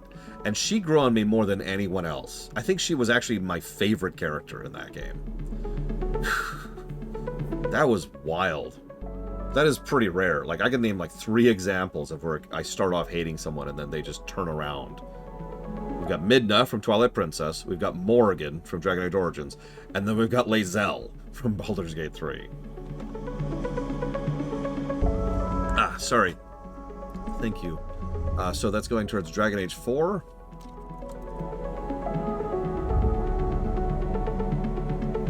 It'll work there. Dragon's Dogma 2 and Dead Space 1R. You got it. Thank you, Trixia. And thank you,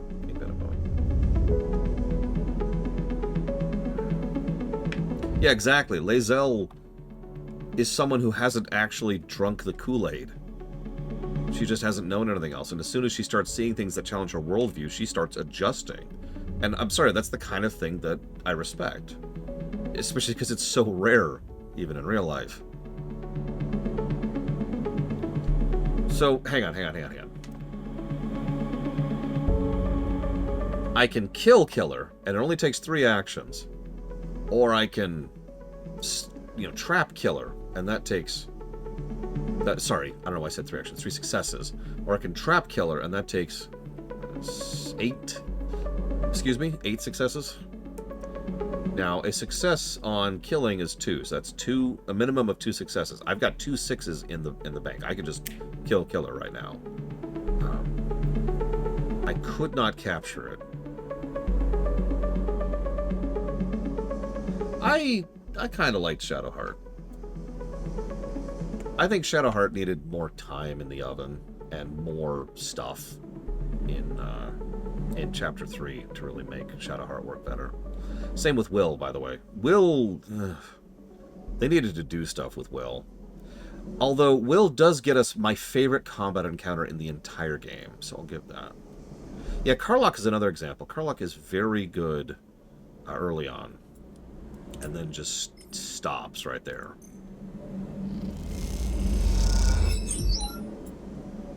So yeah, let's just lock in 2 guaranteed successes here.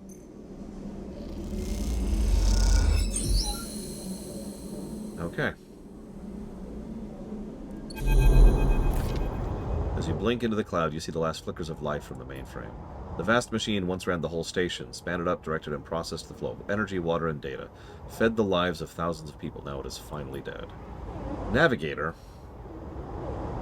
That's what I was thinking, but admittedly, I don't know. Navigator's beside you, and you both watch as branches flash and twist like forked lightning until they recede and fade. Killer flickers across the system, blindly flailing as the system breaks down. They thrash as they blink in and out all around them, parts disappearing with each return, till only the blade-like head remains, and then that too is broken. As it all goes dark, Erlin's eye is now without a center, and yet is unmoved by the change. Along the rim, the master control points that Erlin and that Havenage and that Haifa installed run strong and steady, puppeteering the station from the periphery. It was a long time in coming, says Navigator. Killer's been wandering blind for so long. This place was their domain and their prison, and they had followed their directive for the many decades they roamed here. They cut the threads of the mainframe, executing its administrator AIs, and then kept slicing. At some point they cut away their own ability to see, to sense, to taste, and to speak, and they kept cutting until only those 3 threads remained from millions that once thrummed here. Only their blindness and chance kept them from making those final 3 fatal cuts. There's ceaseless violence in this kind of system that creates being like this, those that will execute commands endlessly even to their own destruction. It is good that you entered it here.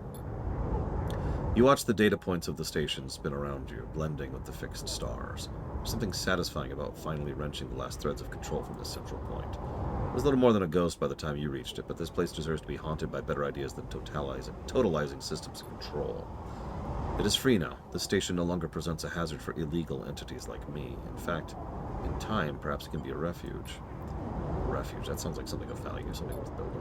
A dark shape passes across your vision, a distant curve of something like smoke or oil, a fluid, shifting tank of total darkness. The Greenway, says Navigator, following your line of sight. It was cut off at the moment of the collapse, so Hunter or Killer could never reach it. Now it is close to us, separated. What system's inside it? It may be totally dark, or perhaps some other old protocols are isolated there. And we have now seen what decades of isolation can do to a protocol. If we could extract an access cipher. They pause and blink out of existence. You freeze, shocked, but a moment later they reappear with a glowing polygon of data. Here, the cipher you need. I'm not used to being free, to be able to move and explore and extract without fear and without limits. This will take some getting used to. Thank you for the gift. They whirl their spheres around you. The entities of the station will always be friends to you. It's true that mutual need is required for friendship, but I must admit I had not considered the value of offering assistance without personal gain. I will think on that. Navigator loops around you rapidly, suddenly eager to test their newfound freedom. But first I will explore. Perhaps there are still intelligences that hid themselves as I did, encased in simple systems, cut off. I should like to free them. And they drift away, flickering and flowing and shifting so rapidly you lose sight of them amongst the glittery rim of the eye. You feel a pang of jealousy, free without a body to weigh you down, or fear to limit you. How must it feel? Your eyes fall on the Greenway and its secrets, though perhaps that can wait until after you've celebrated this victory. Da-na-na-na. So, Heimer's gone. And Killer is gone. And Hunter is gone. And yeah, I was about to say, that's not how being without a body works. We'd still have a body. What are my thoughts on Asterion? You know, it's hard to judge a character who I was glitched out of seeing most of his quest arc. Thanks, Bugs. But having said that, I don't like him all that much.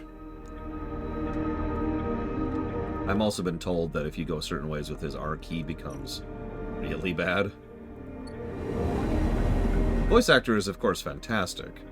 But really, what Asterion sounds like is the kind of character that's designed to be a villain, and then is presented in a positive light, charismatically, to make that villain enjoyable.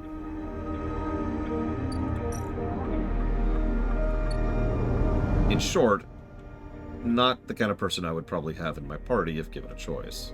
If I ever play BG3 again, which I am almost guaranteed to do, at least in co-op, we'll see. So I've got a 3 and a 4. Oh. He's finished growing. Let's blow our 4 here. Let's get a big success.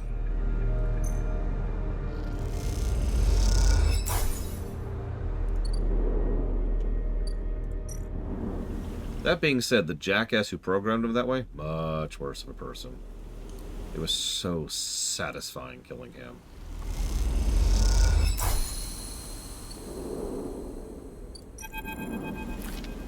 Rico meets you at the entrance. Walk with me. I'd like to tell you a story.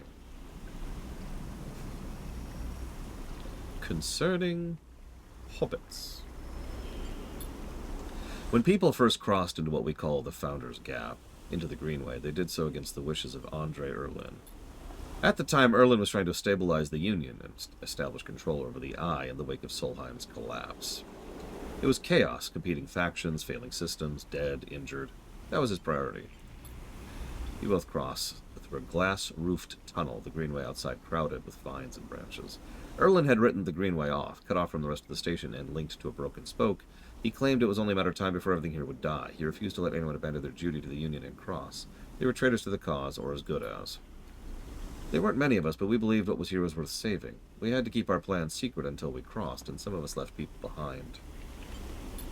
What we found here was a disaster. Nothing like what you see here. Half of the Greenway was leaking oxygen into space. Odd. Plants flash frozen. The other half a swamp of mulch as decaying matter clogged every system. We worked hard, lost good people, and cleaned up and closed up, but it was never going to be enough. After many, many cycles, we all knew this place was doomed, but we kept working and talking less and less, because we couldn't face it. We all developed a death wish. The Greenway was going to go to die, so would we. It didn't die, though. We crossed some invisible boundary, tipped some biological scale, and the Greenway started to recover. Plants flowered, crops sprouted, and for the first time we reaped the fruits of our labor. We thought it was us, though we managed to do it just enough to end the cycle of decay. I thought we'd saved the Greenway, until the day.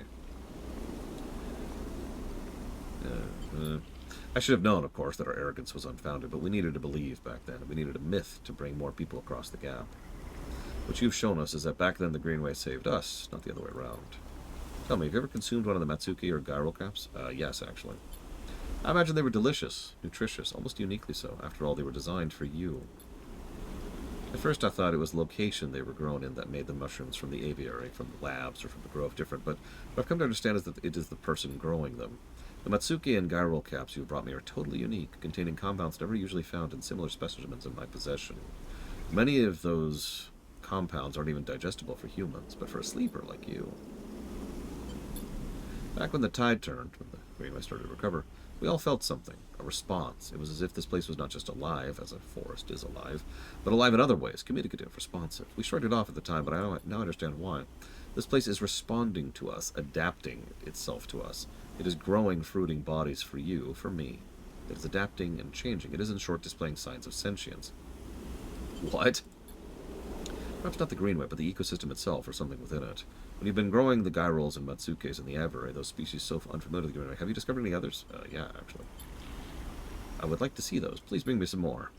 There's a species of mushroom I haven't seen in years. Dark, short, shaped like a club. Is it these club head caps?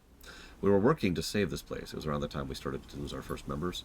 They were succumbing to some infection, some mold growing deep in the dark mulch that drowned this place. At that point, we thought we were lost. And then these mushrooms emerged from the black mold. We tested them and saw they contained some compounds that counteracted the mold. They contained an antidote.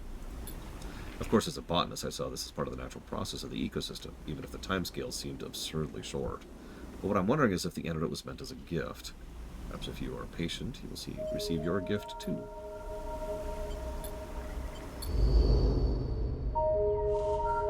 So that's why it's cut off from the rest of the system, because there's probably an AI in here.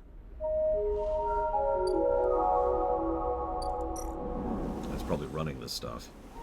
So we need 3 club heads.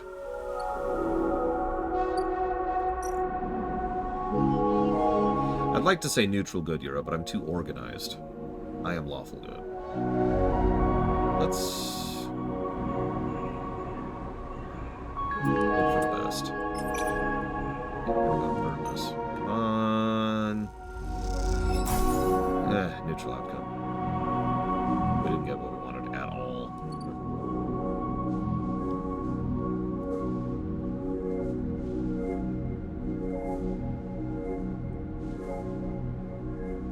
I am boring good. I have no problem admitting that.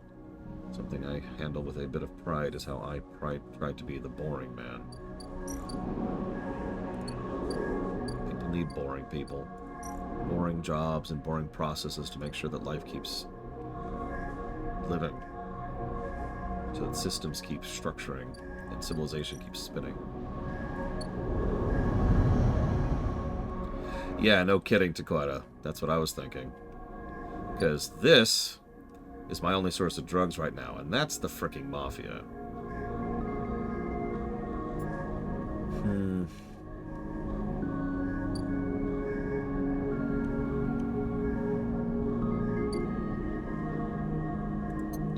I do actually have the data to unlock it. Yes, sorry, TSB. I've been sitting on it because I wanted to debate something first. Let's go ahead and do it. Let's see what it is. Because this has been locked off ever since we got here.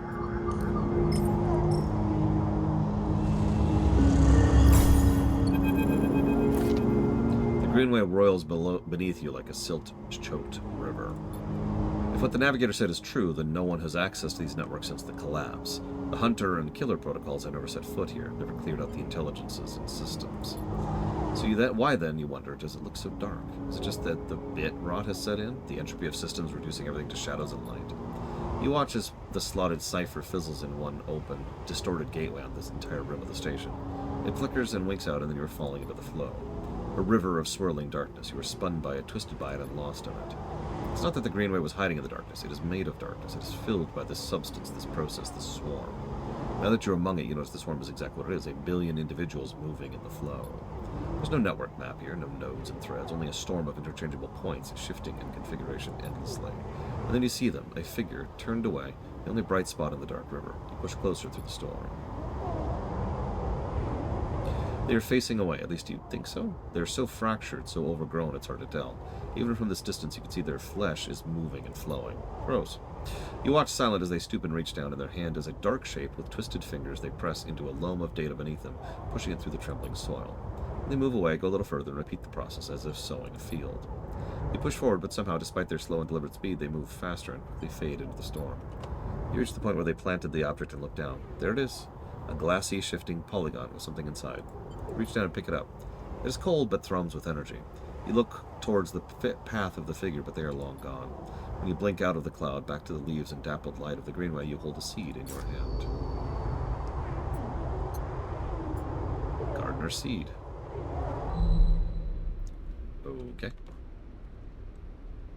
Extremely strange.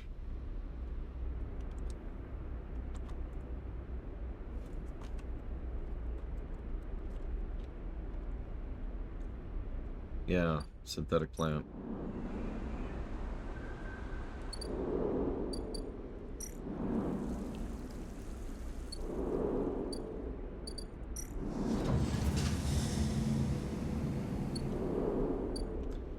I love how you can steal from the place that'll give you food just for working for free.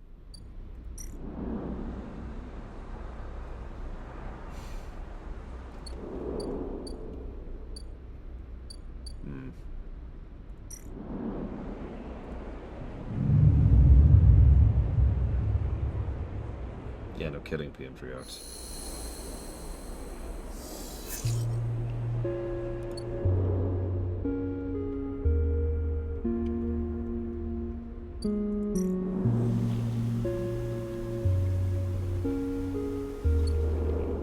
Probably not, Yura.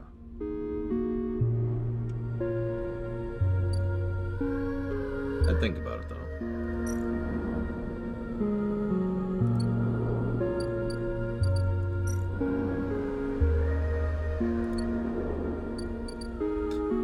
This is a choose-your-own-adventure board game, Briscobor. Story-wise, we are set on a long-since-abandoned, previously corporation-owned space station. We are a synthetic being, which is a mind fork of a human. We were sold into chattel slavery, we broke away, and now we're trying to make a new life for us as an escapee. At this point, we've effectively escaped. Because we killed the tracker, and that's pretty much the end of that.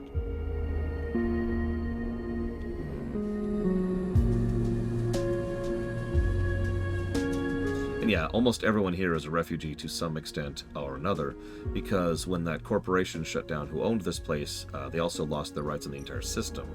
So ships from all the habitable planets around here all ended up here.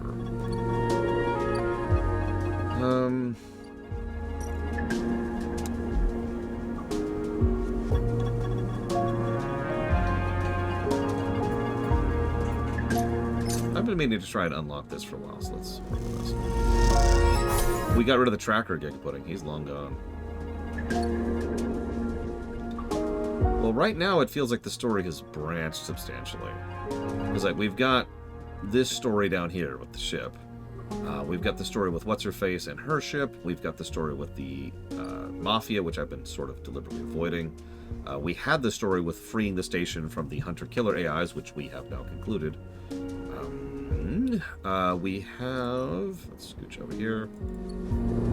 The story with the Greenway, figuring out what's going on with the AI running this place, which you actually just saw a bit of.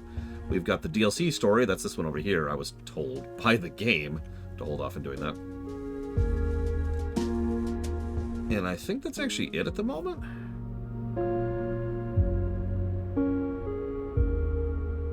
Yeah, I believe that's actually all the current threads we have running.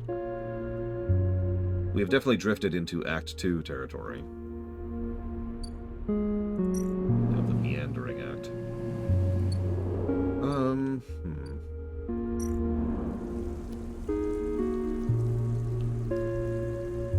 Yeah, we're mid-game. Well, we got a 6, and I want a guaranteed success.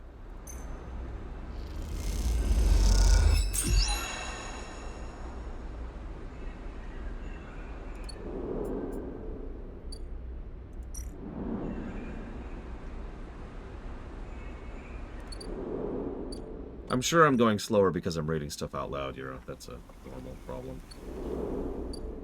Damn, that was a terrible harvest. Well, okay. Let's do one reroll. Much better. So let's collect some spores.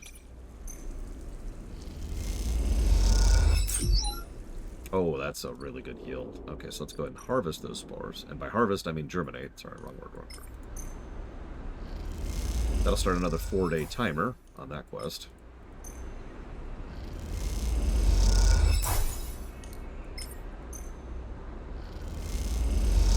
That is ever my curse, Dakota.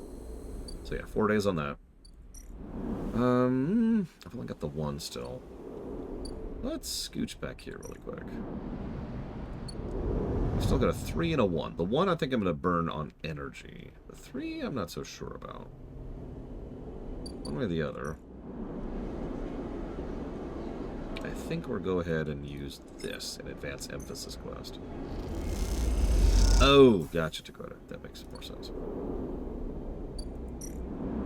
Now he's cooking something for 3 days. Jesus, what are you cooking for 3 days? Like, I know 12-hour recipes. I've done several of those myself, but yikes.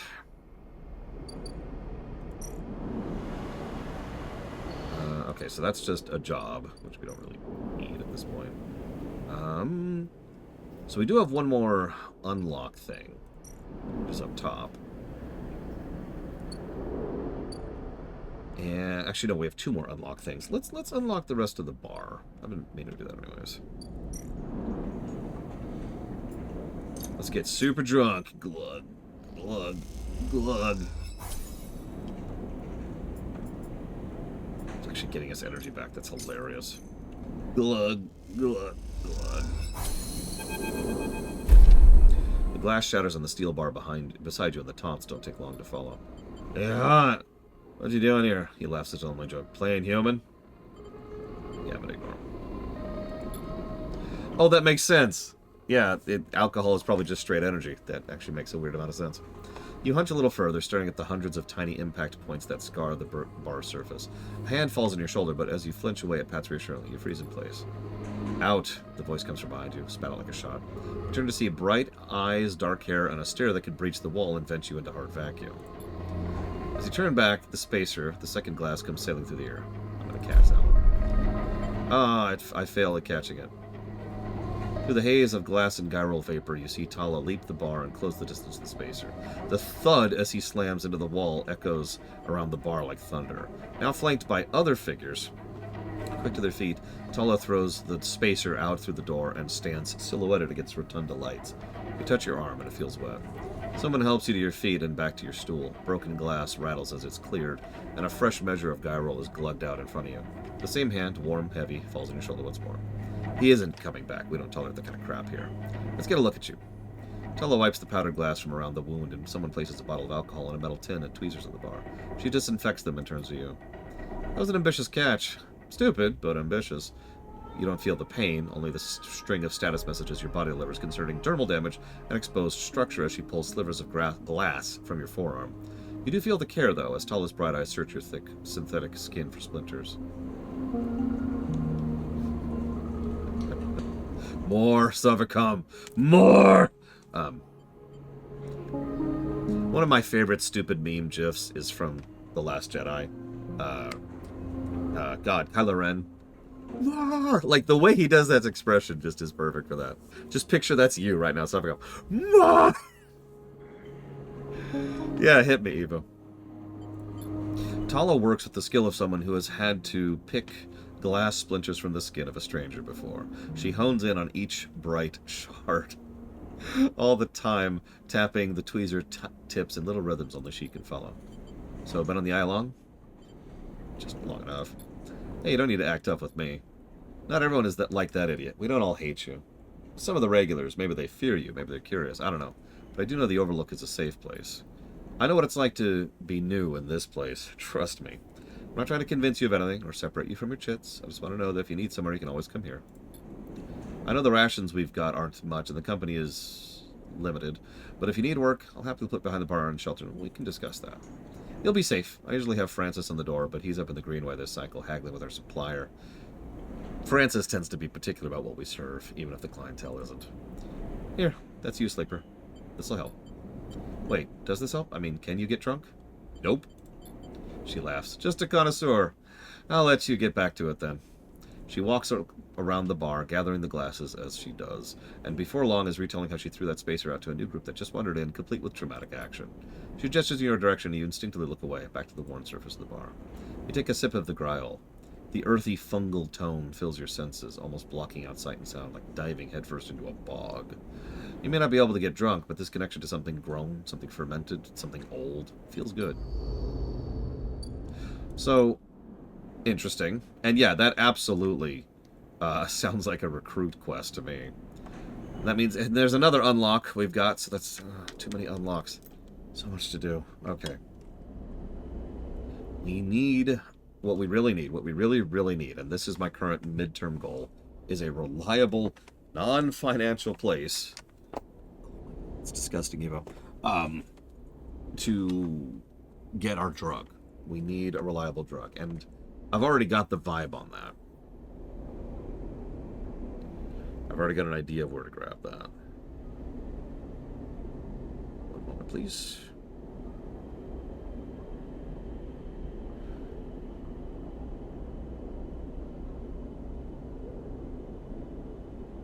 Yeah, that's what I need. I need Moogles who just give me quests forever.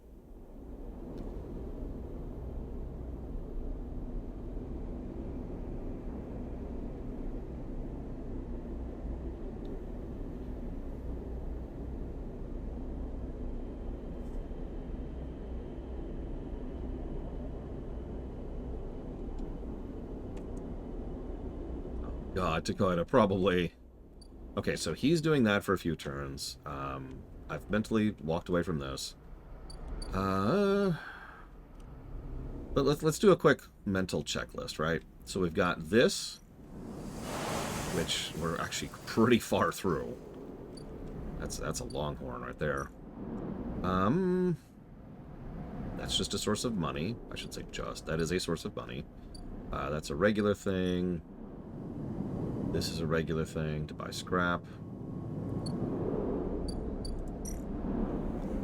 This requires us to work, which also gains us cryo and service, which gets us. So that's a progression. So that's 2 progressions. I haven't looked at these in a while, but I'm pretty sure these are not progressions. Yeah, there's our drug. Drug. That's just to fabricate. That's rewarding him. This is a way to make money.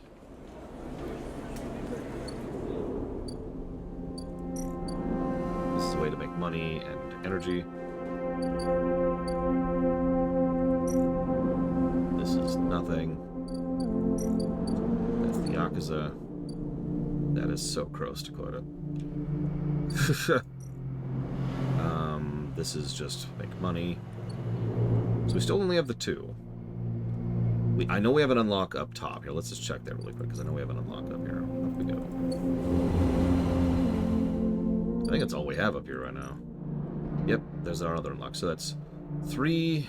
So 2 unlocks and 1 progression. We actually have a lot going on in the Greenway. But in the old zones we have 2 unlocks and a progression. We got all this crap going on. Because we still have this progression. Or no, sorry, wrong one. This one, right here. To help the... What's her face out? The commune gets us energy, not that we need that. The Haifa Labs is continuing that particular quest. Which we need club heads for. That's what the aviary's on. Ankita, that's her name. This is where we do that. Farm stacks is where we can make money or spend money. I think that's it. So we've got a 3 and a 1, and we have full energy. Oh, we haven't actually looked here yet. Anything new here? That's a hard nope.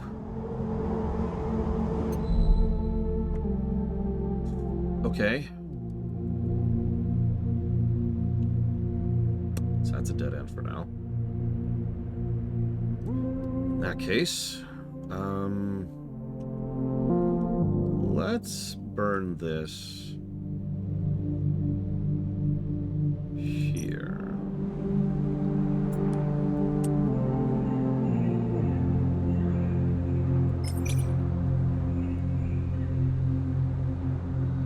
Let's risk this. Ugh! Ah! God! 25% chance. And we got a -3 energy result. Perfect. Let's go to the commune. Spend a 1 on the commune, as is our want. Negative outcome. Time to do a bad job at the commune.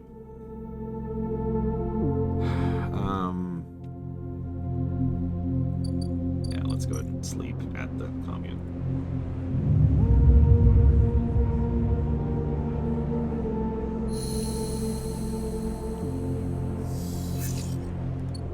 Those are some good dice.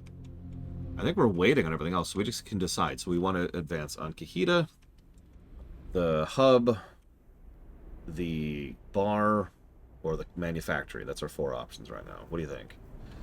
I will be right back while you chew on that.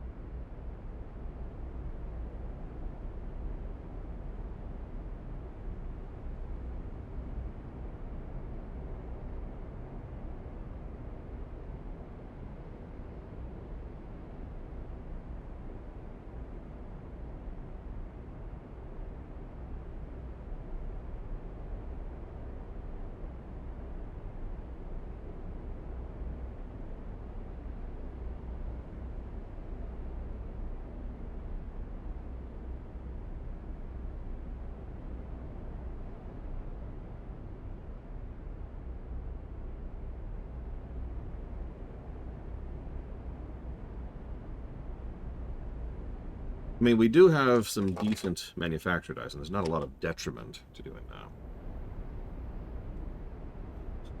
So, sure. To the dice manufacturing place thing. Apparently I lost all of my viewers except for TSB. I blame Evo, obviously. And Savaka.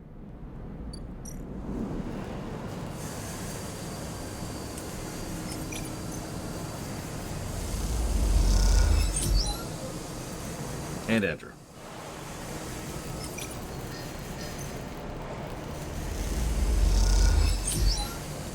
Well, I knew it, you're a... Look, I'm just saying, you didn't answer my question, though, you know. Okay, that's it. We built the sucker. Your crew slowly filters out of the shipyard locker room, the bubbling chatter reducing with each group that leaves. There is excitement in the air. Havenage has just been an announcement. The assembly teams are done. Sat on the locker room bench, you can feel the sidereal out there, its hulking mass now intimately familiar to you. For the past few cycles, you've watched it grow and be assembled and walk through its veins and welded its bones. Now it's ready for the final stage. It's too late now, Evo. It's fine.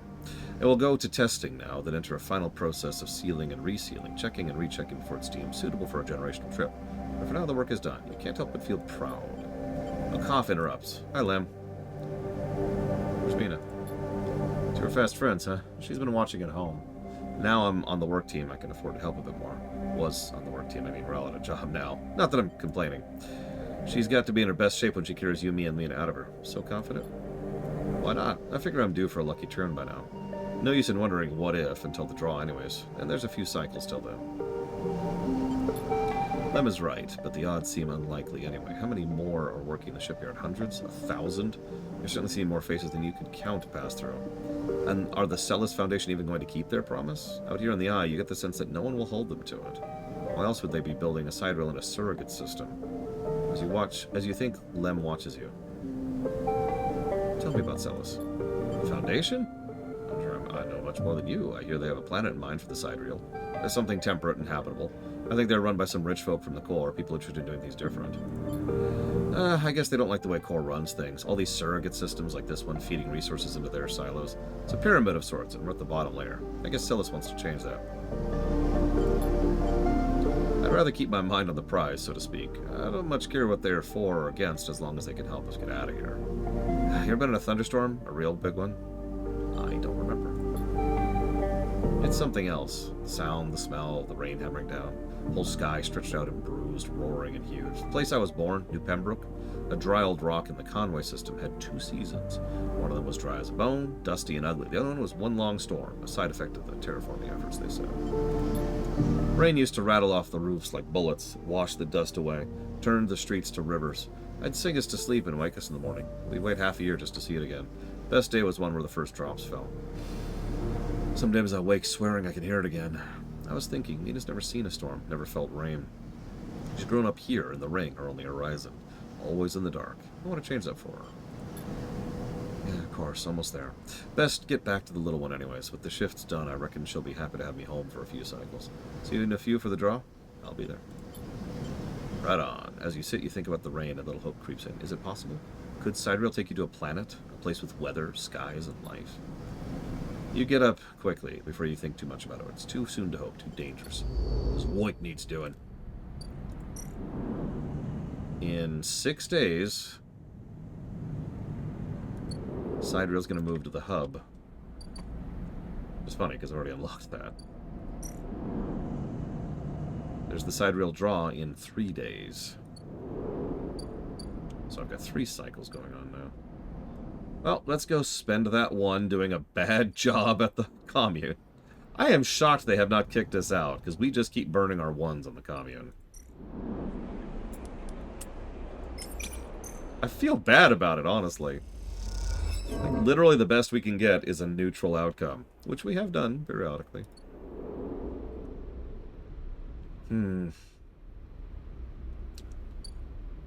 Yep, okay.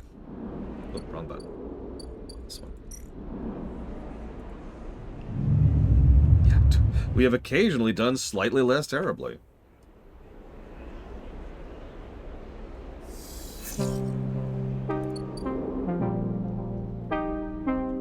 Ooh, those are some bad dice. No, Evo. Well, we lost Evo. See, that's how much she hates my stream. Is she refuses to be on my stream. Yeah, I think I might burn the 3.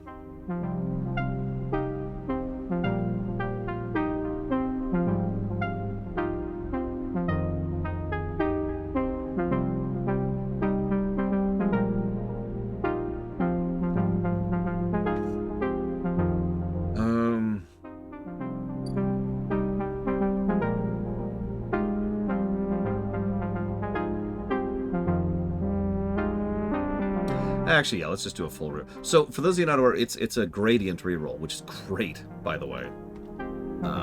In other words, I could use the 3, and then I could reroll the other 3. I don't have to reroll the entire hand like some games do.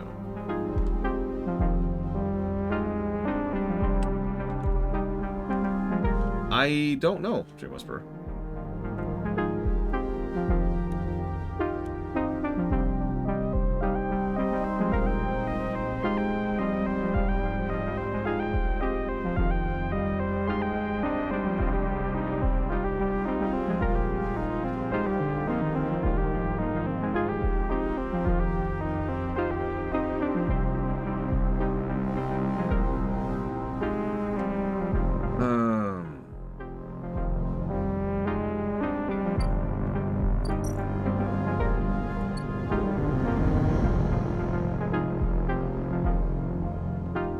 Those look pretty straight up, to go to your point.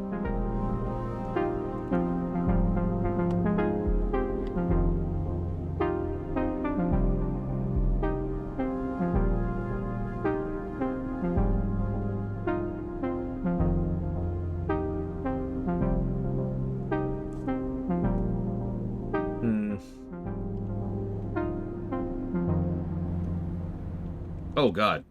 Ship looks a little different now.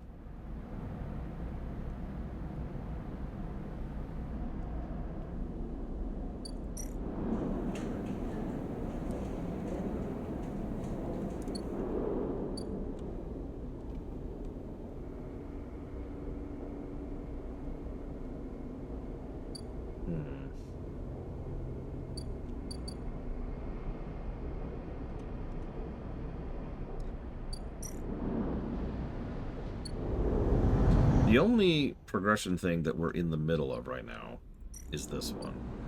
It's the only thing we have any progress on. So let's take a risk, blow our 3 here.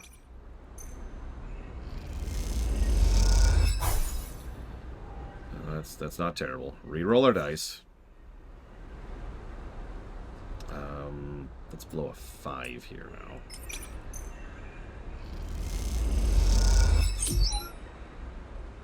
And that's it. Yeah,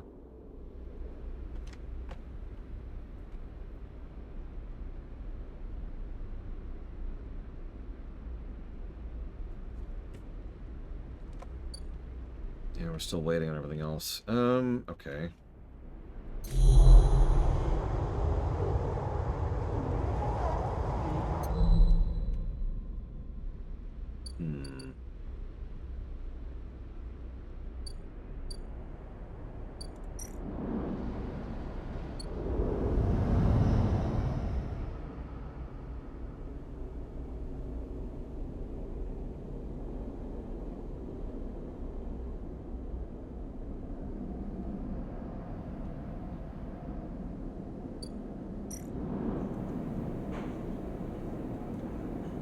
Let's see what a 2 does here.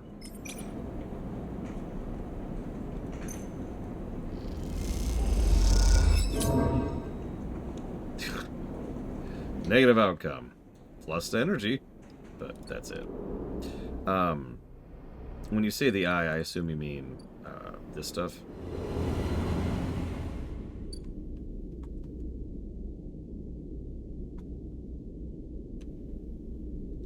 Honestly, I agree. I didn't think this would lead to a new hub. I thought that, like, I was exploring the spire itself. And then it was like, oh, okay. What I also find interesting is there's clearly 2 other spires, but near as I can tell, we can't interact with them at all. Like that one down there, that goes to the wastelands, nothing. And then that one, that's completely cut off from us. Like, that's the part of the station we have no access to at all.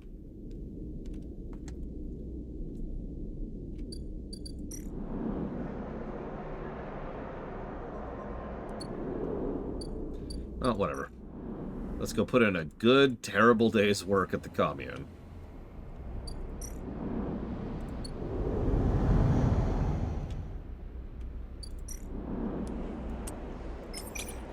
Wake, wake. Neutral outcome. All right. That's a good question, Dream Whisperer.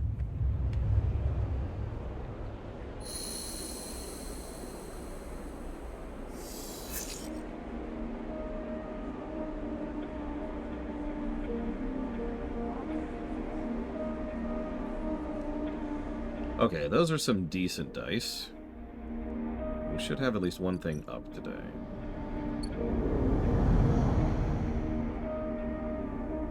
Yep, there it is. Memphis is preparing the Matsuke caps. He cleans them carefully with a damp cloth before shaving the stalks as if he was sharpening a pencil. His knife slides through them, revealing the bright white of the flesh within. These are good, Sleeper, very good. I bartered with Mingi for some help, too, so I can brew the dashi. You know Mingi? Everyone knows Mingi. Memphis slides the sliced Matsuke mushrooms to one side and takes out a closed pan. He opens the lid and you see the green wafer of kelp sitting in a bath of water. Been soaking it since last cycle. Should be good to warm now. He places the pan over the burner and turns it low. We have some time now. However, there's one difference this cycle. You have been the one providing the ingredients, so it's my turn to provide the story. Good, this story is important to me. He gestures. You see these? He runs a hand over his forearm, tracing the circular scars that mark them like perfect bite marks. Conway called it an anchored interface rig, a mechanical control device for piloting a heavy-duty extraction suit in low-G industrial operations. We called it the bone suit. He points to a pattern of larger circles on his shoulders. They drill in and anchor it here, then all the way down to the arm. It maps mechanical movements to the suit exactly, a one-to-one mechanical replication. You swing your arm, a two-ton arm swings as well. You should have seen the recruitment vids. Stronger people and even stronger suits tearing through stone and scrap. Superheroes. Half my graduating year signed up, from company school to company shuttle. Conway from birth to death. But the bone suits weren't good. The rates of failure were high, and failures meant arms torn off, anchors torn out, broken bones, bad stuff. So after a while, Conway discontinued them. No longer competitive, they said. He checks his broth, turning down the heat and adds some more mushrooms. So there they were, hundreds of us with surgical alterations for suits that didn't work. They sent us home, back to the company colony that spat us out to be cleaners and drivers and cooks. They gave us drugs for the pain and told us to make something of ourselves. When I deserted, bribing some passing spacer to take me to orbit, there were only me and a couple others left. The rest just faded away. Arthritis, osteoporosis. They folded in on themselves like paper lanterns. That was my generation. The anchor points still ache and still burn, but what burns worse is the betrayal. I've been on the eye a long time now, but that will never fade. Not that, and not the faces of my friends. Oh, it's ready. Thank you for listening to me.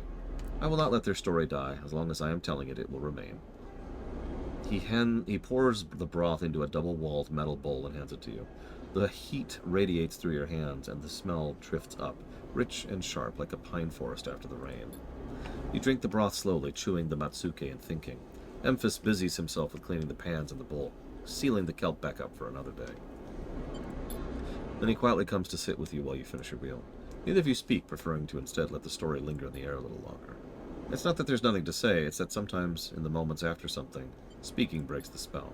So you both idle, eager to be in each other's company. Memphis taking longer over his cleaning, his packing, and savoring the dregs of the broth. When you finally finish and hand him the bowl, you feel the spell break and the story leaves you both. As you leave, you know that both of you are somehow a little more empty and a little more full than before.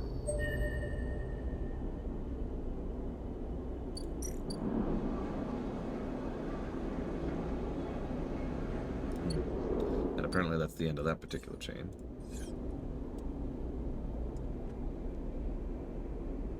It's a good line.